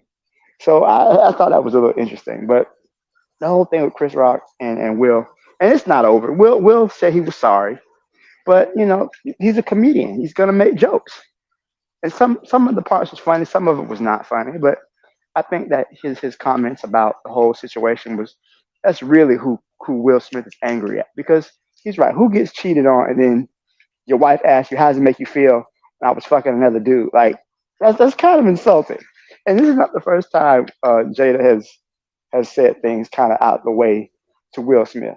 It's well known she carried the torch for Tupac still. Tupac been dead since 1996, so that's kind of a well known thing. So how do you compete with a dead man? How do you compete with a man who's passed on? You can't really compete with that. So Will probably feel some type of way. I think that honestly, once you cheat, then that should have been in the relationship. And the rumor is that they have an open relationship. Will slept with other women, but even if Will slept with other women, nobody knew about it. Will kept if he did his dirt, and I don't know what he did, but if he did his dirt, it wasn't all out in the open, like with Jada and August Alsina, who's now come out as bisexual. There's kids all over the place. So, I mean, he brought up a lot of interesting points, but I do think that, Will got to get his house in check, but he shouldn't have got there and slapped him. That was ridiculous. And Chris Rock has the right to respond. He's making money off of it. It's good entertainment as far as I'm concerned. So those are my thoughts on that. Thank you for that, Carl. Bakari, I see gassed him up. He's throwing some jabs. What say you? I don't know about to worry about their weakness that guys will be talking about. But anyway, selective outrage. So I don't even listen to Chris Rock. I don't think Chris Rock, I agree with Norma X. I don't think Chris Rock was a good comedian. So I'm gonna be honest. I didn't even know he had a special coming on if I hadn't heard people talk about it, and I wouldn't have heard not one joke of it if people hadn't have played it. I don't have respect for nobody who would get in front of them white folks and say, "Well," and want to separate black folks. There's a difference in a black person and a nigga, and so on and so forth. So Selective outrage. He mad because Chris Rock slapped him. Me say because Will Smith slapped him, but he ain't got no problem with them white folks sitting up there on the couch with them. Louis C.K. and them white folks calling him nigga and all that and cracking nigga jokes. He just laughing. So, well, you know, so I don't, so he got selective outrage as well. And it seemed like black people always select to have that outrage with other black people. But I have no respect. Like I said, I don't watch Chris Rock at all. He's not the only one that people like that I don't watch, but we ain't talking about them other ones right now. But no, like I said, I wouldn't have known. So selective outrage, he fit in that as well. Maybe Will Smith is mad with his wife, Jada Pinkett, and I don't know. She still got something for Tupac or not. I don't shit. I know folks have said that. They say it's, you know, it's just a thing. But that's their thing. How he handled it. There's some stuff that should have been checked with her. Like I'm gonna be honest. I might have not slapped her, but I would have choked her. Said no, she trying to embarrass me. I'm just being honest because that's embarrassing. What he let her. I'm sorry. I'm sorry. You would.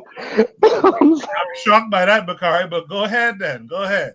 No, man, because that's absolutely embarrassing. So all the rage that it's one thing of me and my wife having a conversation, and you know, and I know it's easy for folks to say you walk away when you cheat, but how many of y'all cheated on y'all woman? And y'all woman, I ain't asking nobody to tell on themselves. That ain't what I'm doing right here. And you and your woman find out, and y'all hold that conversation between y'all. Just y'all, everybody don't know about that conversation, and she gave you another chance. So when people say I'm just gonna bounce when they cheat, it ain't always just it ain't always just that easy. Especially if you in love with somebody, you understand what I'm saying? It's not just that easy. And he's already going through things with his wife, and now you get up here, you are adding to the insult, telling me my wife looked like some white woman named G.I. Jane. Now, you know, that's, and I agree with no, that's their relationship. I don't know what they did in their relationship. Like I said, don't care. But for Chris Rock to talk about selective outrage, and that's what Will Smith have, just go back and look at how white people have disrespected him. Shit, what he done played the woman. What that was, CB4, he played a woman at the end like he finna kiss the man. But then, like I said, the one that's worse than anything, how he sat up there and the white folk was calling him the N-word, and he ain't said nothing. So both of them have selective outrage, I guess. He mad because a black man slapped him, and a black man mad because a black man cracked a joke about his black wife. How about that? So everybody got selective outrage. Can I go? Because I want to piggyback off what my dad said. Yeah, I was actually coming to you next. Go ahead, Kimberly. Okay, cool. So first of all, you know, this whole thing, Chris Rock, Will Smith, the entanglement with Jada, these are just, you know, frivolous problems of the bourgeois. I mean, this is just, you know, it's just nonsense. But what I do think is important to speak about as far as this conversation goes is the character that Chris Rock plays in the media. And this is what I want to piggyback off what my dad said, because Chris Rock's comedy has always been him playing a specific character. And that character is this image of the good black person, quote unquote, the good boy. You know, there's a difference between, you know, those black people is niggas, but I'm black. Then he, you know, that's kind of been his entire, my mama raised me not to fight in front of white folks. That's kind of the role he plays as far as who he is as a comedian. So, and you know, the other comment he made was, I don't know if y'all heard about this comment. He said, oh yeah, I watched the Will Smith Slave movie so I could see him get whipped. I mean, this is just the character he plays as a comedian. That's who he is. He's supposed to be the good one. He's the one who goes up to Massa and says, hey, you know, black people are pretty bad, but not me. And so, that's just who he is. But on another note, I mean, as a man, I mean, all this stuff he's saying, it don't matter, because Will Smith walked up on stage and slapped the taste out your mouth in front of the whole world, and you didn't do nothing. So all this is what little girls do, man. They get confronted, don't do nothing, then they turn around and want to talk all this noise and do a comedy special. You didn't want to do nothing special when that dude walked up and put them hands on you and put them paws on you. So at the end of the day, the selective outrage of Chris Rock is he's always going to select to be a pet of white supremacy. And when you're a pet of white supremacy, you have to, your targets can only be black people. I mean, this whole thing started with him choosing to pick on a black woman for no reason. So this is just who he is. This is the role he plays. This is what pets of white supremacy do. They kiss up to white folks and do whatever they tell them and obey when they're in their presence. And when a black person does anything to them, you know, then it's a 2-year issue. Thank you for that, Kidway. Lara in the chat said that Will not clown out behind Jada, though. We can call women dumb, but he was being loyal or whatever the fuck. Grown-ass man. Yeah, that goes back to that. And now, Max, I think you're correct. That the difference is there's a respect thing. There's something different. There's a respect thing for why, like, we don't really view men as disposable like that. Let's go to Oni next. Oni, what say you? Yeah, so I don't know about this whole, you know, oh, he disrespected the black woman. I think, like, I thought the joke was pretty tame. You know what I mean? Like, I didn't even understand the reference, you know? like I was thinking of, I guess, G.I. Joe or something. I don't know.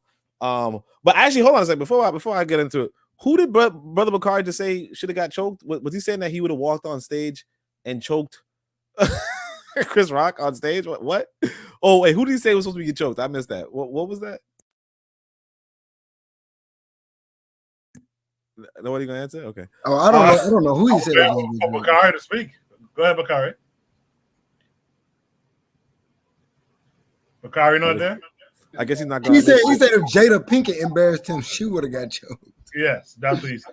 Oh, okay. I was like, hold on a second. You told me that he would have choked Chris Rock over that joke? Like, you imagine somebody, Will Smith, just walk up and choke that motherfucker on stage? Like, that's crazy. But let me see. I don't know about choking her. Like I said, I would leave a woman. I ain't gonna hold you. Because it's too risky. It's too much, like diseases and stuff. Like play a role in that. But what can I say about Chris Rock? Yes, I heard those jokes. That last joke was so corny. And like it was the corniness amplified because he threw down the mic. And it's like you should have threw that mic down before you told that joke. You know what I'm saying? Like that was not funny. Well, don't fight in front of white folk.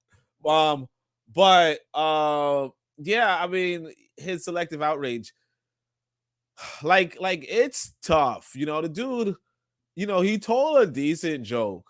I don't think like people later on were like, oh no, she has alopecia, she has a hair. It's like it's not that serious. Like because she's a good looking woman. You know, it's not like she's homely and her not having hair makes it bad. It's not like, you know what I mean? Like if she has, you know, we were talking about the wigs and all that kind of stuff. Like honestly, I thought that she was repping natural hair for a minute. I didn't think she had any sort of hair insecurities. I was actually giving her props on that, you know. Now I think what she did with Will Smith was really bad, obviously. I don't know. I'll admit that I actually like the live action because I got a young son. So I was showing him the live action Aladdin, and I like that show. I was showing my son that shit. And then after that Alcina shit came out, or that entanglement thing came out, I was like, I don't know if I really want my son to watch this anymore, you know, because Will Smith really let us down as a man after that, you know. So him like walking up and slapping a dude. Now I don't want to get on Brother Bakari's bad side, you know, even more. But you know, like when I saw that video initially, I was like, Will Smith was initially laughing, and then because everybody was kind of confused about what's going on, so we were kind of trying to be detectives, you know. Will Smith was like laughing at first, and then I guess he gets a side eye from thing, and like that kind of told me he's gonna be in trouble when he gets home. So when he gets up and walks and slaps this dude, right? I don't think it was the right response, obviously, because the joke wasn't bad. It was funny. You were laughing. It was a decent joke. And like slapping a dude over like you know, who's not really a threat to you type stuff. Like I know Walero does not like people using this word to describe somebody just walking up and slapping somebody, but you know, like technically in the real world that's called assault. You know what I mean? Like it's just called assault. So it's just like a open crime. My thing with Chris Rock is, you know, like me like even like these white folk were saying, like if somebody just walks up and assaults you on broad daylight, broad TV, broad like whatever, like you could just fucking press charges, especially since this guy's a fucking millionaire, because you don't want that shit happening to you. For Chris Rock to then sit down, not press charges, sit down and wait a damn year to like release a bunch of corny jokes on it and make it seem like that's just like it's not a good look. I kind of liked him not being too loud about it, not being too vocal about it, but it's still like not a good look. Like I understand him saying, you know, Will Smith is like much bigger than him. You know, Will Smith like trained to be like he was playing in like Muhammad Ali's biopic or something, and he, you know, he would have fucked up Chris Rock, you know, easily, right? So like Chris Rock got away with just a slap, you know what I'm saying?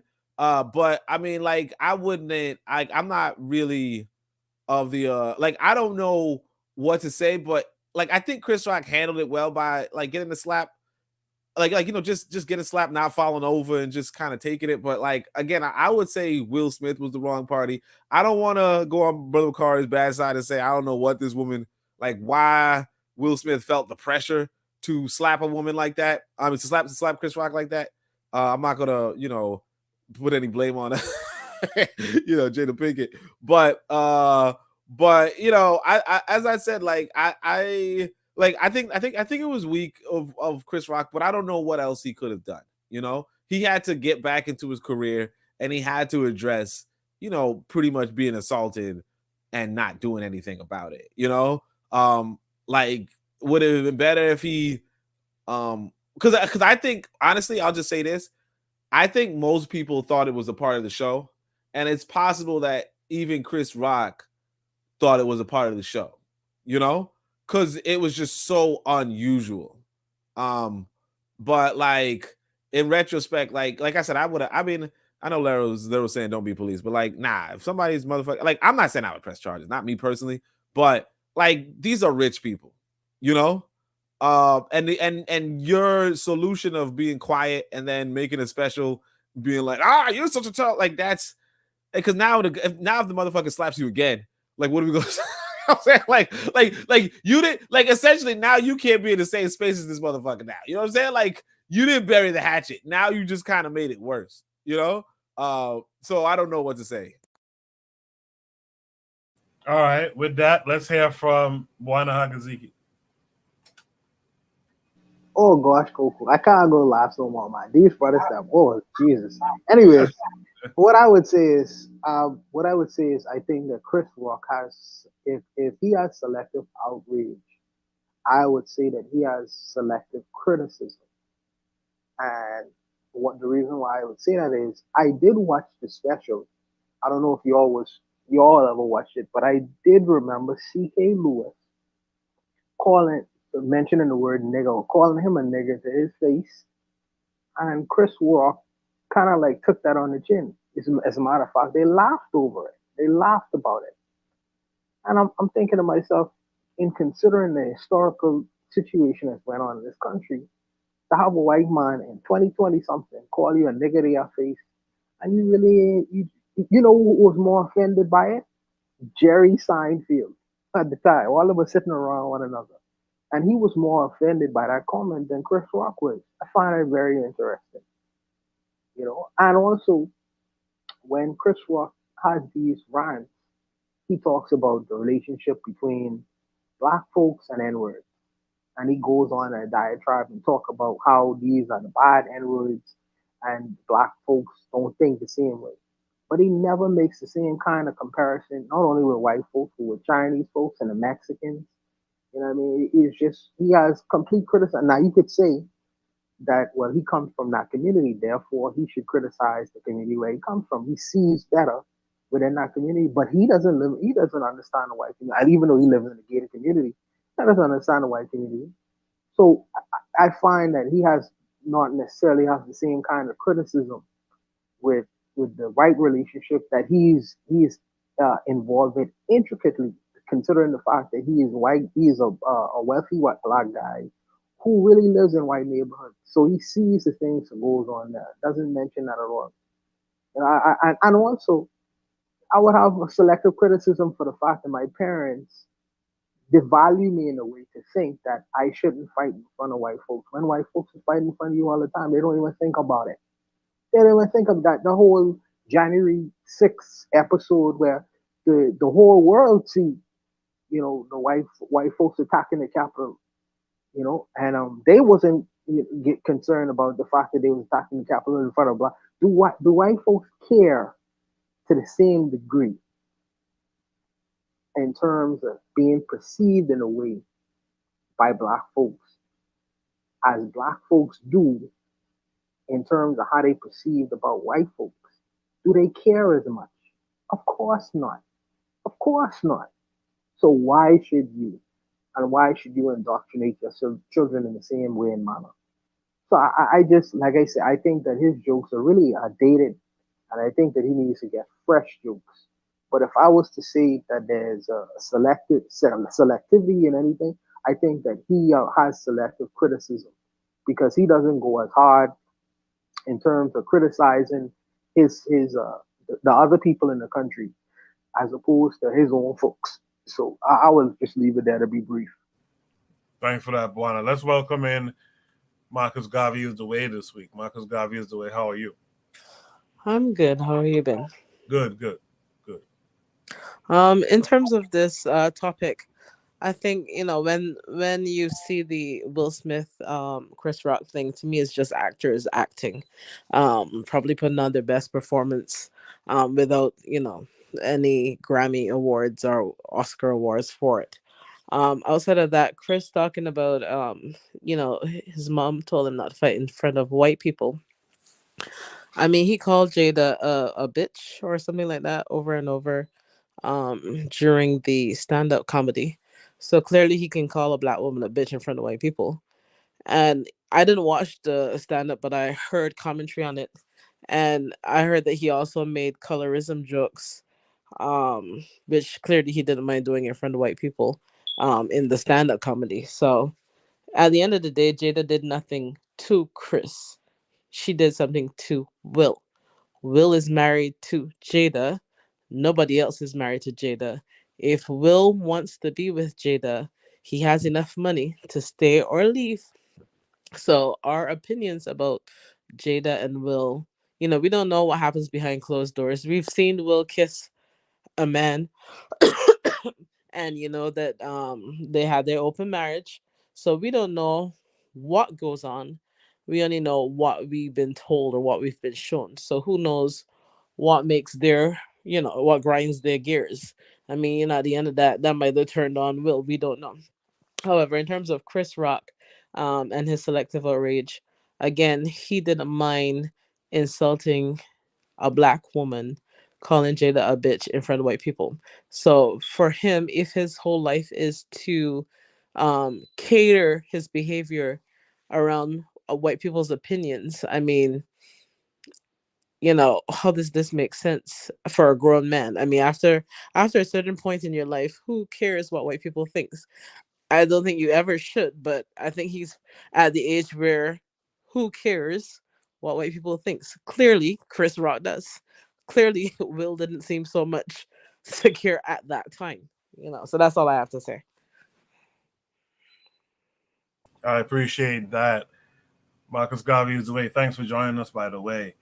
I'll give a few minutes. Any last thoughts on this topic? If not, we'll go to the next prompt. You know what? I'm so out of touch with this celebrity thing, right? I remember I was just seeing people on because I don't follow the motherfuckers at all, public French. None of them, because they ain't never regular folk, but black people just love them. But anyway, I digress. I was on Facebook and it was just a joke going around. You say you tell me you got an entanglement, it's about to be an estranglement. I'm like, man, what the hell is a damn entanglement? I had no idea. Man, that shit, I had to say that joke. They was putting that all over Facebook for at least a month before I figured out what folks was talking about. And I just, man, what the hell y'all talking about? What's an entanglement? Who entangled? What you talking? And they said, oh, that's what Jada Pinkett told Will Smith. She was messing with her son, and there was an entanglement. I'm like, oh, I said, she said, because I don't keep up with celebrities. I don't, you know. She's like, I said, yeah, you know, that was a good time. I probably would have been in jail because there probably would have been some choking going on. Me personally, don't mean I would have left my wife, but it would have been some choking going. But I just really don't know what be going. I really don't know what be going on with these people. I really don't even care what go on with these people. And I think black people, we need to get away from what we're worried about. And I ain't just this ain't got nothing to do with this prompt. I was just when they said the entanglement, when you showed the part where she said it was an entanglement, it just made me think about that. How I'm just way out of touch when it comes to certain things. When they come to talking about these damn celebrities, man, I have no idea what be going on for the most part. I'm just being honest. Brother Bakari, entanglement is rich black folks' word for saying that I committed adultery. You know, the white folks have a pretty word for saying I cheated. They say I had an affair. You see how pretty that word's on? Affair. So you know, the poor black people say, bitch, you cheated on me. No, but wealthy white people say they had an affair. So Jada Pinkett Smith, you know, in watching that, she come up with a pretty word for cheating. She said, well, I didn't sleep with your son's friend or your son's guy friend or whatever. I had an entanglement. You see how pretty that word sound? This is what they do now. But I wanted to also say, because I didn't say this within my commentary.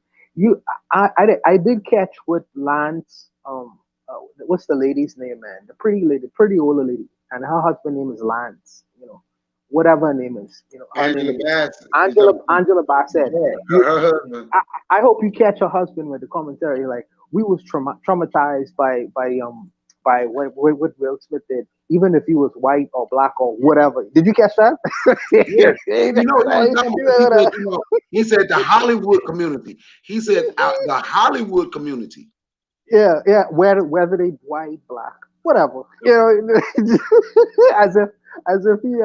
as if he's a part of that community. He's like white, black, whatever. Yeah, I have no idea what the hell he was talking about. Then he said, you know, the Hollywood community. Okay, but you know what? That's how they feel. They don't concerned about black folks. I don't concern myself with them. I'm being honest, man. More black folks need to just get to the point where anything Kanye Kardashian say should nobody even know. I'm just being honest. Should nobody know nothing this crazy ass say.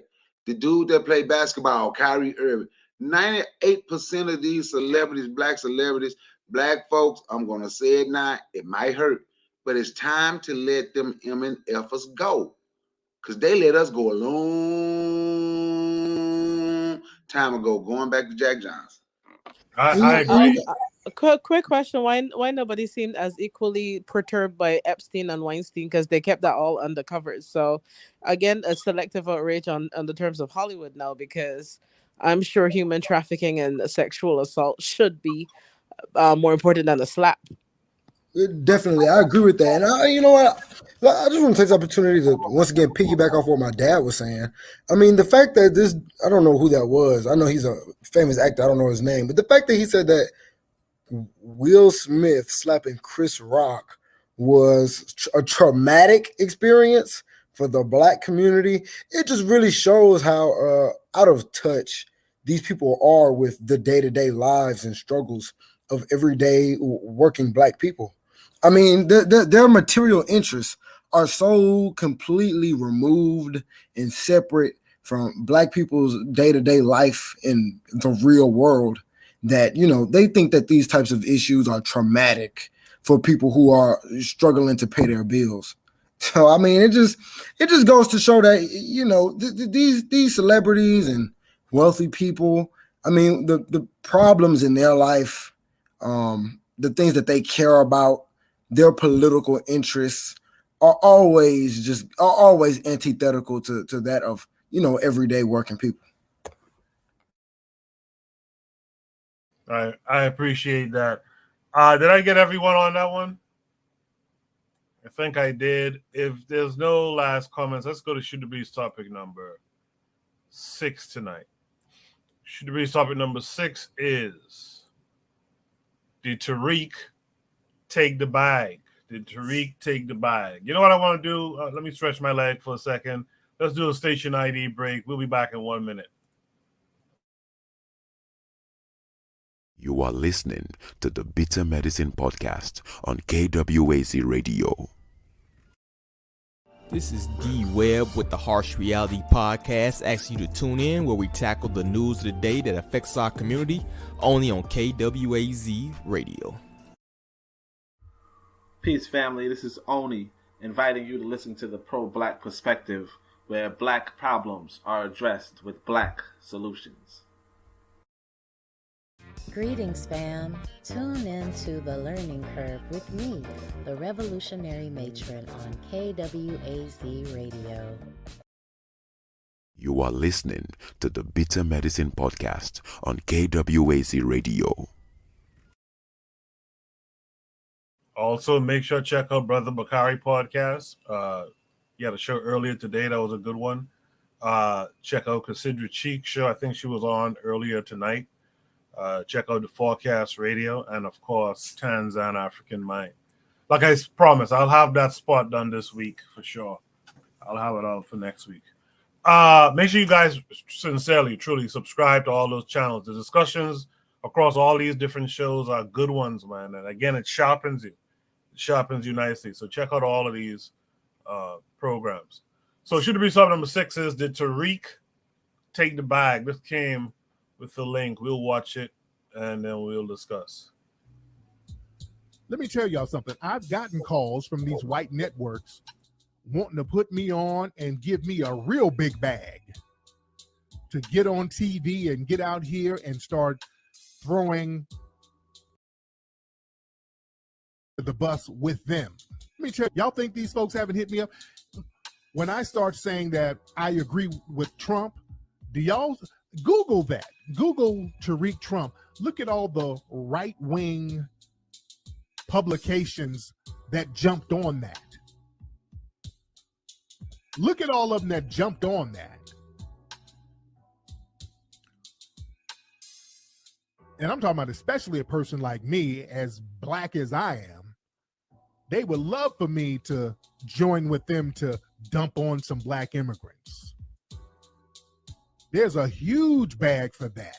To put me on and give me a real big bag to get on TV and get out here and start throwing on and give me a real big bag to get on TV and get out here and start throwing a real big bag to get on TV and get out here and start throwing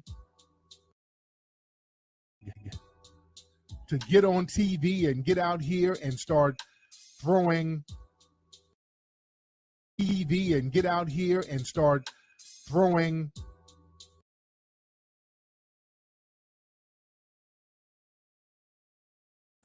I don't know what the hell is going on here. Why does this keep repeating this one? StreamYard doing you. It doing you better than it do me, though. At least it didn't kick you out. It kicked me out. Yeah, I don't understand. Let me try starting over. Let me see if it was like some type of buffering issue or something. black immigrants under the bus with them. Let me check. Y'all think these folks haven't hit me up? When I start saying that I agree with Trump, do y'all Google that? Google Tariq Trump. Look at all the right-wing publications that jumped on that. Look at all of them that jumped on that. And I'm talking about especially a person like me, as black as I am.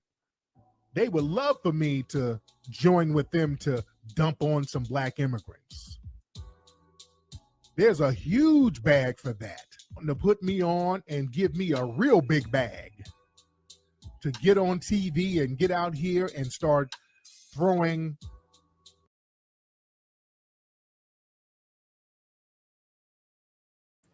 All right, I don't know what's going on there, but you guys get the gist of it. Did Tariq take the bag? Let me see what I saw. Let me start with Kibwe this time around. Kibwe, what say you? So I don't know if he took the bag or not. Like, I don't know if he accepted that position on TV to talk bad about black immigrants, but I don't know why he's pretending like it's unique for the far right or the racist right wing of the political sphere to reach out to black people to spew rhetoric that enables their white supremacist beliefs. I mean, and the reason that they're reaching out to you to do that is because you already do. I mean, Tariq Nasheed already, he said it himself. He agrees with Donald Trump. I don't even know what he said he agrees with him about, but the fact that you up here, the fact that he was making that a part of his content, talking about how much he agrees with Donald Trump, we know the rhetoric he spews about, the xenophobic rhetoric he spews about black people who aren't African American. He's created this pseudo ethnicity of being a FBA, a foundational Black American. I don't know what that means. But I mean, the right wing is reaching out to him because he spews rhetoric that enables their beliefs. The same reason they reached out to Candace Owens, the same reason they reached out to Herschel Walker, the same reason they reached out to the two black women the first time Donald Trump ran for office. So I mean, I don't know why he's pretending like this wasn't intentional on his part. All right, thank you for that, Kibwe. Let's hear from Carl next. Carl, what are your thoughts? So I think we're going to find out, in maybe 20, 30 years that Tariq has been an agent the whole time. I really do believe that. I think this man, of course he took the bag. Of course he did. You, the way he changed so drastically. He went from being, making movies talking about the Haitian Revolution and all the other stuff to now, calling black immigrants tethers. It's obviously he took the bag. And to me, I feel like his actions are treasonous, especially in a time where we're seeing more outward manifestations of racism. We need to be united. And instead of him talking about our unity and how we can work together, because we have more things in common, black people, black immigrants, black Americans, we have more things in common than we have apart, you know. So instead of him trying to organize and unify us, he's trying to tear us apart. And that's exactly what was done in COINTELPRO. That's what Eldridge Cleaver did when he was with the Black Panthers. The whole divisive nature of what he's doing. So yeah, he took the bag. I mean, he's an obvious agent, and I'm frustrated because more people don't understand that this man is an agent and this man is working against our greater unity and working to find a common purpose. People still give this dude money for his museums and his films and all the other bullshit. This whole foundational Black American was just a reaction because he didn't get accepted into the whole ADOS thing, which is another COINTELPRO movement. Yvette Carnell already, she's already admitted she works for a right wing organization against immigration. So, this whole thing about him taking it back, of course he did. Look at this man tell me he wouldn't take the bag. He was a pimp. By his own admission, of course he would take the bag. So, a pimp gonna sell ass when gonna sell his ass when he has no other choice. So of course he did. He took the bag. I'm not even surprised by that. But we have to stop listening to the dude. He's an obvious agent working in detriment to our community. And I think more people need to realize that. Thank you for that, Carl. Shout out to Akamfo saying peaceful greetings. I haven't seen Akamfo in a while. I know he's one of those Saturday night working folks. So I appreciate you passing through, stopping by. Let's go to Brother Bakari. Bakari, what say you? Yeah, you know, the only way if he didn't take the bag, that means there wasn't no bag there. Man, Tariq Nasheed and took, God damn it, I said that bastard name. That mother he took everybody bag. He done scammed black folks, the folks he called Foundation of Black America. He getting paid by them white folks, man. But he's been doing this. This is nothing new. That's why my homeboy, I told you, that's why my homie was surprised. Well, it took me about 2.5 hours to figure out. But I'm literally being honest. I watched like 2.5 hours of him and said, this dude ain't nothing but a scam artist. I didn't give a damn about him doing those hidden color DVD. I didn't give a damn about that. Anything else he did. I have never purchased anything that guy did. My homeboy was laughing at me because he said, man, you the one who always got to show me when it comes to this stuff. You know, but not this. You showed me. He said, man, 20 minutes. All you got to do is just sit down. Look, see, this is my thing, right? I'm from a little country town called Glen Island, Mississippi, right? It's a small country town with big city problems. And one thing I don't understand about people from these big cities, how being from these big cities, they don't understand the hustle. When I ask, have y'all ever played 3-card Molly? Have you ever seen somebody playing 3-card Molly? See, we say Molly down south. It's 3-card Monty. My wife was from New York. She used to try to correct me. We say Molly. We weren't concerned about that. Chase the P. Or they out there with their card. You ever seen them with the 3 cards? You trying to find the cards and they flipping the cards on. See, they're black say you can't get your money back. See, I'm gonna take red and I'm gonna put it to bed. Now, if I'm out there and you listening to me and you know me, right? Koku, I got to let you win. I got to let Oni win. I got to let Carl win. Don't nobody know that I know Koku and Oni. I don't know Carl, but people don't know I know you and you. So I got to give the people something good to bring them. I'm going to give them something good in front of everybody. And what they're going to see is they're going to see me lose $100 to Oni, $100 to Koku, $200 to Carl, because I don't know him. So I'm going to really lose big to him. But then the crazy people then you got Gas who don't know me, Gas, Lero, Norma, Kibo, and everybody. They don't know me, but they just saw y'all win. Guess what they gonna get down there and do? I been lost $400 to y'all, but I'm gonna turn around and I'm gonna win about 800 off them. So I'm gonna give you something with those hidden colors and some of that stuff that he was saying. That was the hustler giving you something publicly, so everybody can say, "See, he is real. Look what he's doing. Look what he's doing." That's the hustler.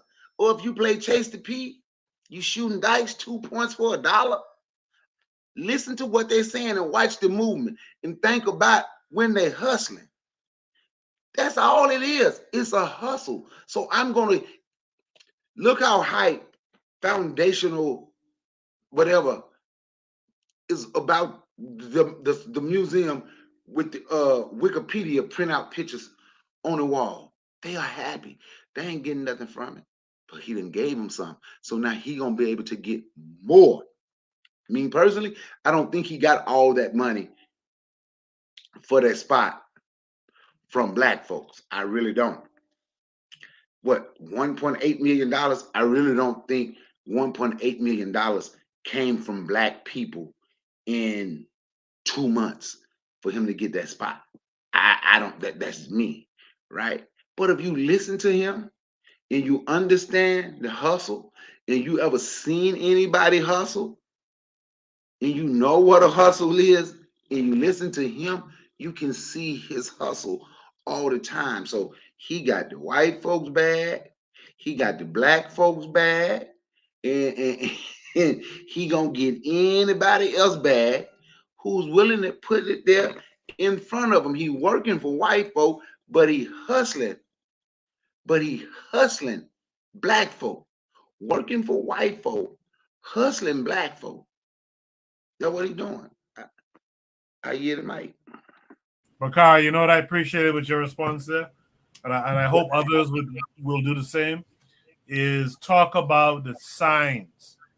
I think a lot of us, we don't get the signs. We're not familiar. Like you said, if you're not familiar with the hustle, you won't see the signs. So I appreciate that. So let's mix it up. Let's go to Buana next. Buana, did Tariq take the bag? Yes, I think that by the way, what Brother Bakari just said just now is a very profound thing, because I am ashamed to admit, I didn't see the hustle.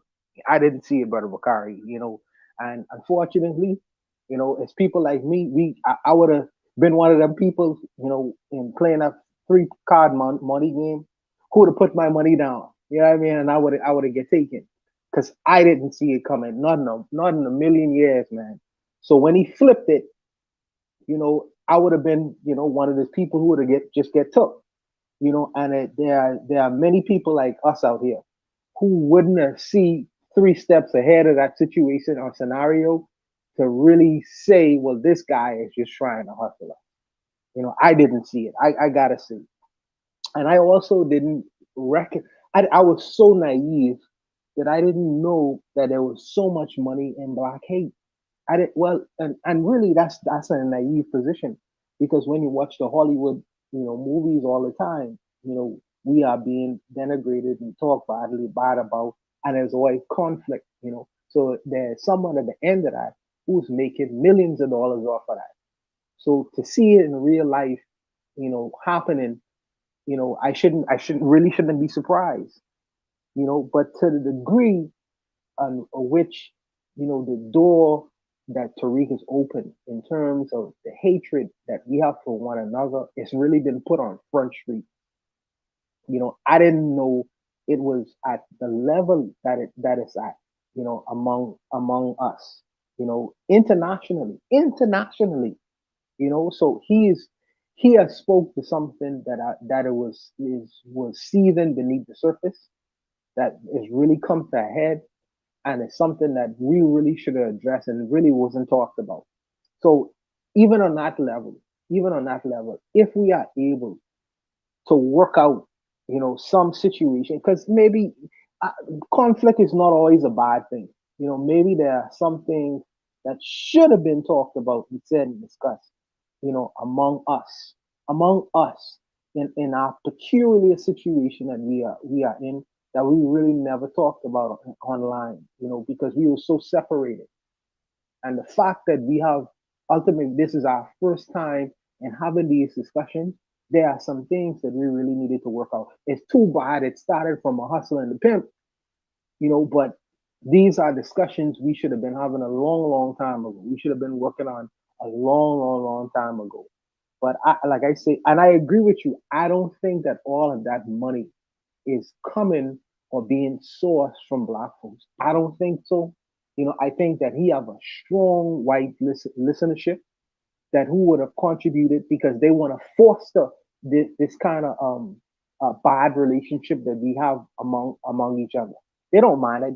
They sit back and they are entertained by it.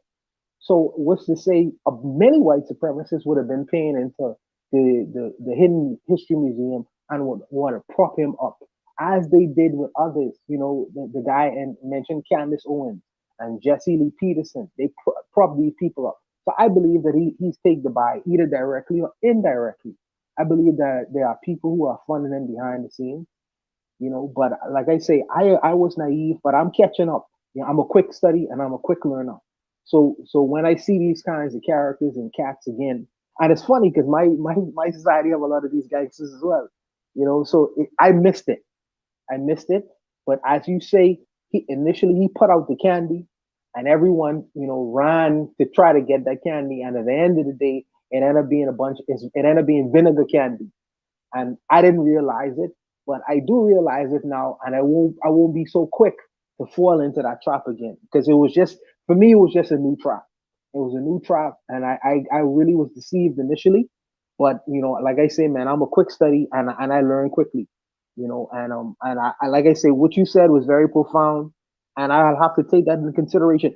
But it's not to say that I don't want to take the alternative position where when I see guys who that I believe are hustling for a good reason to look at them with a jaundiced eye or look at them sideways. I don't want to have that position with all black people, but I would remember guys like this in the back of my mind, going forward. But like I say, I appreciate your commentary, brother. I'll stop there. Thank you for that, Buana. In the chat, a lot of good conversations. One thing I wanted to point out is Lero mentioned that she actually visited Umar's school, and she said it was a nice little building. So that's cool that someone actually went and took a look at it for themselves. I guess Gas is rooting for Tariq if he's not trolling. Trigger happy them are having their comments. So it's a good time in the chat. You guys could jump in the chat and see what the commentary is. Let's hear from Tanzan next. Tanzan, what say you? I can't say I'm really partial to him from what I've done. I'm not a big fan, so obviously I'm biased, but I think that pretty much everyone, a lot of the people that are allowed to be in the positions where they are is, it's due to somebody that they must have made some deals with. I don't understand why his popularity, but hey, there's a lot of things I don't know.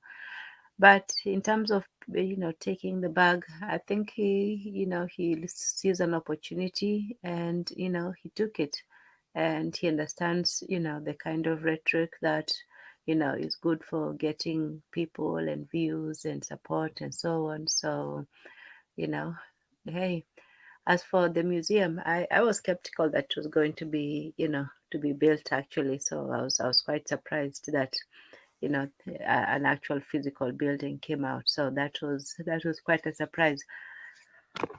But in terms of taking the money, it's like I said, I don't like his methods, but at the same time, he didn't steal from people. He's not like the BLM people. People, gave him money voluntarily.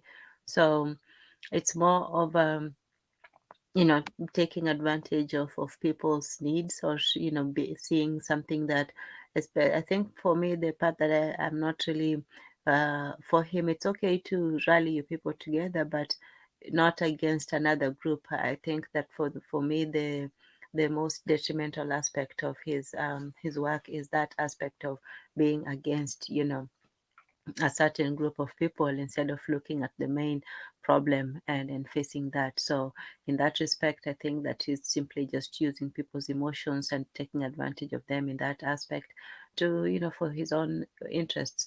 But in terms of scamming, which is lying to people and telling them something that you don't do, I would have said that earlier if before the museum was built, but since he followed up with it, there's not too much I can say after that. And then but I will say that the two most important things that I don't support is the anti-African stance, and also the I guess the opportunism, the simply filling people up with talk and not really changing the culture for the better. I think it's mostly a lot of negativity and not a guideline or an aim and a vision of where to go. Yeah. Yeah, I feel you on that, Tan. People gave to BLM willingly too, though. So it's the same scam. They gave. Oh, they did. Oh, okay, I thought they were funded by in the millions to BLM. Oh, okay. Then yes, I guess it's the same. Well, it's not. Well, at least he built a museum with it, and he produced documentaries and things like that. He actually has something to show for his work. So, yeah. That's true. Noted. In the chat, Harsh Rally Podcast is D Web. So shout out to D Web. It says museums cost millions to maintain, even a modest-sized one, not to mention the LA property taxes. He basically bought a hall to rent out, like Trigger Happy 262 Plus said. Yeah, if you look at this thing, man, this guy has comedy shows and the shit now every week, it looks like. It's just a lounge. And you know what gets me too, man, real quick? This to me is one of the telltale signs of a grifter too. Tariq is a man in his early to mid 50s. Why are you using the slang of like 18 and 19-year-old stuff, like this young kid stuff? It's because you're trying to relate, and it's a real it's just so bothersome. You know, everything this dude says, oh, it's oppy, it's ops. It's like, why are you talking like that as a big grown man? I'm a little younger than him, and you don't hear me talking like that. Like, why are you talking like that? It's weird. But anyway. With all of that said, Oni, what are your thoughts? Did Tariq take the bag? Oh yeah, of course. like it ain't even like that's not even a question. What I could say is this: that I think really one of the issues that we don't address enough is the age of consciousness that people have. So I'm gonna give Brother Bakari and I guess KWAZ some props in the sense that they have younger ages of consciousness than most people. You know, Brother Bakari, and Brother Bakari says that I think his father involved him in like political, activism, let's say, and obviously, we can see what he's done with KWAZ, right? Well, not him alone, but I'm just saying, like, we can see that KWAZ is a young man and he's on his shit, right? That said, like I also not as young as Brother Bakari, and probably not as young as KWAZ, but like I can remember back in high school, having a sort of a political consciousness in regards to wanting to uplift Black folk type stuff. But I could even say this: by the time I get to my early 20s, I'm part of the United African movement, right? I'm like the youngest person there, right?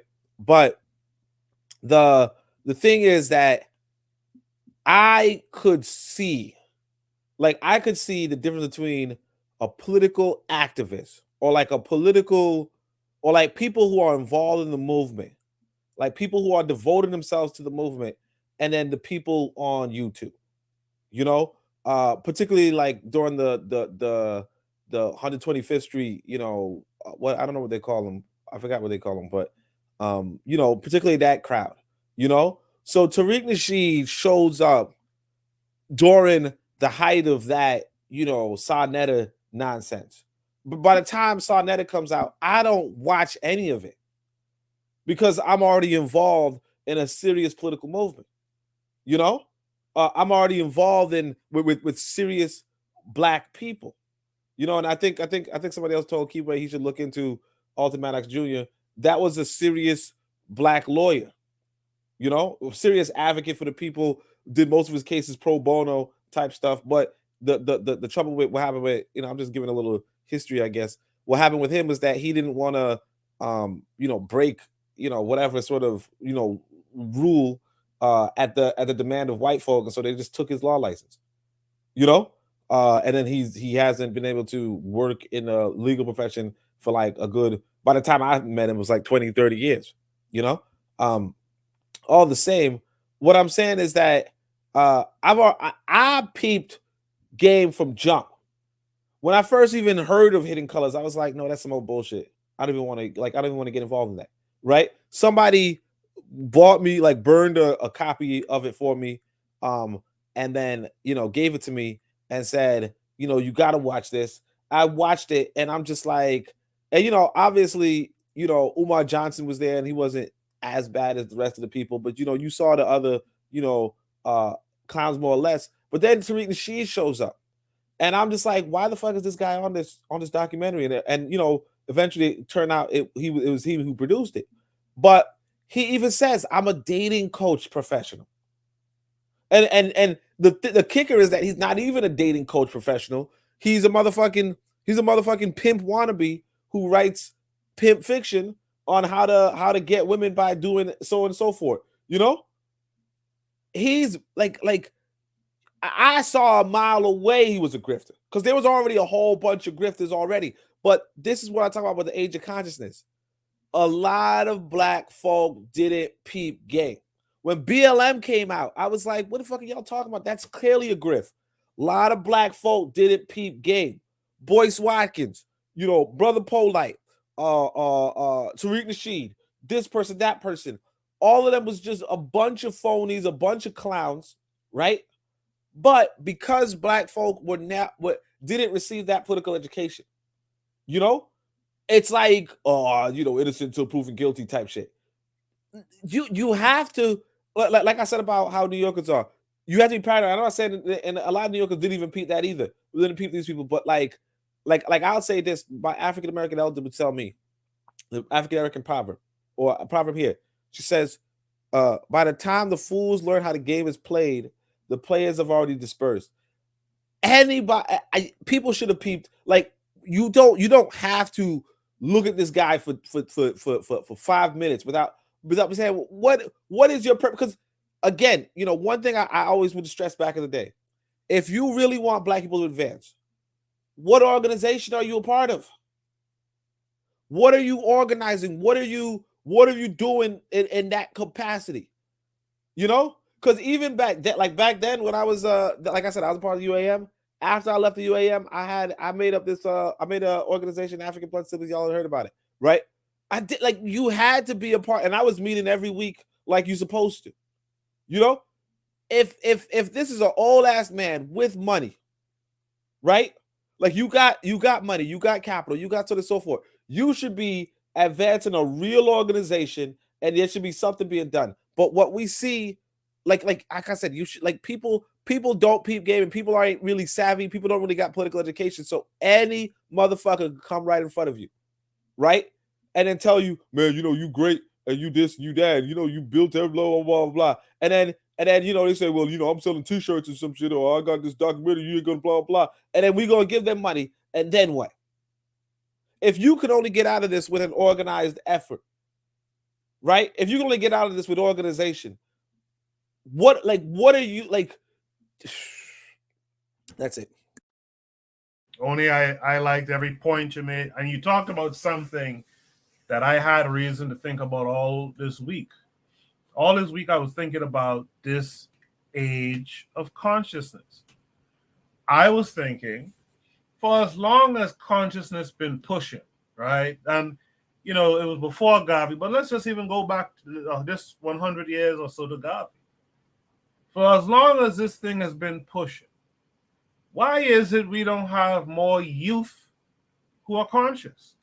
And I was thinking about this because of a conversation this week, but also because in the past this came up about, you know, who's older and who's more conscious and this, that, and the other. And it makes me wonder, if we had people, a whole generation in the civil rights movement, and then a whole other generation in the roaring 20s and all that stuff, who are conscious and who are in organizations and who are pushing being organized, why is it that we're in this place now where, you know, it's still the case where most times you find someone coming into consciousness like 30 something, maybe even 40? Why is it you're not seeing the 18-year-olds in consciousness? But let me just say before. Can I answer that? Yeah, you can answer that right quick. But let me just say before that, like, you got to give Brother Bakari his props, because not only did his pops do it, but he did it with his son. So you got to give him props for that. Also, Kiba, you got to give Kiba props. But we giving Brother Bakari too much respect right now. We need to disrespect. So watch this, right? So I'm gonna tell you why. I'm gonna say it. I said it earlier, and I'm gonna continue to say it. But now I'm gonna call it this. It's Willie Lynch. When the Willie Lynch book tell you, make the young fight the old. How can somebody be unconscious when you constantly hearing people? Don't listen to your elders. They don't know nothing. They out of date. All that shit is old. How can you, when you constantly, yeah, I can take my son, I can take my children, and we can insulate a couple of our children, a couple of our youth from that. But the dumb bullshit, going to college is old. Doing this is old. Anything black folks do is old. Don't listen to old people. They out of date, but they take their ass to court. Nobody never out of date but their elders. Nobody ever out of date but black people. So you want to know the problem? That's the problem. We turn to fight each other. And I have my reasons why we fight each other, because we are scared of the people that created the problem. Anything that black people do is so being conscious, as y'all say, conscious. I really don't use the word conscious and woke to represent me for this conversation. I'll say conscious. So being conscious, black power, red, black, and green, that shit is old. We need something new. So now you say, why do this old 50-year-old kid like, yo, what's up, you did? Them my ops, you did. That nigga ain't nothing but a nerd, you did. That's why he do it. So he can relate to young folks. So then they telling folks, don't listen to the other folks. That's why there's no conscience there. But you know what? When I said, I just sat back and let this, then all you got to do is listen. Listen to black people, the things that they say, what they talk about. That's all you have to do. It ain't just a preacher who say, thank God for slavery, because if it wasn't for slavery, I'd be in Africa worshiping the tree. I've heard some so-called conscious people say, in America, and look at all this technology we got. Huh? The only thing they left off was if it wasn't for slavery. But basically, that's what's being said. Like I would do, and I love Real Black Gentleman, but in a sense, he compared Tariq Nasheed to Marcus Garvey and said it's basically the same. I saw that. Because in the end, it fell apart. It's not the same. Marcus Garvey they fed people. They built. They had the Black Cross nurses. They built a nursing school. They had a trade school. It's not in Virginia called Liberty University. The original Liberty College was owned by the UNIA in Virginia, so it's not the same. But for some strange reason, whether it's a social media celebrity or a television celebrity, so then we can skip and we talk about the preachers. Preachers are always talked about. Anybody that ever did good for black people in the past is always talked about. But even here in this chat, you'll find some people want to figure out a way to play offensive lineman and block for people like Tariq Nasheed and I said that bastard name, but it's people like him and people after him that want to tell you, don't listen to the elder black people. Don't listen to nothing they're saying. They don't relate to us. But when them young folks, when they get in trouble or when something go wrong, then they want to call the elder black folks and say, can you help me with this? I give people my age or who got you and I give them a little advice. You have to get to the point to where you can even tell your own child. And if my oldest child was here, he'll tell you what I told him. Help you twice. You don't listen. Dad, I ain't putting nothing else on no books ever. I ain't bailing nobody out of jail. I ain't putting nothing on no damn books. You're going to wish you had to listen. See how that works? So now you got a choice. Either you're going to just do and stay in there because I'm not doing it no more. You don't want to listen. You don't want to have you don't want to have respect. You don't want, so that's what it is. It's the Willie Lynch chip. Make the young generation fight the older generation. The young generation gonna seem like they know more. I'm not gonna stop calling old folks elders. They are somebody elder. They might not be your elder. They might not be your elder, Lero, but they are something. And that's the point. Why is it just so hard to respect a black person? Why is that just so hard to respect black people for black people? I have no idea. But that's why it's easily to get hustled. The person that's hustling you don't have no respect for you. When he said Brother Polite, and I don't know, I'm gonna say it again. Have y'all ever heard Brother Polite talk? When you hear him talk, he wants you to know what he's saying. He slow down, and so then you can hear all his new Wapianism and what he called himself New Covenant. But then when he didn't want you to know what he said, you got to pay attention to the cadence when they speak. So then he speed up a little bit. He was telling people about land he had in Arizona, Phoenix, Arizona, but the address is 26315. He gonna give you that. But everything before that and after that, he didn't want you to know. So he spoke real fast. Then he slowed down. then he speak fast again, then he throw in a big dictionary word that a lot of times is used out of context because they think that, man, you got to pay attention to everything when people out here hustling you. And boy, Morris Watkins, he's a hustler. That's why people like him, they're cowards, because they gonna tell you as long as you make money, you're okay. Figure out a way to make some money, then everything is gonna be okay. As long as you got money, as long as, man, you got to pay attention to everything. Listen, I don't know, man. Maybe I need to give a class. Maybe I need to give a class. Maybe I need to give a class. You know what? The harsh reality point, you can say they sold out. You can say a lot of them sold out, but all of them didn't. But I bet you y'all don't ever say them white folk, when black folk get in trouble, them old white folks hit that damn gavel reading that old ass law that old ass white people wrote and get their ass football numbers in jail. They don't never say nothing disrespectful about them. They only got smoke for black folk. And that's what I'm talking about. That's all I'm talking about. But they ain't gonna ever get a smoke to the people that created this shit, that created the problems that we're going through. We got to fix them. Somebody else created them, but we can point fingers at black folk all day. Don't point none at them, because you point them at them, they might cut them off. I'm just saying. So that's the problem. That's why there ain't no consciousness, because people get tough. Man, I'm not trying to deal with them. I'm not trying to deal with them. You get tired of young folks thinking they can speak to you any kind of way.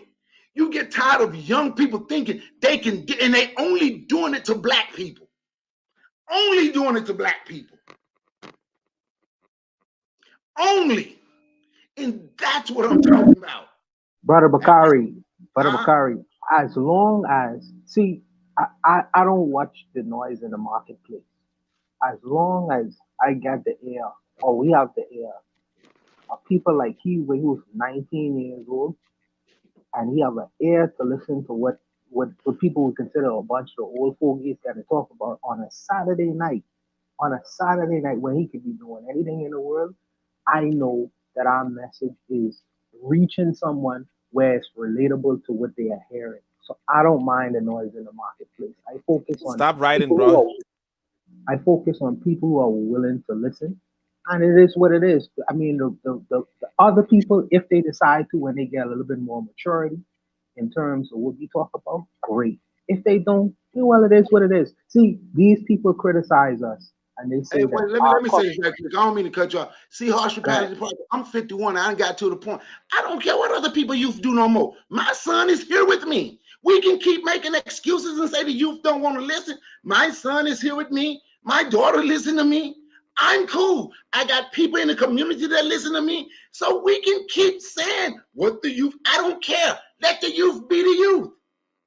Let them, they ain't got to listen to nobody. Go ahead, got to listen to nobody. Like I say, these people, as long as people like Keithway is listening to us, he'll gather much wisdom from which people who've been on this planet longer than him have accrued over more years than he's been on this planet. So he'll be the beneficiary of not only his dad's intelligence and the wisdom that his dad would give him, but other men from other backgrounds and other different kinds of experiences. So he'll be more prepared than his competitors when it's his time. So I'm not worried about it. My job will be done. You know, people say that our dialogue is too intellectual. This is what they talk about. Our dialogue is too, and nobody want to listen. Don't you know they have think tanks in the United States of America and all over the world with very intelligent people dialoguing all the time of what they're gonna do with you, and you ain't having these kinds of conversations? You consider it to be, like I say, you know, people consider it to be whatever it want to be. I'ma stay on message. I'ma stay on message. I'm not minding the noise in the marketplace. But I'll stop. I'll leave it alone. Hey, I just want to say something. Watch this. I'm sorry, Carl. Go ahead. No, I want to say that I think that I think only mentioned about the lack of political education, and just for me speaking personally, it's not so much that we do need political education, but I will say that I think H. Rap Brown mentioned that it's not so much organizations that revolutionize or bring us to consciousness, it's circumstances and conditions. For me personally, I remember being a young man when Latasha Harlins got killed. And, this young black girl gets shot in the back of the head by an Asian store owner. And it got me asking questions. So my mother, she had the autobiography of Malcolm X. She let me read it, and that led me to that. And I think that we're really missing that level of political education from the community. They'll tell you to vote, they'll tell you to do certain things, and you got to get your money and create businesses, but we're not getting that political education that we need, and we're not bringing that to the young people, and they don't know. So they see the conditions that black people are in, but they don't have the education to interpret and decipher that and come up with ways to fight back against that. And that's on us. That's also on we have COINTELPRO and other organizations that work hard to stifle that level of intellect we need. Even the Tariqs of the world. Look at Tariq talking about, the way he talks about black immigrants. At a time when we need unity most, he's calling these people tethers and all type of other sort of disrespectful names, and it just puts us against each other in a way that we don't need. We need unity. We need to understand we have more things in common than things apart. And, they pay into that. So I think that the conditions that we live in as African people, that helps revolutionize us and bring us to greater consciousness. But then when the young people come to us, what are we giving them? We're not giving them the information that they need. I remember when Hurricane Katrina happened back in 2005. You saw a whole city of black people who were literally left to die by the government. Many people that I know came to a level of consciousness just looking at those events. But then what happened with that? Where did they go from there? So I think we have to take advantage of these situations, these atrocities that happen to our people, and then use that as a way to reach out to the young people, because they need that education.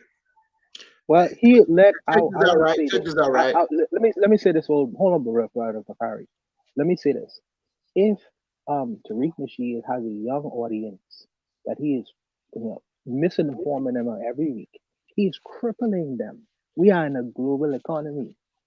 If Keyway comes on this program, he's talking not only from people within the borders of the United States of America, but he's getting a perspective that's in the Caribbean. He's getting a perspective that's coming from a continent of Africa. He's getting a global perspective of the world. How much more prepared is he going to be in the future? Because the world is globalizing. How much more prepared is he going to be in the future rather than listening to contracted conversations from Tariq Nasheed, who's a high school dropout? I'll leave it there. See, check this out, right? What I'm gonna tell y'all, them old people fought, them elders, them older black people fought in the problem. They just put everybody in the same chat. So you got people in the chat and they there that's talking shit. When was the last time they've been to a city council meeting to change something in their community? When was the last time they in their 30s? So because you grown now, so stop blaming people now that's old. What are you doing? When was the last time they've been to a city council meeting? When was the last time they've been to a county meeting? When black people was hungry during COVID, when people couldn't get out here during COVID and do nothing, how many of them organized to go door to door and give food and toiletries to black people? I'm talking about the young ones. I ain't talking about the old. How many of them did that? See, it's easy to look and blame somebody else. It's easy to look and blame somebody. I've been doing this shit since I was 5 years old, my whole life. Ain't had a choice. It is absolutely disrespectful for people to just sit and talk, and everything that they enjoy today, what they would call progress, is because older black folks put their life on the line and they want to sit and disrespect it and don't do nothing. Then they just put all black people put all older black people in the same damn box. All of them in the same box. All of them in the same damn box. What kind of shit is that? But the stuff they enjoy, what they call progress today, older black people put their life on the line for it. People die, some people died out here so they could do, but the only thing they could think to say, I went grocery shopping, I didn't pass out PB&J either. I got the time the grocery stores was open, and I got grocery lists, and I went grocery shopping for people, and I took the food to their house. So I'm gonna say, how many talking about what they enjoy today? How many older black people died for that? They don't get no respect.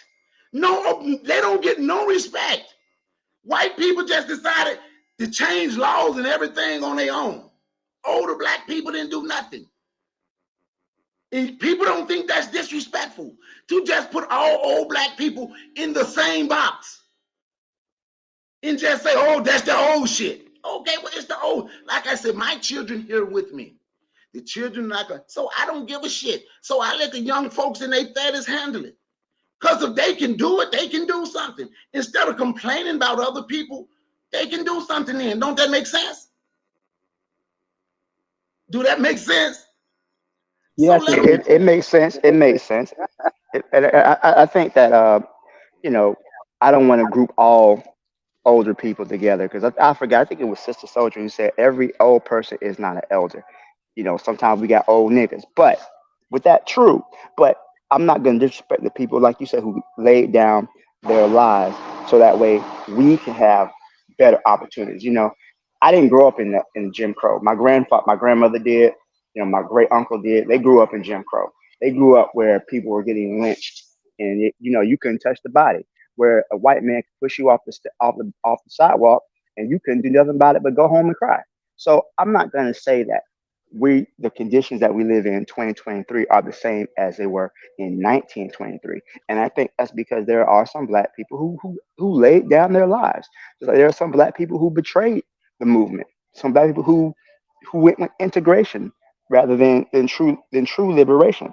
So I think that we have to distinguish between the elders who did everything possible to make sure we have opportunities versus the old niggas who decided to jump on board when it was convenient for them and take advantage of the sacrifices that our ancestors went through. I think it was Kwame Ture that said that every advancement that black people have made in society some was paid for in somebody's blood. The fact that you go to college as a black person, that's somebody had to die for that, right? The fact that you can even you know do the things that you can do, somebody had to give their life for that. So I don't think we should disrespect the elders. I think that we have to look at their example, take the ball, move the ball forward, and I think that that's where we're kind of fumbling the ball because we're not taking that example and moving forward. And you know, I think that's where we're messing up at. Because we're stuck blaming other people for we're stuck just blaming, and then you put them all in the same box. It's never some, it's always them old folks. It's never some. It's just all of them in the same box all the time. Oh, but I'm gonna tell you again, and it is some old folks, Carl, and everybody on the panel. It is some old folks they listen to. They listen to them old white folks who done wrote them old ass laws. They ain't gonna say, am I lying? Do you ever hear them tell white, oh man, that's that old shit? You ever heard them say that to all them old ass law white people, right, Carl? I don't really, I mean, every now and then, but it's not as loud as When disrespect. they talk about black folks, isn't as Yeah, loud. That's that it's old not as shit. loud. They don't tell that to them old white folks though. And that's what I'm talking about. I got them black people can't get a break. So then when people, that's why you find so many older people like, man, I'm just tired, man. It don't make a do. We can't get a break. They don't just put me in the box with the people that sold us out. I put my life on the line for this. But now y'all don't put me in the box with the people that sold you out. At least make a distinction and say these type of people sold us out and these type of people help. But just to put everybody in the same box and say that's that old shit. That's that old. Don't nobody hear that old shit. I think the problem is that is we do too much, and I think we talked about this last week. We got too much patience for our traitors in this community. We got some black people who really betrayed the movements and betrayed the community, and they're able to walk around and there's no repercussions. I think we really got to analyze this. Bringing it back to Tariq, we got some people out here who have really done harm to black people, and we really don't have any way to really punish them or go after them because I think that's a major problem. As Black people, we are powerless in society. We need to go about power, but we got people out here who betray us and work against the interests of Black people. And what happens to them? Nothing. They get some money from the white people. What do we do about that? And they get money from Black folks. So Lero, Yeah, they you're do. right. Y'all young folks not supposed to be snagged. You just said people old, they time down, they're up, sound like you cheering on them, waiting for them. Won't y'all just go ahead and move it forward then? Stop complaining about what other people ain't doing and just move forward. Why is that so hard? Let's do the final shoot the breeze topic tonight. The time really flew by for me here. I didn't realize it was already in 1:20 something in the morning. So this should be the last topic for the night. Shoot the breeze topic number 7 is the importance of HBCUs. This one is for Brother Bakari. So I figured let me bring this one out now since this is the last topic tonight, and I have Bakari here with us still up, still awake. So let's check out the video, and then we'll discuss it. Ladies and gentlemen, welcome.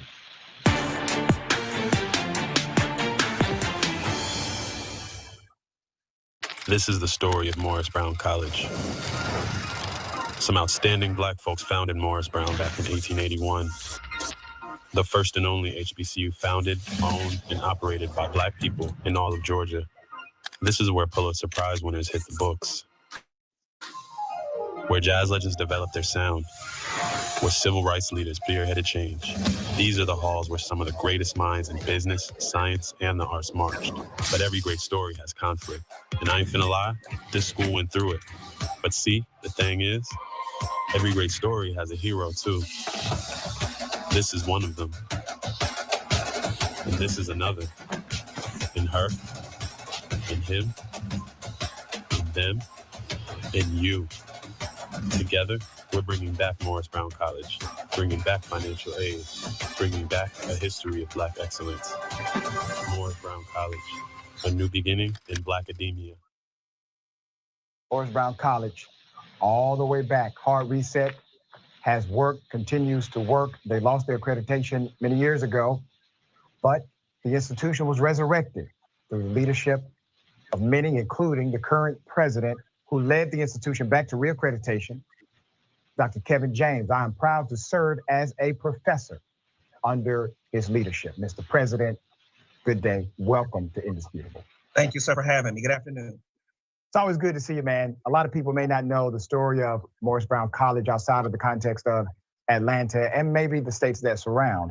But Morris Brown has a significant connection not only to Black academia, but Black excellence and Black progression, civil rights movement, et cetera. Can you give us some of that historical connection to this institution? Sure. Well, first of all, again, thank you for having me on today.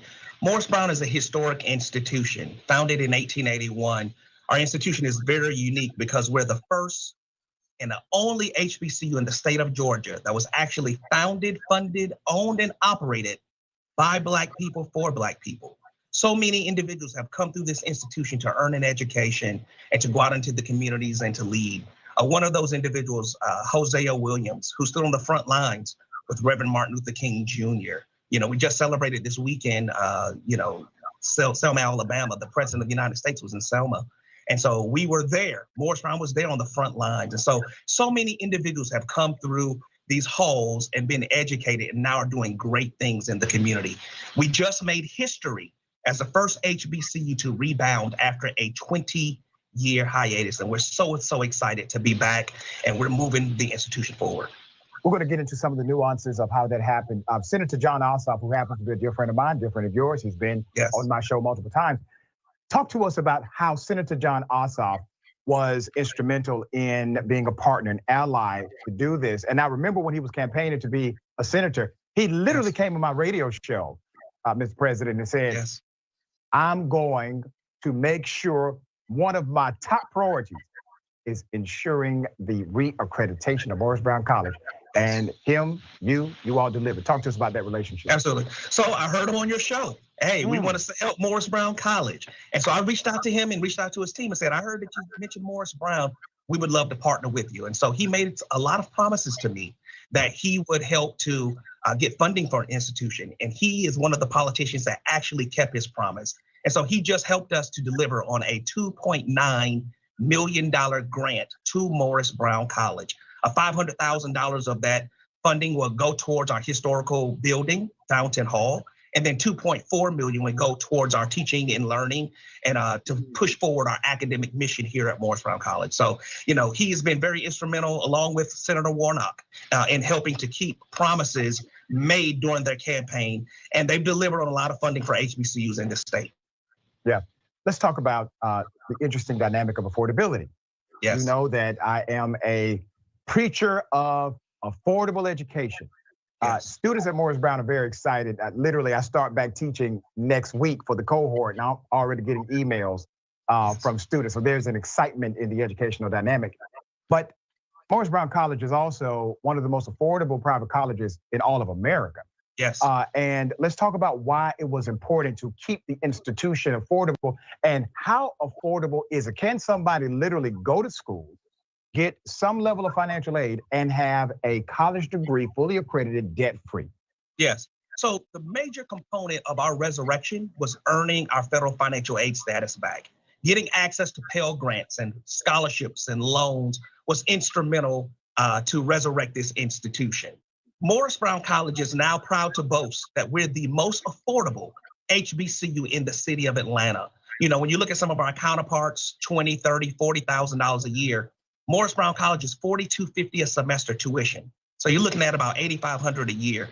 And those students who come from Pell eligible backgrounds, now can get up to about $6,800 a year in funding that does not have to be repaid. So our goal here at Morris Brown was that we were able to provide an affordable education. And the goal here is that you graduate with little to no debt. Let's talk about the quality of professors. As I said, I'm a proud member under your leadership as a professor at Morris Brown College.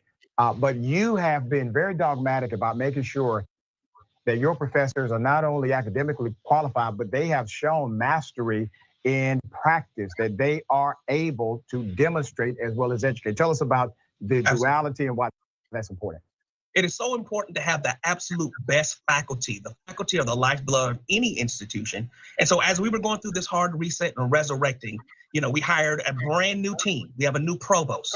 We have a new assistant provost. We have 4 new department chairs, all leading the way with our academics. And now we've completely hired and brought in new academic leadership. Not only do these individuals have PhDs and master's degrees, but they also have that hands-on applicable experience working in the fields that they teach. That is extremely important so our students can get that hands-on learning, not just theory, but also the practical application as well. And so we are scaling our academic programs, and we have the absolute best faculty out here. I put my faculty up against anyone. Yeah. And I'm so proud to have you on board as a faculty member as well. Oh man, listen, it's one of the biggest joys of my entire life, educating and being under your leadership, dear brother. You have been not only a breath of fresh air. After, we talk about the technical stuff, but Doc, this was a difficult thing to do. Yes.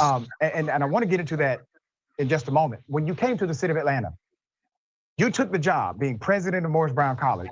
Yes. At that time, it was not accredited. Still, Morris Brown College has always had a special place in the hearts and minds of those in the state of Georgia and beyond because of the legacy and tradition. Still, every year, a gala, still every year, multiple events, still every year. The campus was technically open, even though it was unaccredited and only a handful of students were going there. You get hired, I bring you on my radio show, and you talk about something called the hard reset.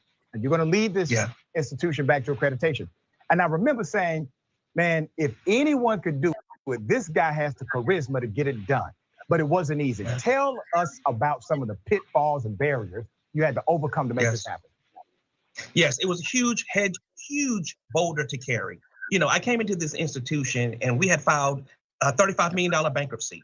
We literally in 2002, 2003 went from 3,000 students to 50 students overnight. 20 years or so not being accredited, the loss of brand, the loss of students, the loss of funders. It's only 3 reasons the institution survived: God, the AME Church, and the alumni. And so we kept moving on. We would not allow the institution to close. And I just want to thank all of the faculty, staff, alumni, and shareholders who never gave up on this institution. But it was a heavy lift. We were able to do it. We became the first HBCU to earn our accreditation back. We have our federal financial aid now reinstated. We now are serving the military, veterans benefits. And we are right now at this very moment in the final stages of earning access to international students, F1 visas. So we're going to Africa, we're going to the Bahamas and beyond. And so it was a heavy lift, getting through the whole premise, number one, of just getting people to believe that this was even possible. I say it all the time, this will be in my book, just getting people to believe that we were going to do this after 17, 18, 19, almost 20 years. And so again, once you get that train moving, get a little bit of momentum, we were able to get it done. And I'm gonna tell you, history will say that we were able to save Morris Brown College using social media. Yeah. Social media is what we utilize to get people to believe in what we were doing here. And so I just, again, thank you to all the faculty, staff. It's not just me. I have a phenomenal team, phenomenal alums, the AME Church, everybody who never gave up on the school. That's right. For those who... All right, I'm gonna stop that there. I think we get the idea, unless there was something else of importance towards the end, Juana. No. This was for Brother Bakari. I didn't want him to knock this out of the park because this is his thing. No. But the question I'm asking is there anything big of note in No. It's just marketing. All right, cool. Yeah. So I'm gonna let Bakari really speak on this. And then if anyone has any last comments, we'll end this at 2 a.m. So that's 20 minutes from now. So Bakari, you take it away. And if anyone wants to add any quick words at the end, you'll have your minute to do so. Go ahead. No, they don't want to add nothing about this, man. Black folks don't like HBCU. They don't like nothing but black folks is in charge. All you gotta do is every time you mention something black, you gonna see where they have a lot of reasons to say something negative. They ain't gonna say nothing about nobody else. Black folks don't like HBCU. Somebody, Norma X, say, so who is funding it now? The same people that funding every damn college here. The same damn people. That's why they underfunded. It's a microcosm of the black community. But we have to look for reasons. The man said they accepted military benefits. Norma X laughed at himself, which means when they accepted military benefits, now you can use your GI Bill. You can use your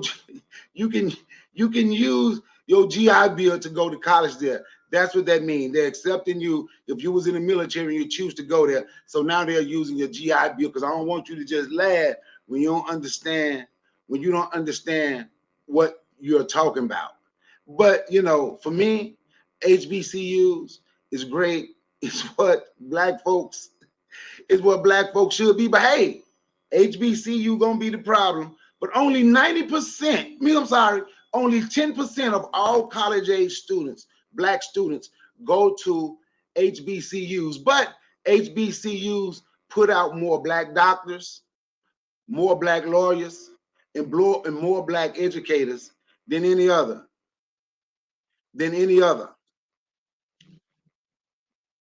Yeah, harsh reality. You're right. So now, because they just got their accreditation back, that's why they saying you can get it. That's why they was letting you know that now they can, because they just got their accreditation back.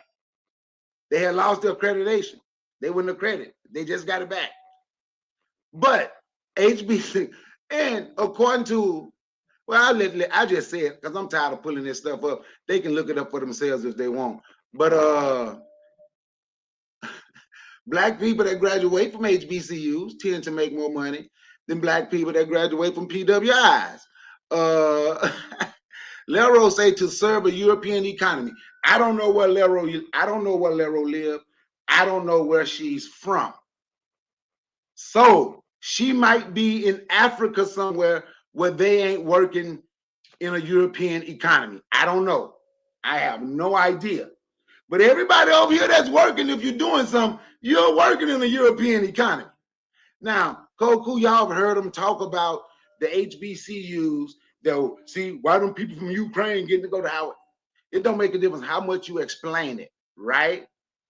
Black people going to say, because it's something they haven't studied, but since they black, something they haven't been a part of, they feel they can. I know, Lero, but you're the one who's cracking jokes about is all to serve a European economy.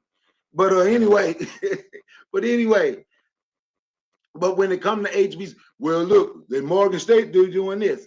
But let's look and see how many people gonna find this video and play with. Listen to what immigrant students did he say he was reaching out to?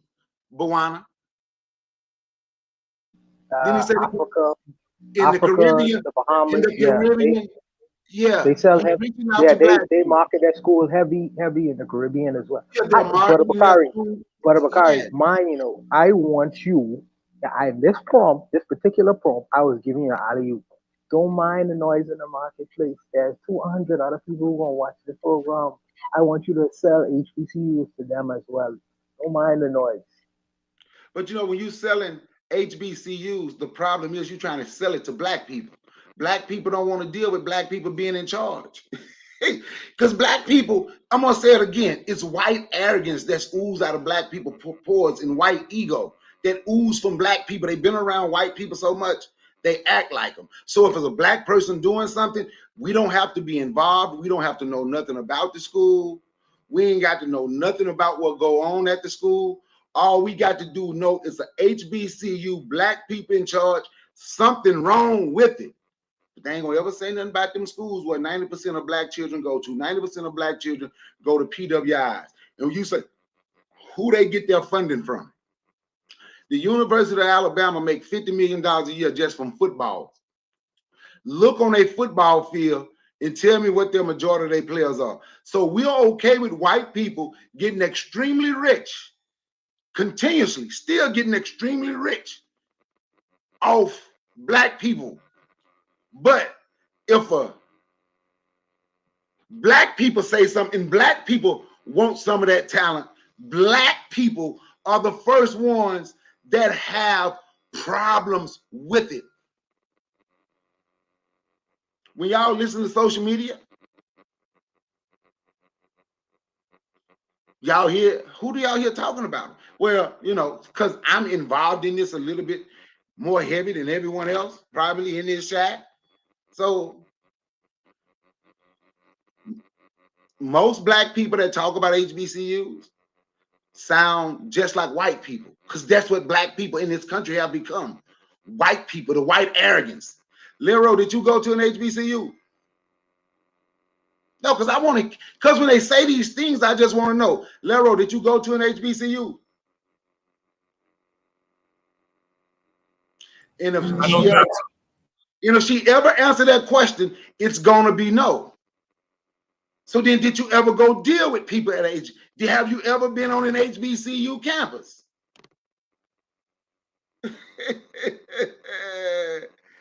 Well, my cousin went to a HBCU. She went to Let me say this right FAMU. quick, Carl. Let me say this right quick.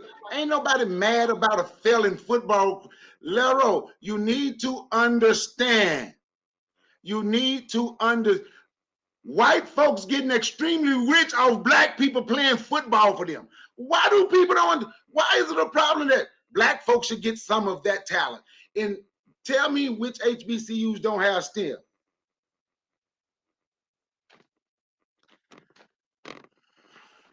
So, well, you're right. You're right. So they ain't got the black presidents.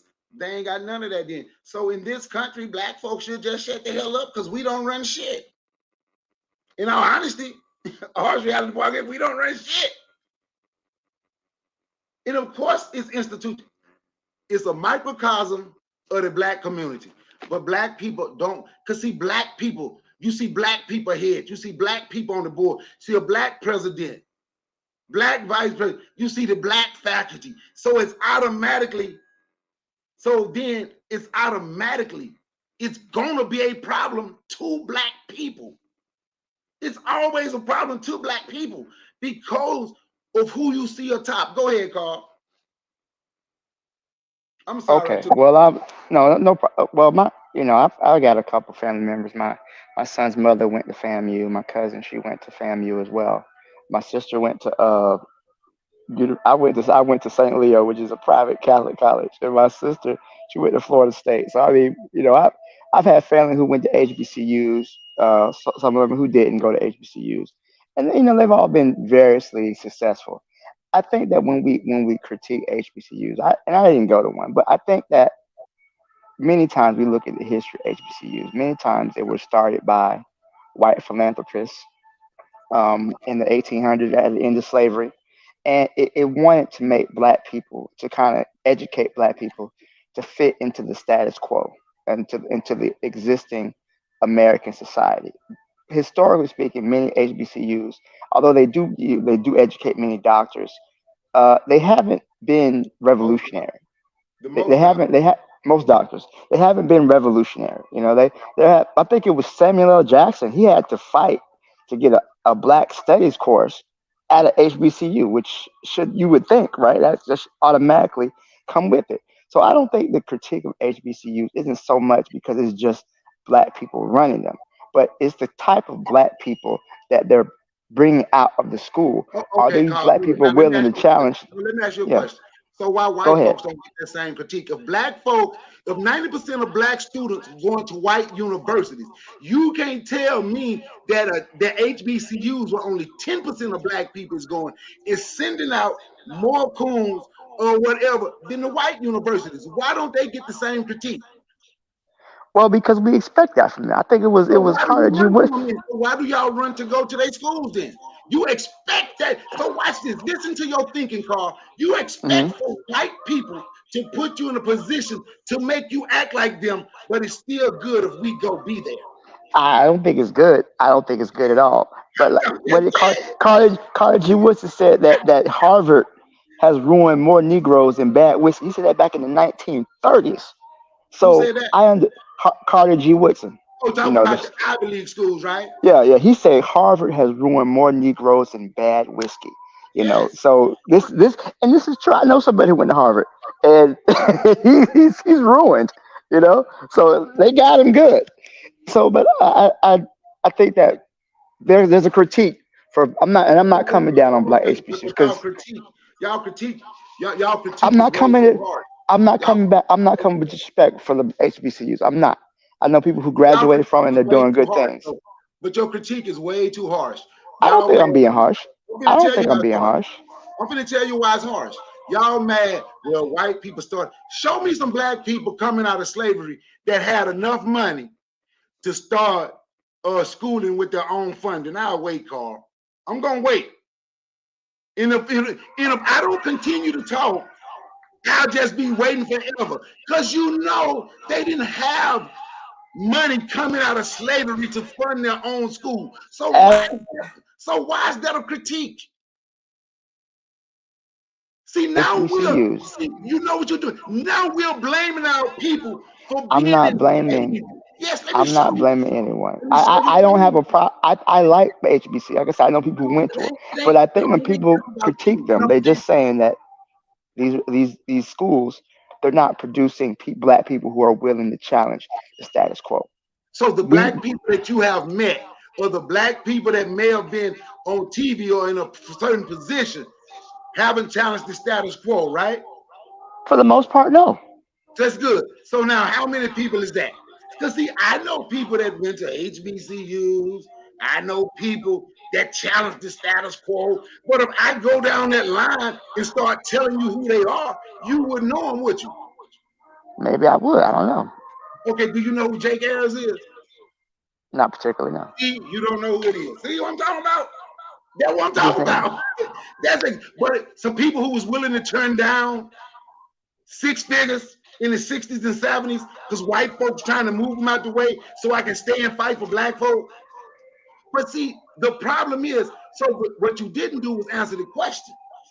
But I wasn't even talking particularly to you. I'm talking about the critiques that black people have.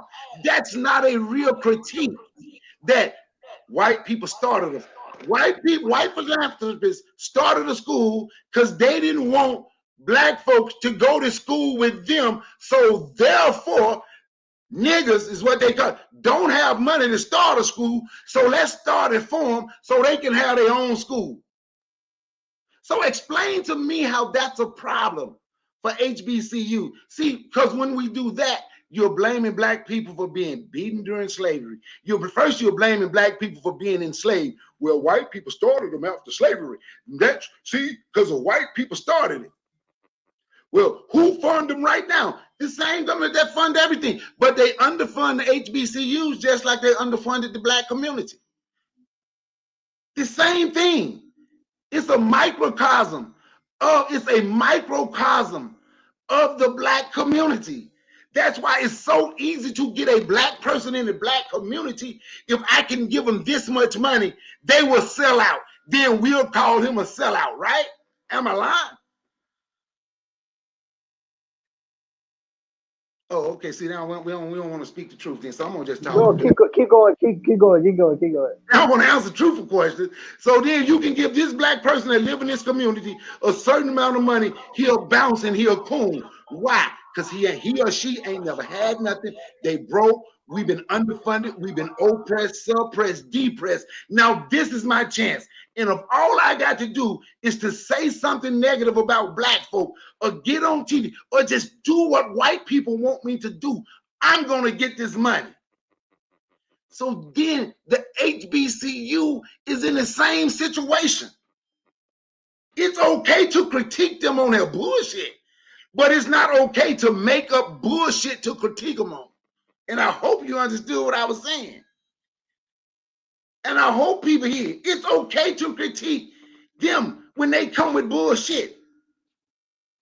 I'm one of the first ones that will do it. But I do know some of the stuff people complain about that they're not involved and they haven't studied and they don't know why they did it. When people was complaining, look, Morgan State finna let immigrants in, they giving them. Go look and see how much money Morgan State gonna be getting. They accept things so they can get some of the funding. Like when a case was won in Mississippi, Alcorn State, Jackson State, Mississippi Valley State, they had to let a certain amount of white people in. White people from this country reached out and got Russians and gave them scholarships to go to HBCUs. But if they didn't let the school get to like 5%, they wouldn't have got the funding. So they put you in a position, and all these people that will complain about that, if this country ever pass out reparations and say, this what you got to do to get your reparations, guess what they gonna do? They gonna accept that stipulation so they can get their money. That's what they're gonna do. Let's hear from very brief, anyone who wants to add any final thoughts here before we close out the show. All right. I'll say this. I have something to say. Go ahead. I'll say this. I don't want to be brief. I don't want to be long. But like what Brother Bakari is talking about is like kind of like the realism. You know, like what's the real situation for black folk?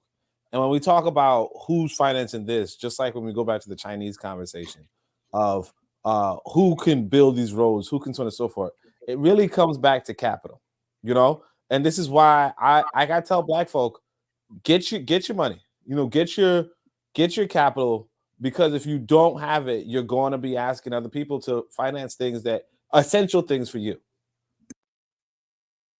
Hey, check, let me say this right quick before you finish. It's not the HBCU job to churn out a revolutionary. Stop sending your children places mentally unarmed. It's not their job to make your child a revolutionary. What you gonna do at home? That's not their job. I agree with that. Let's have from Buana. Wait a minute. But did the white schools, since 90% of black children go to white schools, I guess the white schools making them revolutionary. And that's what I'm talking about, Carl. And y'all can make all the excuses you want. Y'all never say nothing about white folks. Never. Y'all only got heat for black folks. Oh, that's it. That's it. I would say this.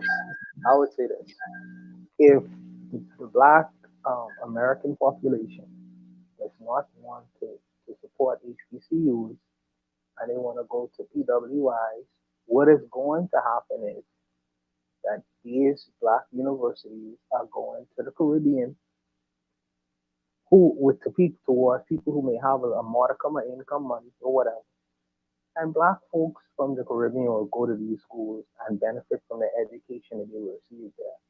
And some of them will stay in the United States of America and improve their lot, and some of them will come back home to the Caribbean countries. My sister went to HBCU. She went to Lincoln. So did my brother. My sister came back home, became a medical doctor. Now she's running the accident and emergency in the Bahamas. And my brother, he stayed in the United States and he ended up working at BMW, some kind of mechanical engineer business. So these two immigrants, Tethers, benefited from that education. So, like I say, if the people who the universities was made for doesn't want to go to these universities, what's gonna and they paid out of state fees, by the way. They didn't get any funding, any grants, so we didn't take away from the economy. They added to it. But if the black folks within the United States, who these institutions was made for, does not want to use these institutions as a tool to improve their lot, then the black immigrants will do it. I tell you that. But don't be upset and mad when the immigrants use that information, you know what I mean, that they will acquire at these universities to improve their lot, whether within their societies or outside of it. That's all I'd say. I'll leave it there. All right, Tanzan, do you want to add anything? I would say that I don't see a problem with having an HBCU. The only thing is you do have to have a vision and a statement. It is their duty to teach, the students who go there something about their history and not so much, revolution and all that, but to give them a different experience than they would if they had gone to, the other universities. The other thing to say that yes, it's important that people criticize the universities because they really are the last bastion of sort of space for black intellectual life, so they should be subjected to harsh criticism, but with a view to improving them and to making improving their quality. The fact that only 15 out of 100 and something only have STEM programs is something to be criticized. So I think that the criticism should be more in the quality of education and in the people that they produce. Because if you're known for producing subpar people, then subpar people only will be attracted to you. So I think that they should also be judged by the quality of students that they graduate, the type of education that they give, the curriculum and all that. And so people who have concerns about black issues should look to them and say, what are you all doing? And if they're not doing the right job, then they should be criticized for it. So, yeah. All right, I appreciate that. That's the show for tonight. But hold up before you go though, right? Let me say this right quick, right? Oh yeah, you know what, So, Bakari, you get the last word on that. Go ahead. So with all the criticism and critique, I tell you, is anybody gonna do anything to change it? Because watch this, right? Like I told Carl, it's okay to critique the bullshit. Koku and Oni and Bawana, they know me. They done heard me. I talk about the good and the bad of the HBC, but don't make up bullshit to critique. You understand? And that's what we do. Well, this is what happened. Has it been compromised to an extent? But why? Just like with the church, when people can talk about how the church was revolutionary, why the church ain't revolutionary no more? Them big churches, they was able to get what they call 501c3s. Then you can't talk about this. Then the men stop going to the church. So the church ain't revolutionary. We can say it and talk about what something is not. But what are you do? What are you going to do to change it? And a horrible critique is when you're trying to say a college is supposed to turn your child into a revolutionary. So what the hell is the parents' job? Do the parents have a job? I don't know. See, I got a job. People hear my son speak. You can hear my daughter. You understand what I'm saying? I did my job with my children. What's the parents' job? Because the college didn't make them revolutionary. They don't want to answer the question about their job. That seemed like that's what it is. The black parents gonna babysit, and let's hope the school do everything else. That's not how it goes. So my point is, all the problems that an HBCU have or that the black church have is what the black community have, black people have. That's why I take up for HBCUs. That's why I'm gonna take up, and they hear me, I take up for the black church. That's why I take up for the black community. Because what we forget is we have all been put under the same system. We have all been beaten and robbed physically, mentally, spiritually, emotionally from us as a group, as a collective. So what we do is turn and fight one another and say, they're the problem. They're the problem. Those black people right there's the problem. Those black people right there's the problem. Those black people right there's the problem. Those black people right there's the problem. But when you look, none of the black people is the problem.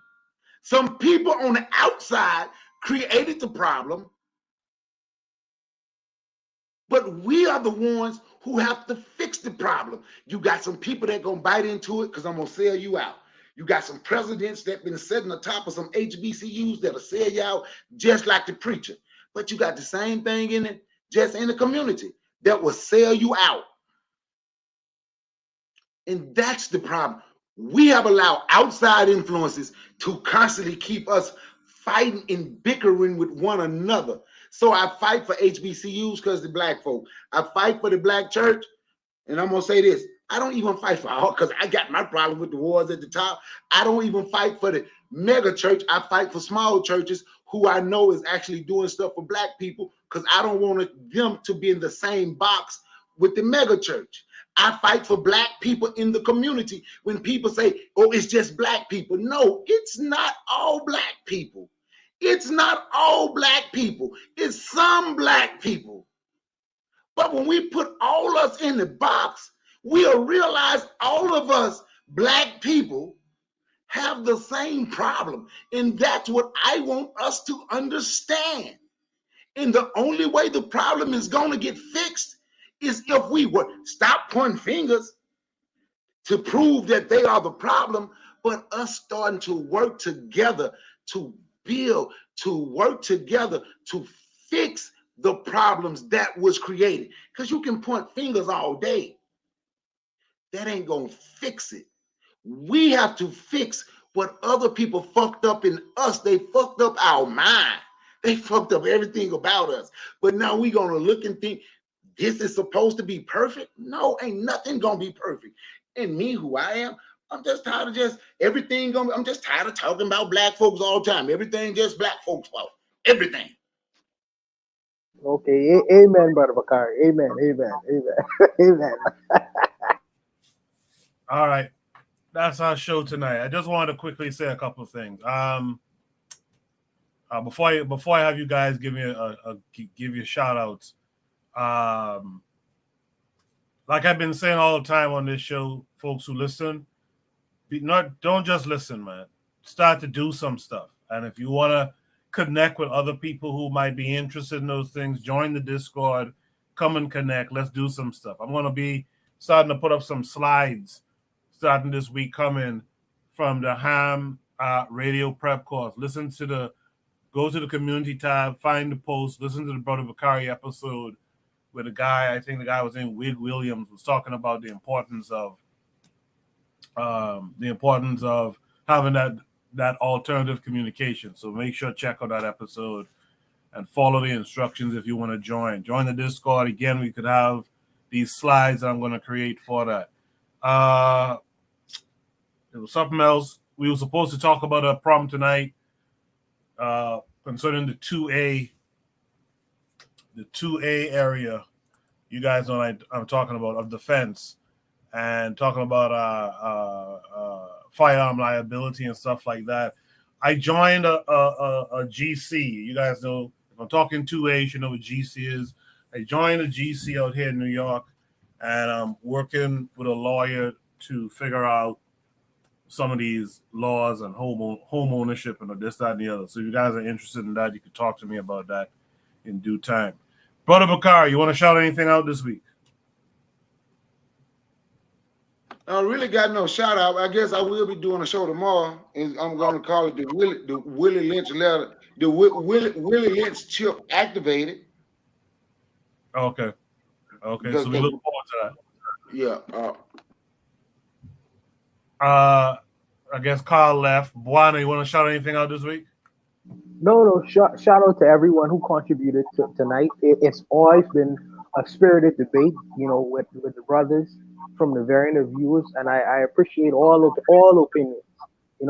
I wanted to give this in particular to Brother Bakari, this last one, because I know that this is something that it weighs heavy on his heart to discuss and let other Black people, allow other Black people to be aware of. So I'm glad that he was able to vent and really get out in for this particular issue and this particular problem. But I appreciate all the brothers tonight for coming on and expressing their views and opinions. Yeah, and the sisters too. Oni, you want to shout anything out? Yeah, so all right. So tomorrow I'm gonna do my program. But I really think I should have hosted today. I would have probably had all 8 prompts, just FYI. And just next time don't mess up with your cupcake. But that's all I gotta say. Build it. Okay, thank you for that, Oni. You guys tuned into Oni in a couple of hours. For last but not least, Tanzan. By the way, shout out to Carl, Zuliism, Kibwe, Marcus Gavi is the way. They were on the panel tonight. Shout out to them. Shout out to all of you in the chat. Lero was awesome. Harsh Rally Podcast was out there doing his thing as well. Trick Happy 262, etc. All you guys were good. Shout out to Bobby Wright. Tanzan, you want to shout anything out this week?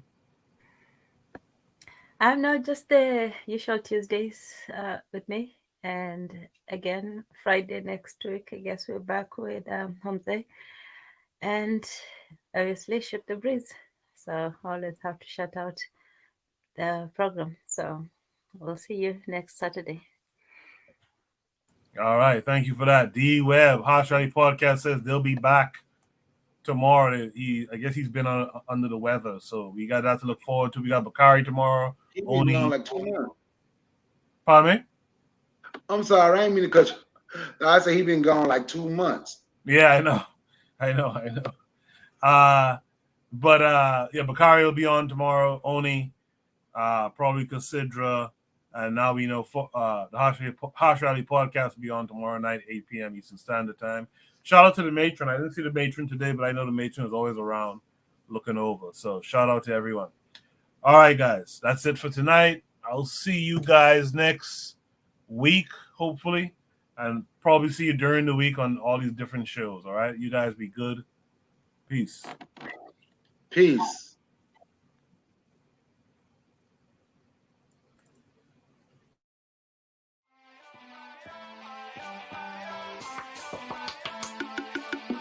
Thanks for listening to the Bitter Medicine Podcast with your host, Koku.